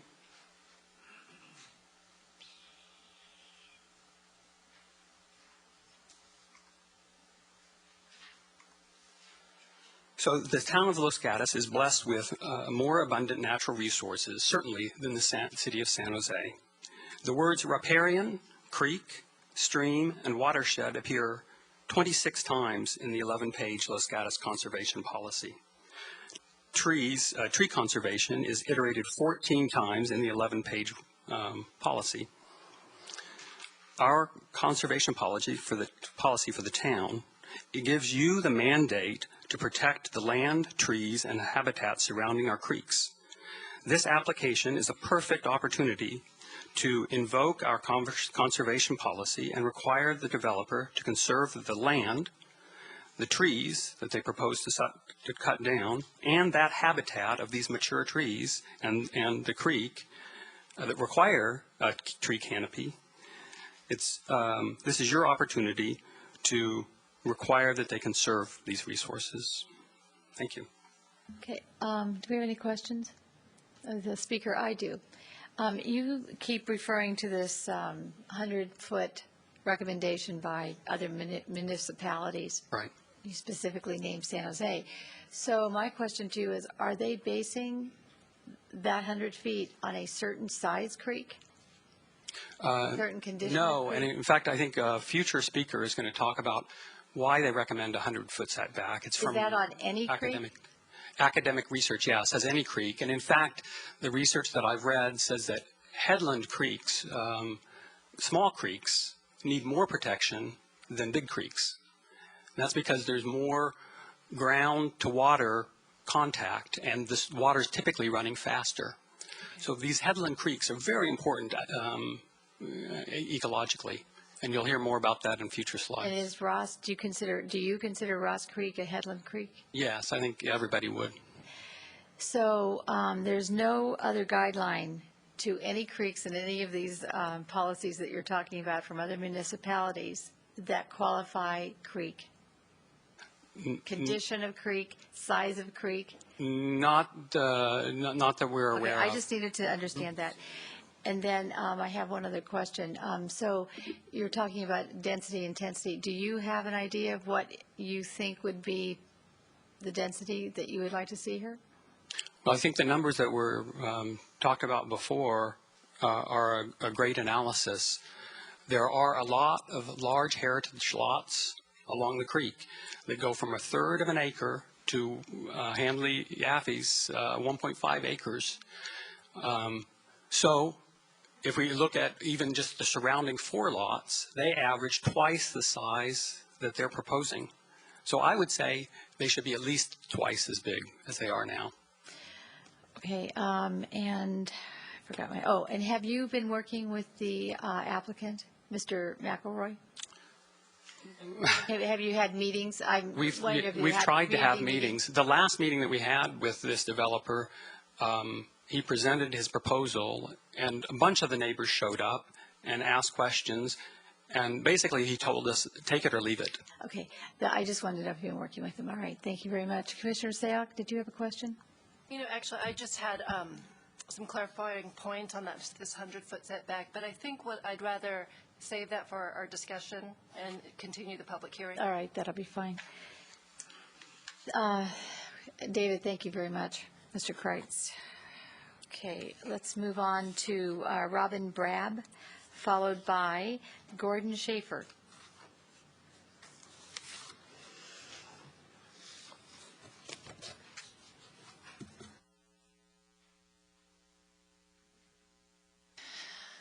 My name's Robin Brab. I live at 15840 Loma Vista Avenue on the creek opposite lots 1, 2, and 3, and probably one of the most affected neighbors by this development as I look directly across the creek, less than 50 feet away at a wall of orange netting right now, which will be a wall of houses in the future. The County of Santa Clara also has invested in a creekside planning policy. Their research determined that creek conservation was necessary for stream bank stability, sediment reduction, flood protection, vegetation preservation, habitat protection, maintenance of water temperature, and scenic value. Santa Clara study also determined that small headwater streams like Ross Creek require extra protection, and that creeks in steeper sloped areas like the subject property require additional protection as well. Santa Clara study also confirms the importance of creekside trees and vegetation and resulted in planning policy that requires a creekside setback of 150 feet in unincorporated unincorporated areas. Clearing half the creekside trees on this property would not be permitted under this jurisdiction. In fact, the Board of Supervisors are prohibited from approving subdevelopment likely to cause environmental damage. Thank you very much. And does anyone have a question? Seeing none, thank you very much. And Gordon Schaefer? Okay, the next speakers I'd like to call and have you ready to go are Carl Ryden, Doug Owenby, Andrew Orion, and Erica Engine. And I would like to call your attention to the fact that it's after 11 o'clock, which means that if you could scurry along, we'd love it. Okay. I'll be brief. Gordon Schaefer, 15903 Roshan Court. I've lived in my current residence for 25 years, and the creek is directly behind my home. I have about a 100-foot setback. The adjacent homes on the sensitive hillside, uphill side of the creek have 100-foot setbacks. The 3 current homes on the subject properties are set back over 200 feet. In fact, all 9 uphill houses for 600 feet upstream and 600 feet downstream are set back from the creek by at least 100 feet. Another objective measure of the quality and the environmental sensitivity of this design is to consider creek setbacks of the adjacent properties. The homes on either side of the subject properties are set back from the creek by at least 100 feet. Plus, the current homes on the subject properties are all set back by at least 200 feet. And if you go 600 feet upstream and 600 feet downstream, all the homes on the uphill side of the creek are set back by 100 feet. That's a total of 9 adjacent homes that have at least 100-foot setbacks. One of them is mine, and I would expect consistency in any new homes in the neighborhood. And it's also fair to ask why we should only consider the creek setbacks of the homes on the same side of the creek. After all, the homes on the other side of the creek were built closer to the creek. First, the other side of the creek has virtually no slope, while the subject side of the creek is sloped up to 16 degrees. Environmental literature supports the need for large creek setbacks on slopes and the slope side of the creeks. Secondly, the town considered the other side of the creek a different neighborhood. Third, avoiding a creek crowding on one side of the creek mitigates crowding on the other side. And fourth, San Jose's creekside building policy sets an example by considering the 2 sides of the creek separately. I'd also like to add one additional thing to these comments. In my 25 years residence with the Ross Creek directly behind me, there have been times when we've had severe weather, and my backyard, which is about 12 feet high from the creek bed, has flooded, and I have a terrace going in once again up to my home. Now, the proposed property, I did take a look at that property during stressful times of flooding, and there was a very large area that had flooded out where the proposed home sites are to be set. I can personally attest to that because I did see it for myself, and the neighbors that had ventured out those bad days would have noticed it too. But it's a concern that has not been brought up, and I wanted you as the Planning Commission people to be aware that that is a potential when we have severe weather. Thank you very much. And do we have a follow-up question? Yes, Commissioner King. Sir, I have a similar question to the one I asked before. In terms of the material we've been given to study, in the EIR, there's the 100-year flood analysis predictability, and that water is going to rise 4.5 to 5.2 feet, which does not affect this property. So this report has said to us that the impact of the 100-year flood has no potential hazard for this property. I guess my question is, are you aware of that report? No, I'm not. I'm only aware of what I observed personally.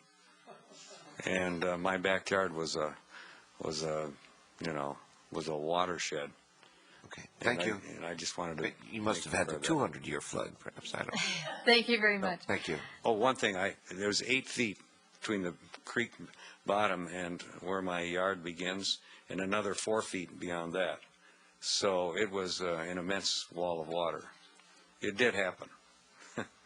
Okay, thank you. Doug Omby.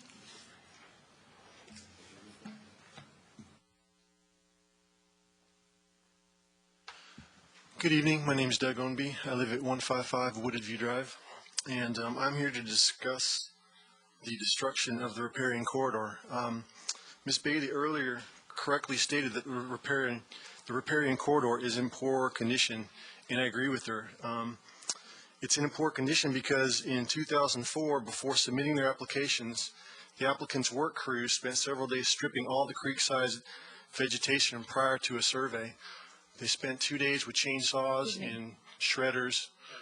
Excuse me. Commissioner King? Are we okay? Oh, we're fine. I don't miss anything. I mean, I did want the speaker to stop for a moment so that we could confer or continue that conference. Are we all Okay, right? would you please continue? Thank you very much. I called the Water District. I called Fish and Game. The Water District sent a warning letter to the property under the documents that this actually went on and the time frame in which it went on. As a result, the true riparian corridor was destroyed before any review could take place. So right now, where it is now is probably half of where it was, where it should be now. So it's to try and make an objective measure right now is really, it's laughable. It really is. The wooded area on the western edge. Which one, Peter? On the western edge of the property demonstrates the true nature of the riparian corridor before its destruction. I can personally say, having spent 10 years, in and around that creek as a member of the Ross Creek Preservation Society, as a sponsor with San Jose, with the water company, cleaning that creek. There were hawks in the big sycamore tree that I've watched for 10 years. There are no longer hawks in this tree.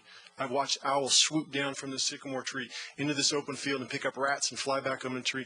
They're no longer there. So, I read in the agenda that there's no environmental impact, of this development. And to me, that's just not the case. I've already seen the environmental impact. It's personal.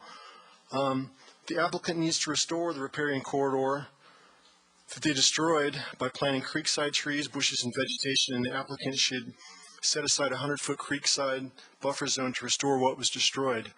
As a final note, I'd also like to say it's worth noting that tree number 59 on the survey of trees has already been cut down by the developers.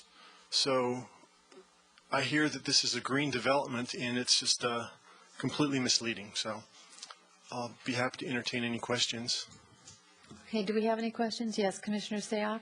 Do you have a copy of this letter from the Water District from 2004? There's documentation. I actually called them. I spent 2 days on the phone with Fish and Game, and there's no more feeling of helplessness than when you're watching what you know is to be sensitive habitat being destroyed and nobody can help you. I called the Water District. When you mentioned that you're going to let the city take care of things, it doesn't work. It doesn't work, and this is too sensitive of an environment to just let it slip through the cracks. And it's already been destroyed, and it can be rebuilt if the proper steps are taken now. But if a 20-foot setback is allowed right now, it's not only dangerous for flooding, but it's just environmentally criminal as far as I'm concerned. I can answer the question. Thank you. Do we have any other questions? You had a question about, I'm sorry. about documentation? Yeah, I can answer the question. So we don't personally. Would you please say who's sorry, Dave Kreitz from 15900 Ocean answering Terrace. Commissioner Sayoc's question? So in answer to your question, we don't have the letter. But I confirmed with the Water District that they received a letter, and if you'll ask the applicant, he has a response from the Water District. It was a warning letter from the Water District saying, stop this clearing that's going on by the creek.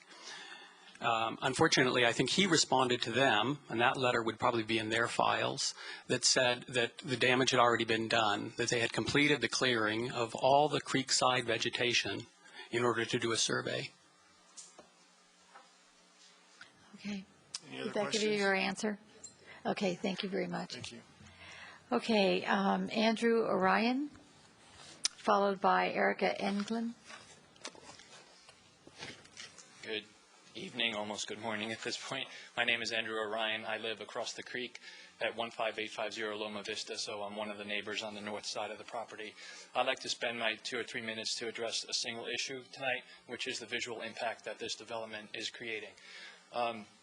The environmental report had one conclusion in it that said that no mitigation is necessary for the neighbors that live along the creek.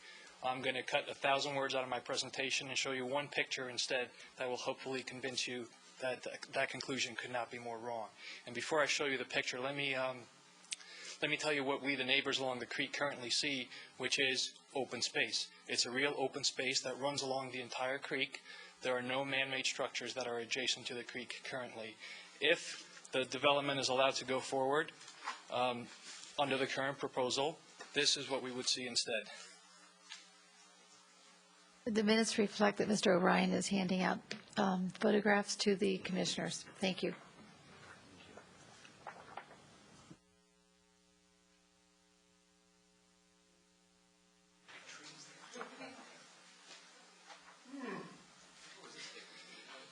This picture was taken from my neighbor's house, Robin Brad.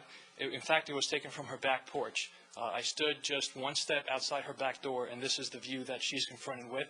I live right next to her. I have the same view, except at an angle. And I think that this picture is interesting for two reasons. First, it shows just how close the proposed houses are to the creek and also to the current neighbors. I mean, this is not even a stone's throw. I could throw a stone well over this house from my property. The second thing that is interesting is just how big the houses are. I mean, on paper, they're all 2 stories, which is not the characteristics of the current neighborhood. These are 2-story houses on paper, but because the slope is fairly steep, these houses appear as 3 stories from the bottom of the hill, which is where I am located. And so, in fact, the picture doesn't even do it justice because I had to crop it to fit in the 8x10 frame. If you look at the very top upper right-hand corner, there's netting that extends way off the right side of the picture. If you look at the left side of the picture, there's a pole over there. That's the start of the next house. This is just a wall of houses that will be our new view. And the situation will actually be made worse because the proposal calls for cutting 75% of the trees immediately alongside the creek. So this is the before shot, actually. Now, our proposal is actually very simple. Put in a 100-foot setback, put in the street behind the setback, and put in the houses behind the street. This will create a true open space. Mr. McElroy's proposal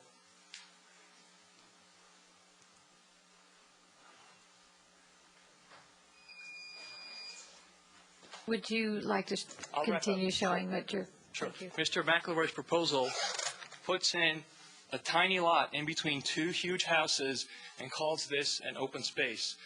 That makes a joke of the term open space.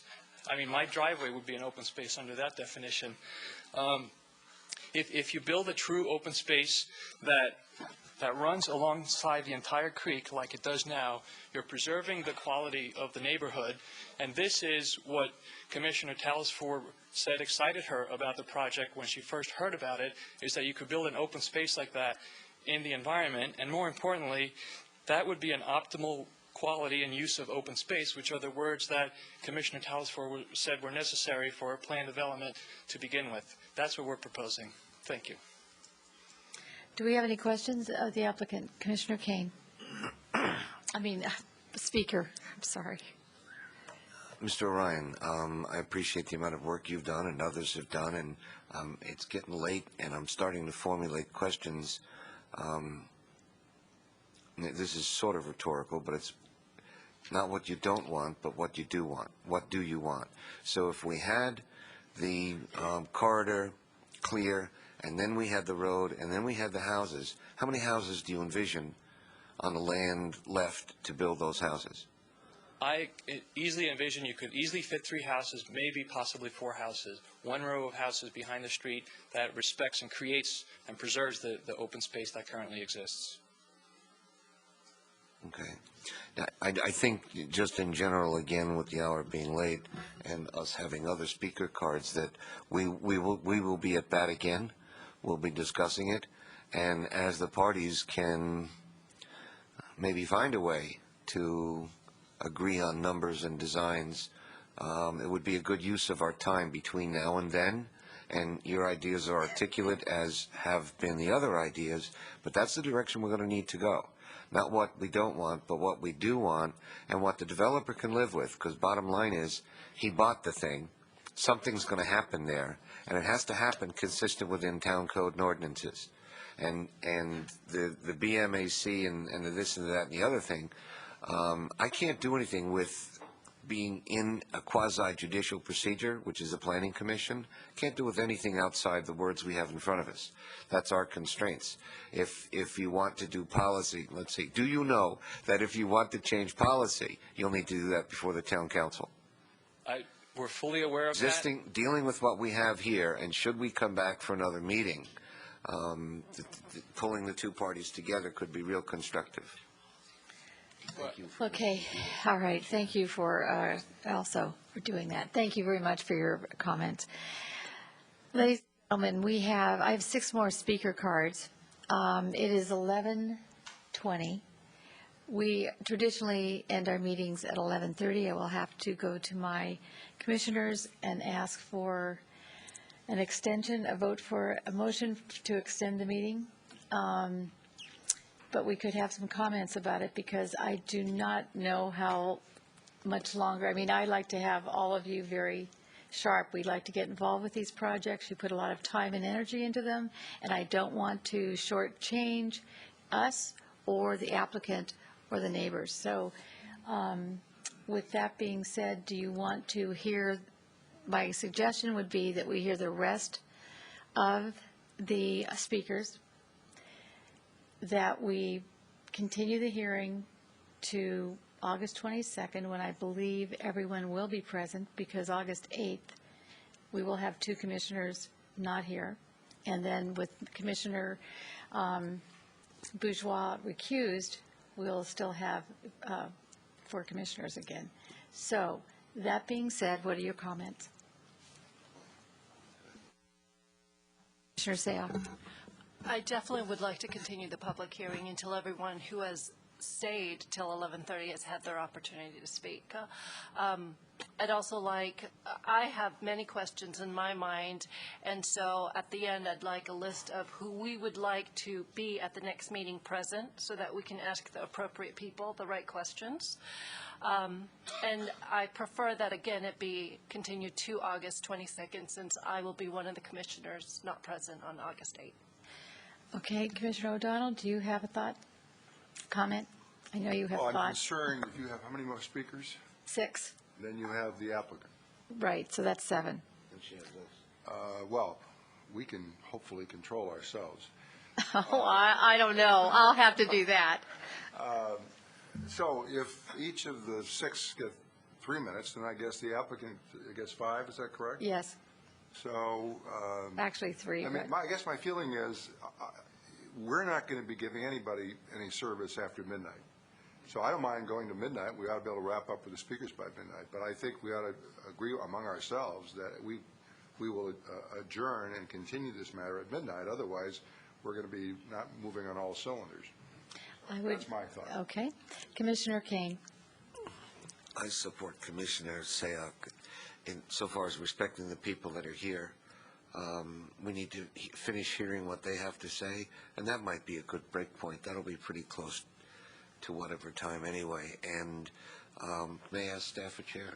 May I ask staff a question? And that would include, Look, I you already also, can't speak. May I ask staff a question? and Commissioner Kane, you also mean speakers including the applicant? Yes? If the applicant wishes, I'm okay with that. But let me ask a question to staff. Okay. People who speak tonight, are they in any way prohibited from speaking on August 22nd?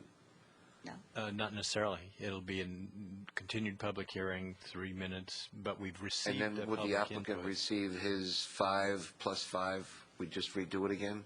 And so Yes. It's up to the commission, but I think we need to put some kind of control over the amount of time as this continues. Yes. That's Please don't call out from the audience. So the folks. the answer was that we would like to have everybody, if you'd like to, we want you to come back if you'd like to, but not, if you have something different to say, we'd like to hear that. We will be remembering what you did present tonight. We've taken notes. We also have a tape that we can refer to refresh our memories. So that'll be in our heads. But of course, you're invited back to see the proceedings and be a part of it. And that's what Mr. Lortz was saying. And that is what I would have directed the commission anyway. So again, I was supporting what Commissioner Seah said. Let's finish the speaker cards, and if the applicant wants to address them tonight, that seems fair and okay too, and then that's a good stop point. Okay. Can we say this, though? I think Commissioner O'Donnell? I personally would suggest to you that the idea is once you've spoken, you've spoken.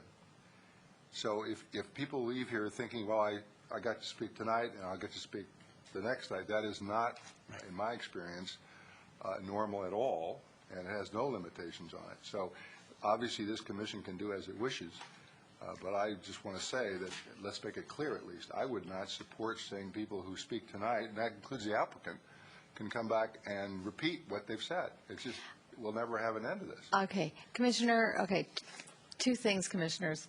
It was my idea that we completely hear all of these speakers tonight, and then the applicant can conclude with his, it's actually 3 minutes, but I'll give you 5 minutes because this has been extraordinary. And second of all, I'm going to forget what I was going to say, but second of all, if people do have the right to come back, Commissioner O'Donnell, and they do have the right to say whatever they'd like. I would encourage them, if they come back, that it's something different that we haven't heard. And that's what I said, and I think they understand that. Well, between now and the next hearing, can we get a ruling from the attorney? Because what you're saying is not consistent with my experience. And We'll do that. Yeah, I would defer to the town attorney. And for the audience, I want to make sure that they understand that the two commissioners that will participate on the 22nd will have brought themselves up to speed and heard what you have to say. Okay. I am not saying that we would entertain this presentation again. I'm saying if somebody came back and had something else to offer, that's what we would listen to. So that's what I was saying. Anyway, so with that, can I have a motion to continue the meeting, please?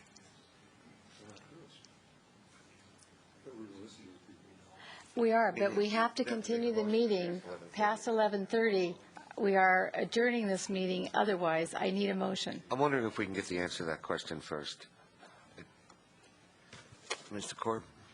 Yeah, please repeat the question for me. The question is, if people come back that have already talked, people have talked tonight, we have speaker cards, and they have a very organized presentation. Now, in August 20, if we continue this to August 22nd, when we'll have more of the commission here, if people who are here tonight wanted to come back and offer something different that we haven't heard, will they be able to do that?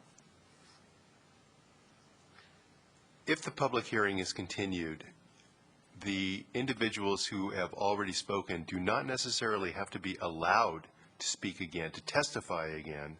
Traditionally, however, we have allowed people to return on another date and speak again.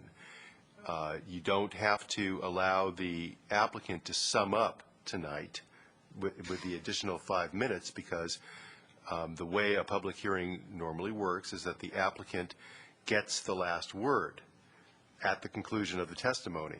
The testimony will not necessarily conclude tonight because you're continuing the public hearing.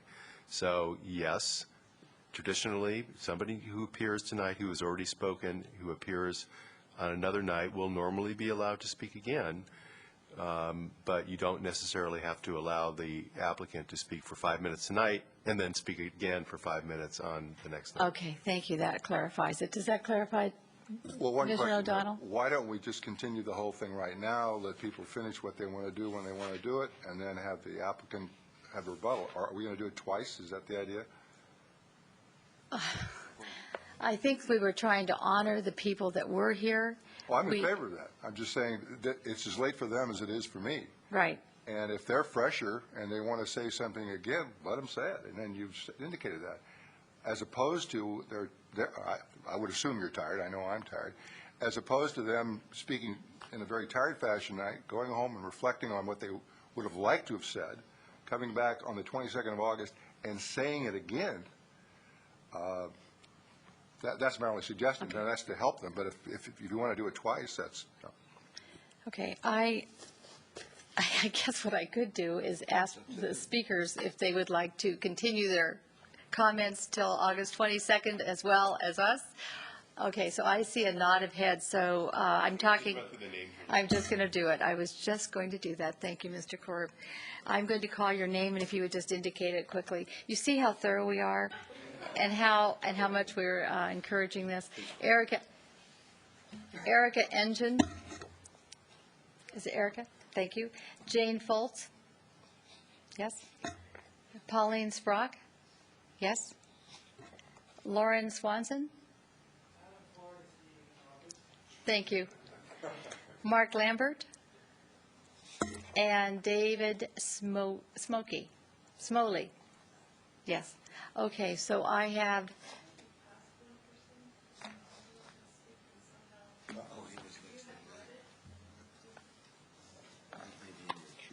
was that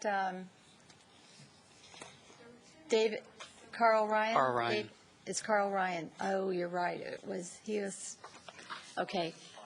Okay, thank you very much, Carl. All right, then we look forward to, and I guess I should ask the applicant. Madam Chair? Excuse me, Aaron Gardner. Thank you. If I can take 2 minutes, I'd appreciate it, only because I flew in from Washington today for this meeting. Okay. And I'm flying back. I missed my flight back already. I don't know that I can be here on August 22nd. And so if you don't mind, if I can have 2 minutes. So would you like to speak now? If you don't mind. I absolutely would encourage you to do that. Thank you. I find myself in a situation where. Would you identify yourself one I'm more time? Aaron Garner. I'm one of the co-applicants, owner of the property, partial owner of the property.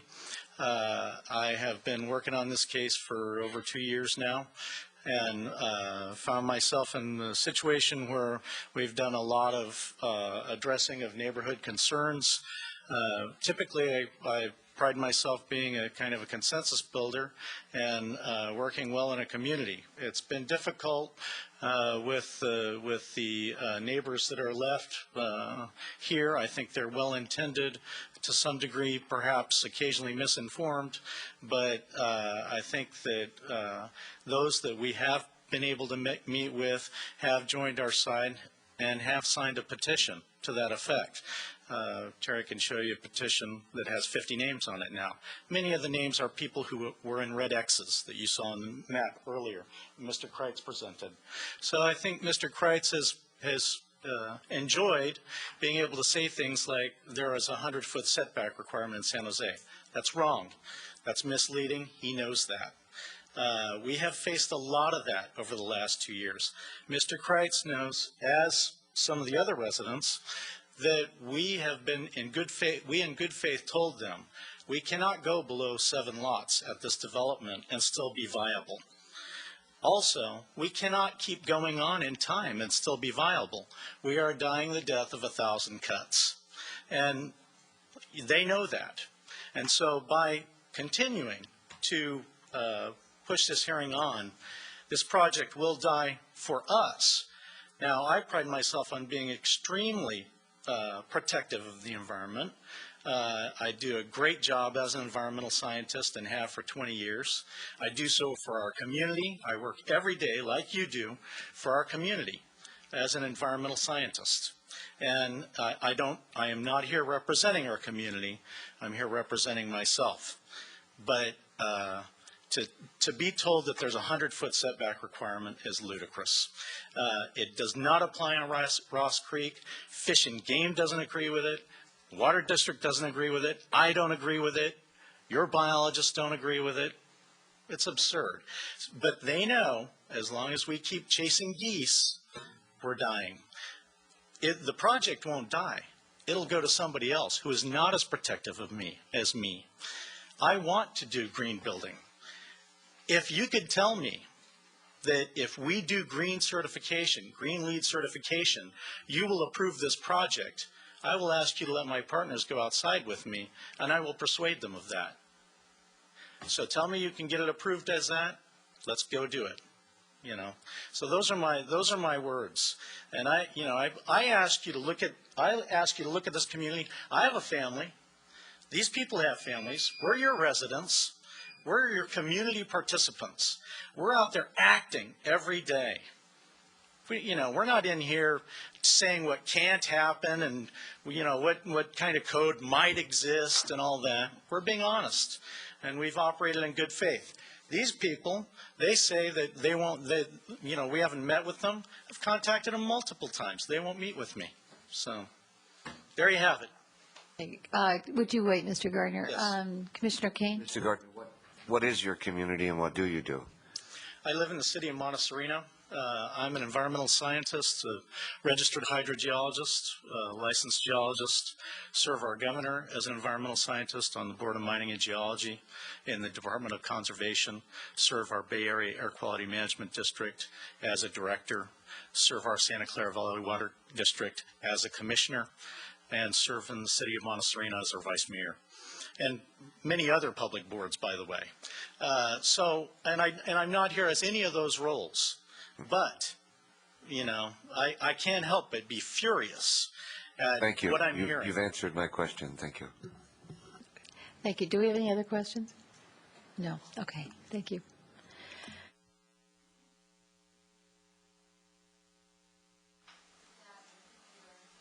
Sorry, I turned it off. With that, I think we are going to continue this item to August 22nd. I was going to ask the applicant, I need a motion for it, Commissioners, if one of you would create one. And I also wanted to ask the applicant, is that agreeable? Okay. Thank you. Okay, do I have a motion? I will move that we continue the public hearing until August 22nd. Okay, do I have a second? I will second that. Okay, But, Commissioner Sayoko. One comment I do have, if significant discussion has been made about the setback, and I too am an environmental scientist, but I think it would behoove us if we actually hear from the biologist who determined the 25-foot setback and hear the rationale behind that. So if that is at all possible to have that person present, I think that would make this discussion much more informative. Thank you, Commissioner Sayak. I think that's a very good idea. What you also mentioned that you wanted some other people to come back.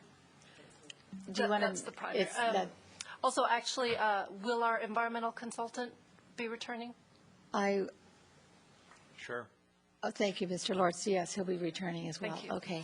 Thank you very much. Wait a minute. Let me. You know what? We were remiss in letting you know this, but commissioners, if you visited the site, would you not, please? I have walked. We have all walked the site. We walked the site when it was. I walked the site when it was at CDAC, which is way before anybody else saw it, and I walked it again before the study session. So we've walked it. Thank you very much. Okay, with that, I think this meeting will be over, and I need to call for the vote. I didn't do that yet, did I? Okay, all in favor of continuing this till August 22nd? Aye. Opposed? None. Thank you very much. Once We'll again, continue this. for all members of the audience who are following this matter, there will be no further notice. The Commission's action is to continue the public hearing till August 22nd at 7 p.m. Okay, thank you all very much for coming out. We will continue our meeting. You certainly can stay if you'd like. Okay, with that, I think we are at, We're going to continue I don't know. No, there's another application. Yes. You may or may not be the first item on the agenda. Can't give you an answer right now. Okay, we need to make We got to continue. two more motions, and that is we have to continue this meeting past 11:30. Did we already do that? No. We need to do it. Okay. I need a motion to continue this meeting. Okay, by Commissioner O'Donnell, and a second, please. Second by Commissioner Kane. All in favor? Aye. Okay, agreed. Second motion is to continue 17140 Millrise Way Architecture and Site Application S. Excuse me. Excuse me, former audience. We are still continuing a meeting here. We have a public hearing going. I mean, not a public. We have our commission meeting going on. So you certainly can stay in the room, but please respect that we are conducting a meeting. Thank you. Where was I? 17140 Millrise Way, Architecture and Site Application S-07-151. We need to continue that. So moved. This one, though, we can continue to the earlier. August 8th. Yes, they can be continued to August 8th. Thank you very much. All right. All in favor? Aye. Opposed? None. Thank you very much. It carries. With that, we have continued other business, which is none. New other business. Do we have a report from the community director? No. Thank you. And I don't have any commission matters unless somebody here does. I do. No, you do not. No, I do. On the, Would you please speak into the mic if you do, Commissioner Kane? Mr. Lortz, I think it's the 5:25 minutes, action minutes. There's an item on which the vote was not shown, and I will follow up with you on that. Okay. It's missing from the minutes. It was approved at the last meeting when I wasn't here, and I didn't convey the word forward. I'll report to you on that later. Thank you. And Commissioner Sayak? Can I just get clarification? What is happening on July 25? Clarification is, I'm not sure the exact details, but we will be meeting as a commission and having a architectural tour of the town, okay? Thank you. All right, thank you very much for your time, commissioners. You did great. It's a pleasure to be back.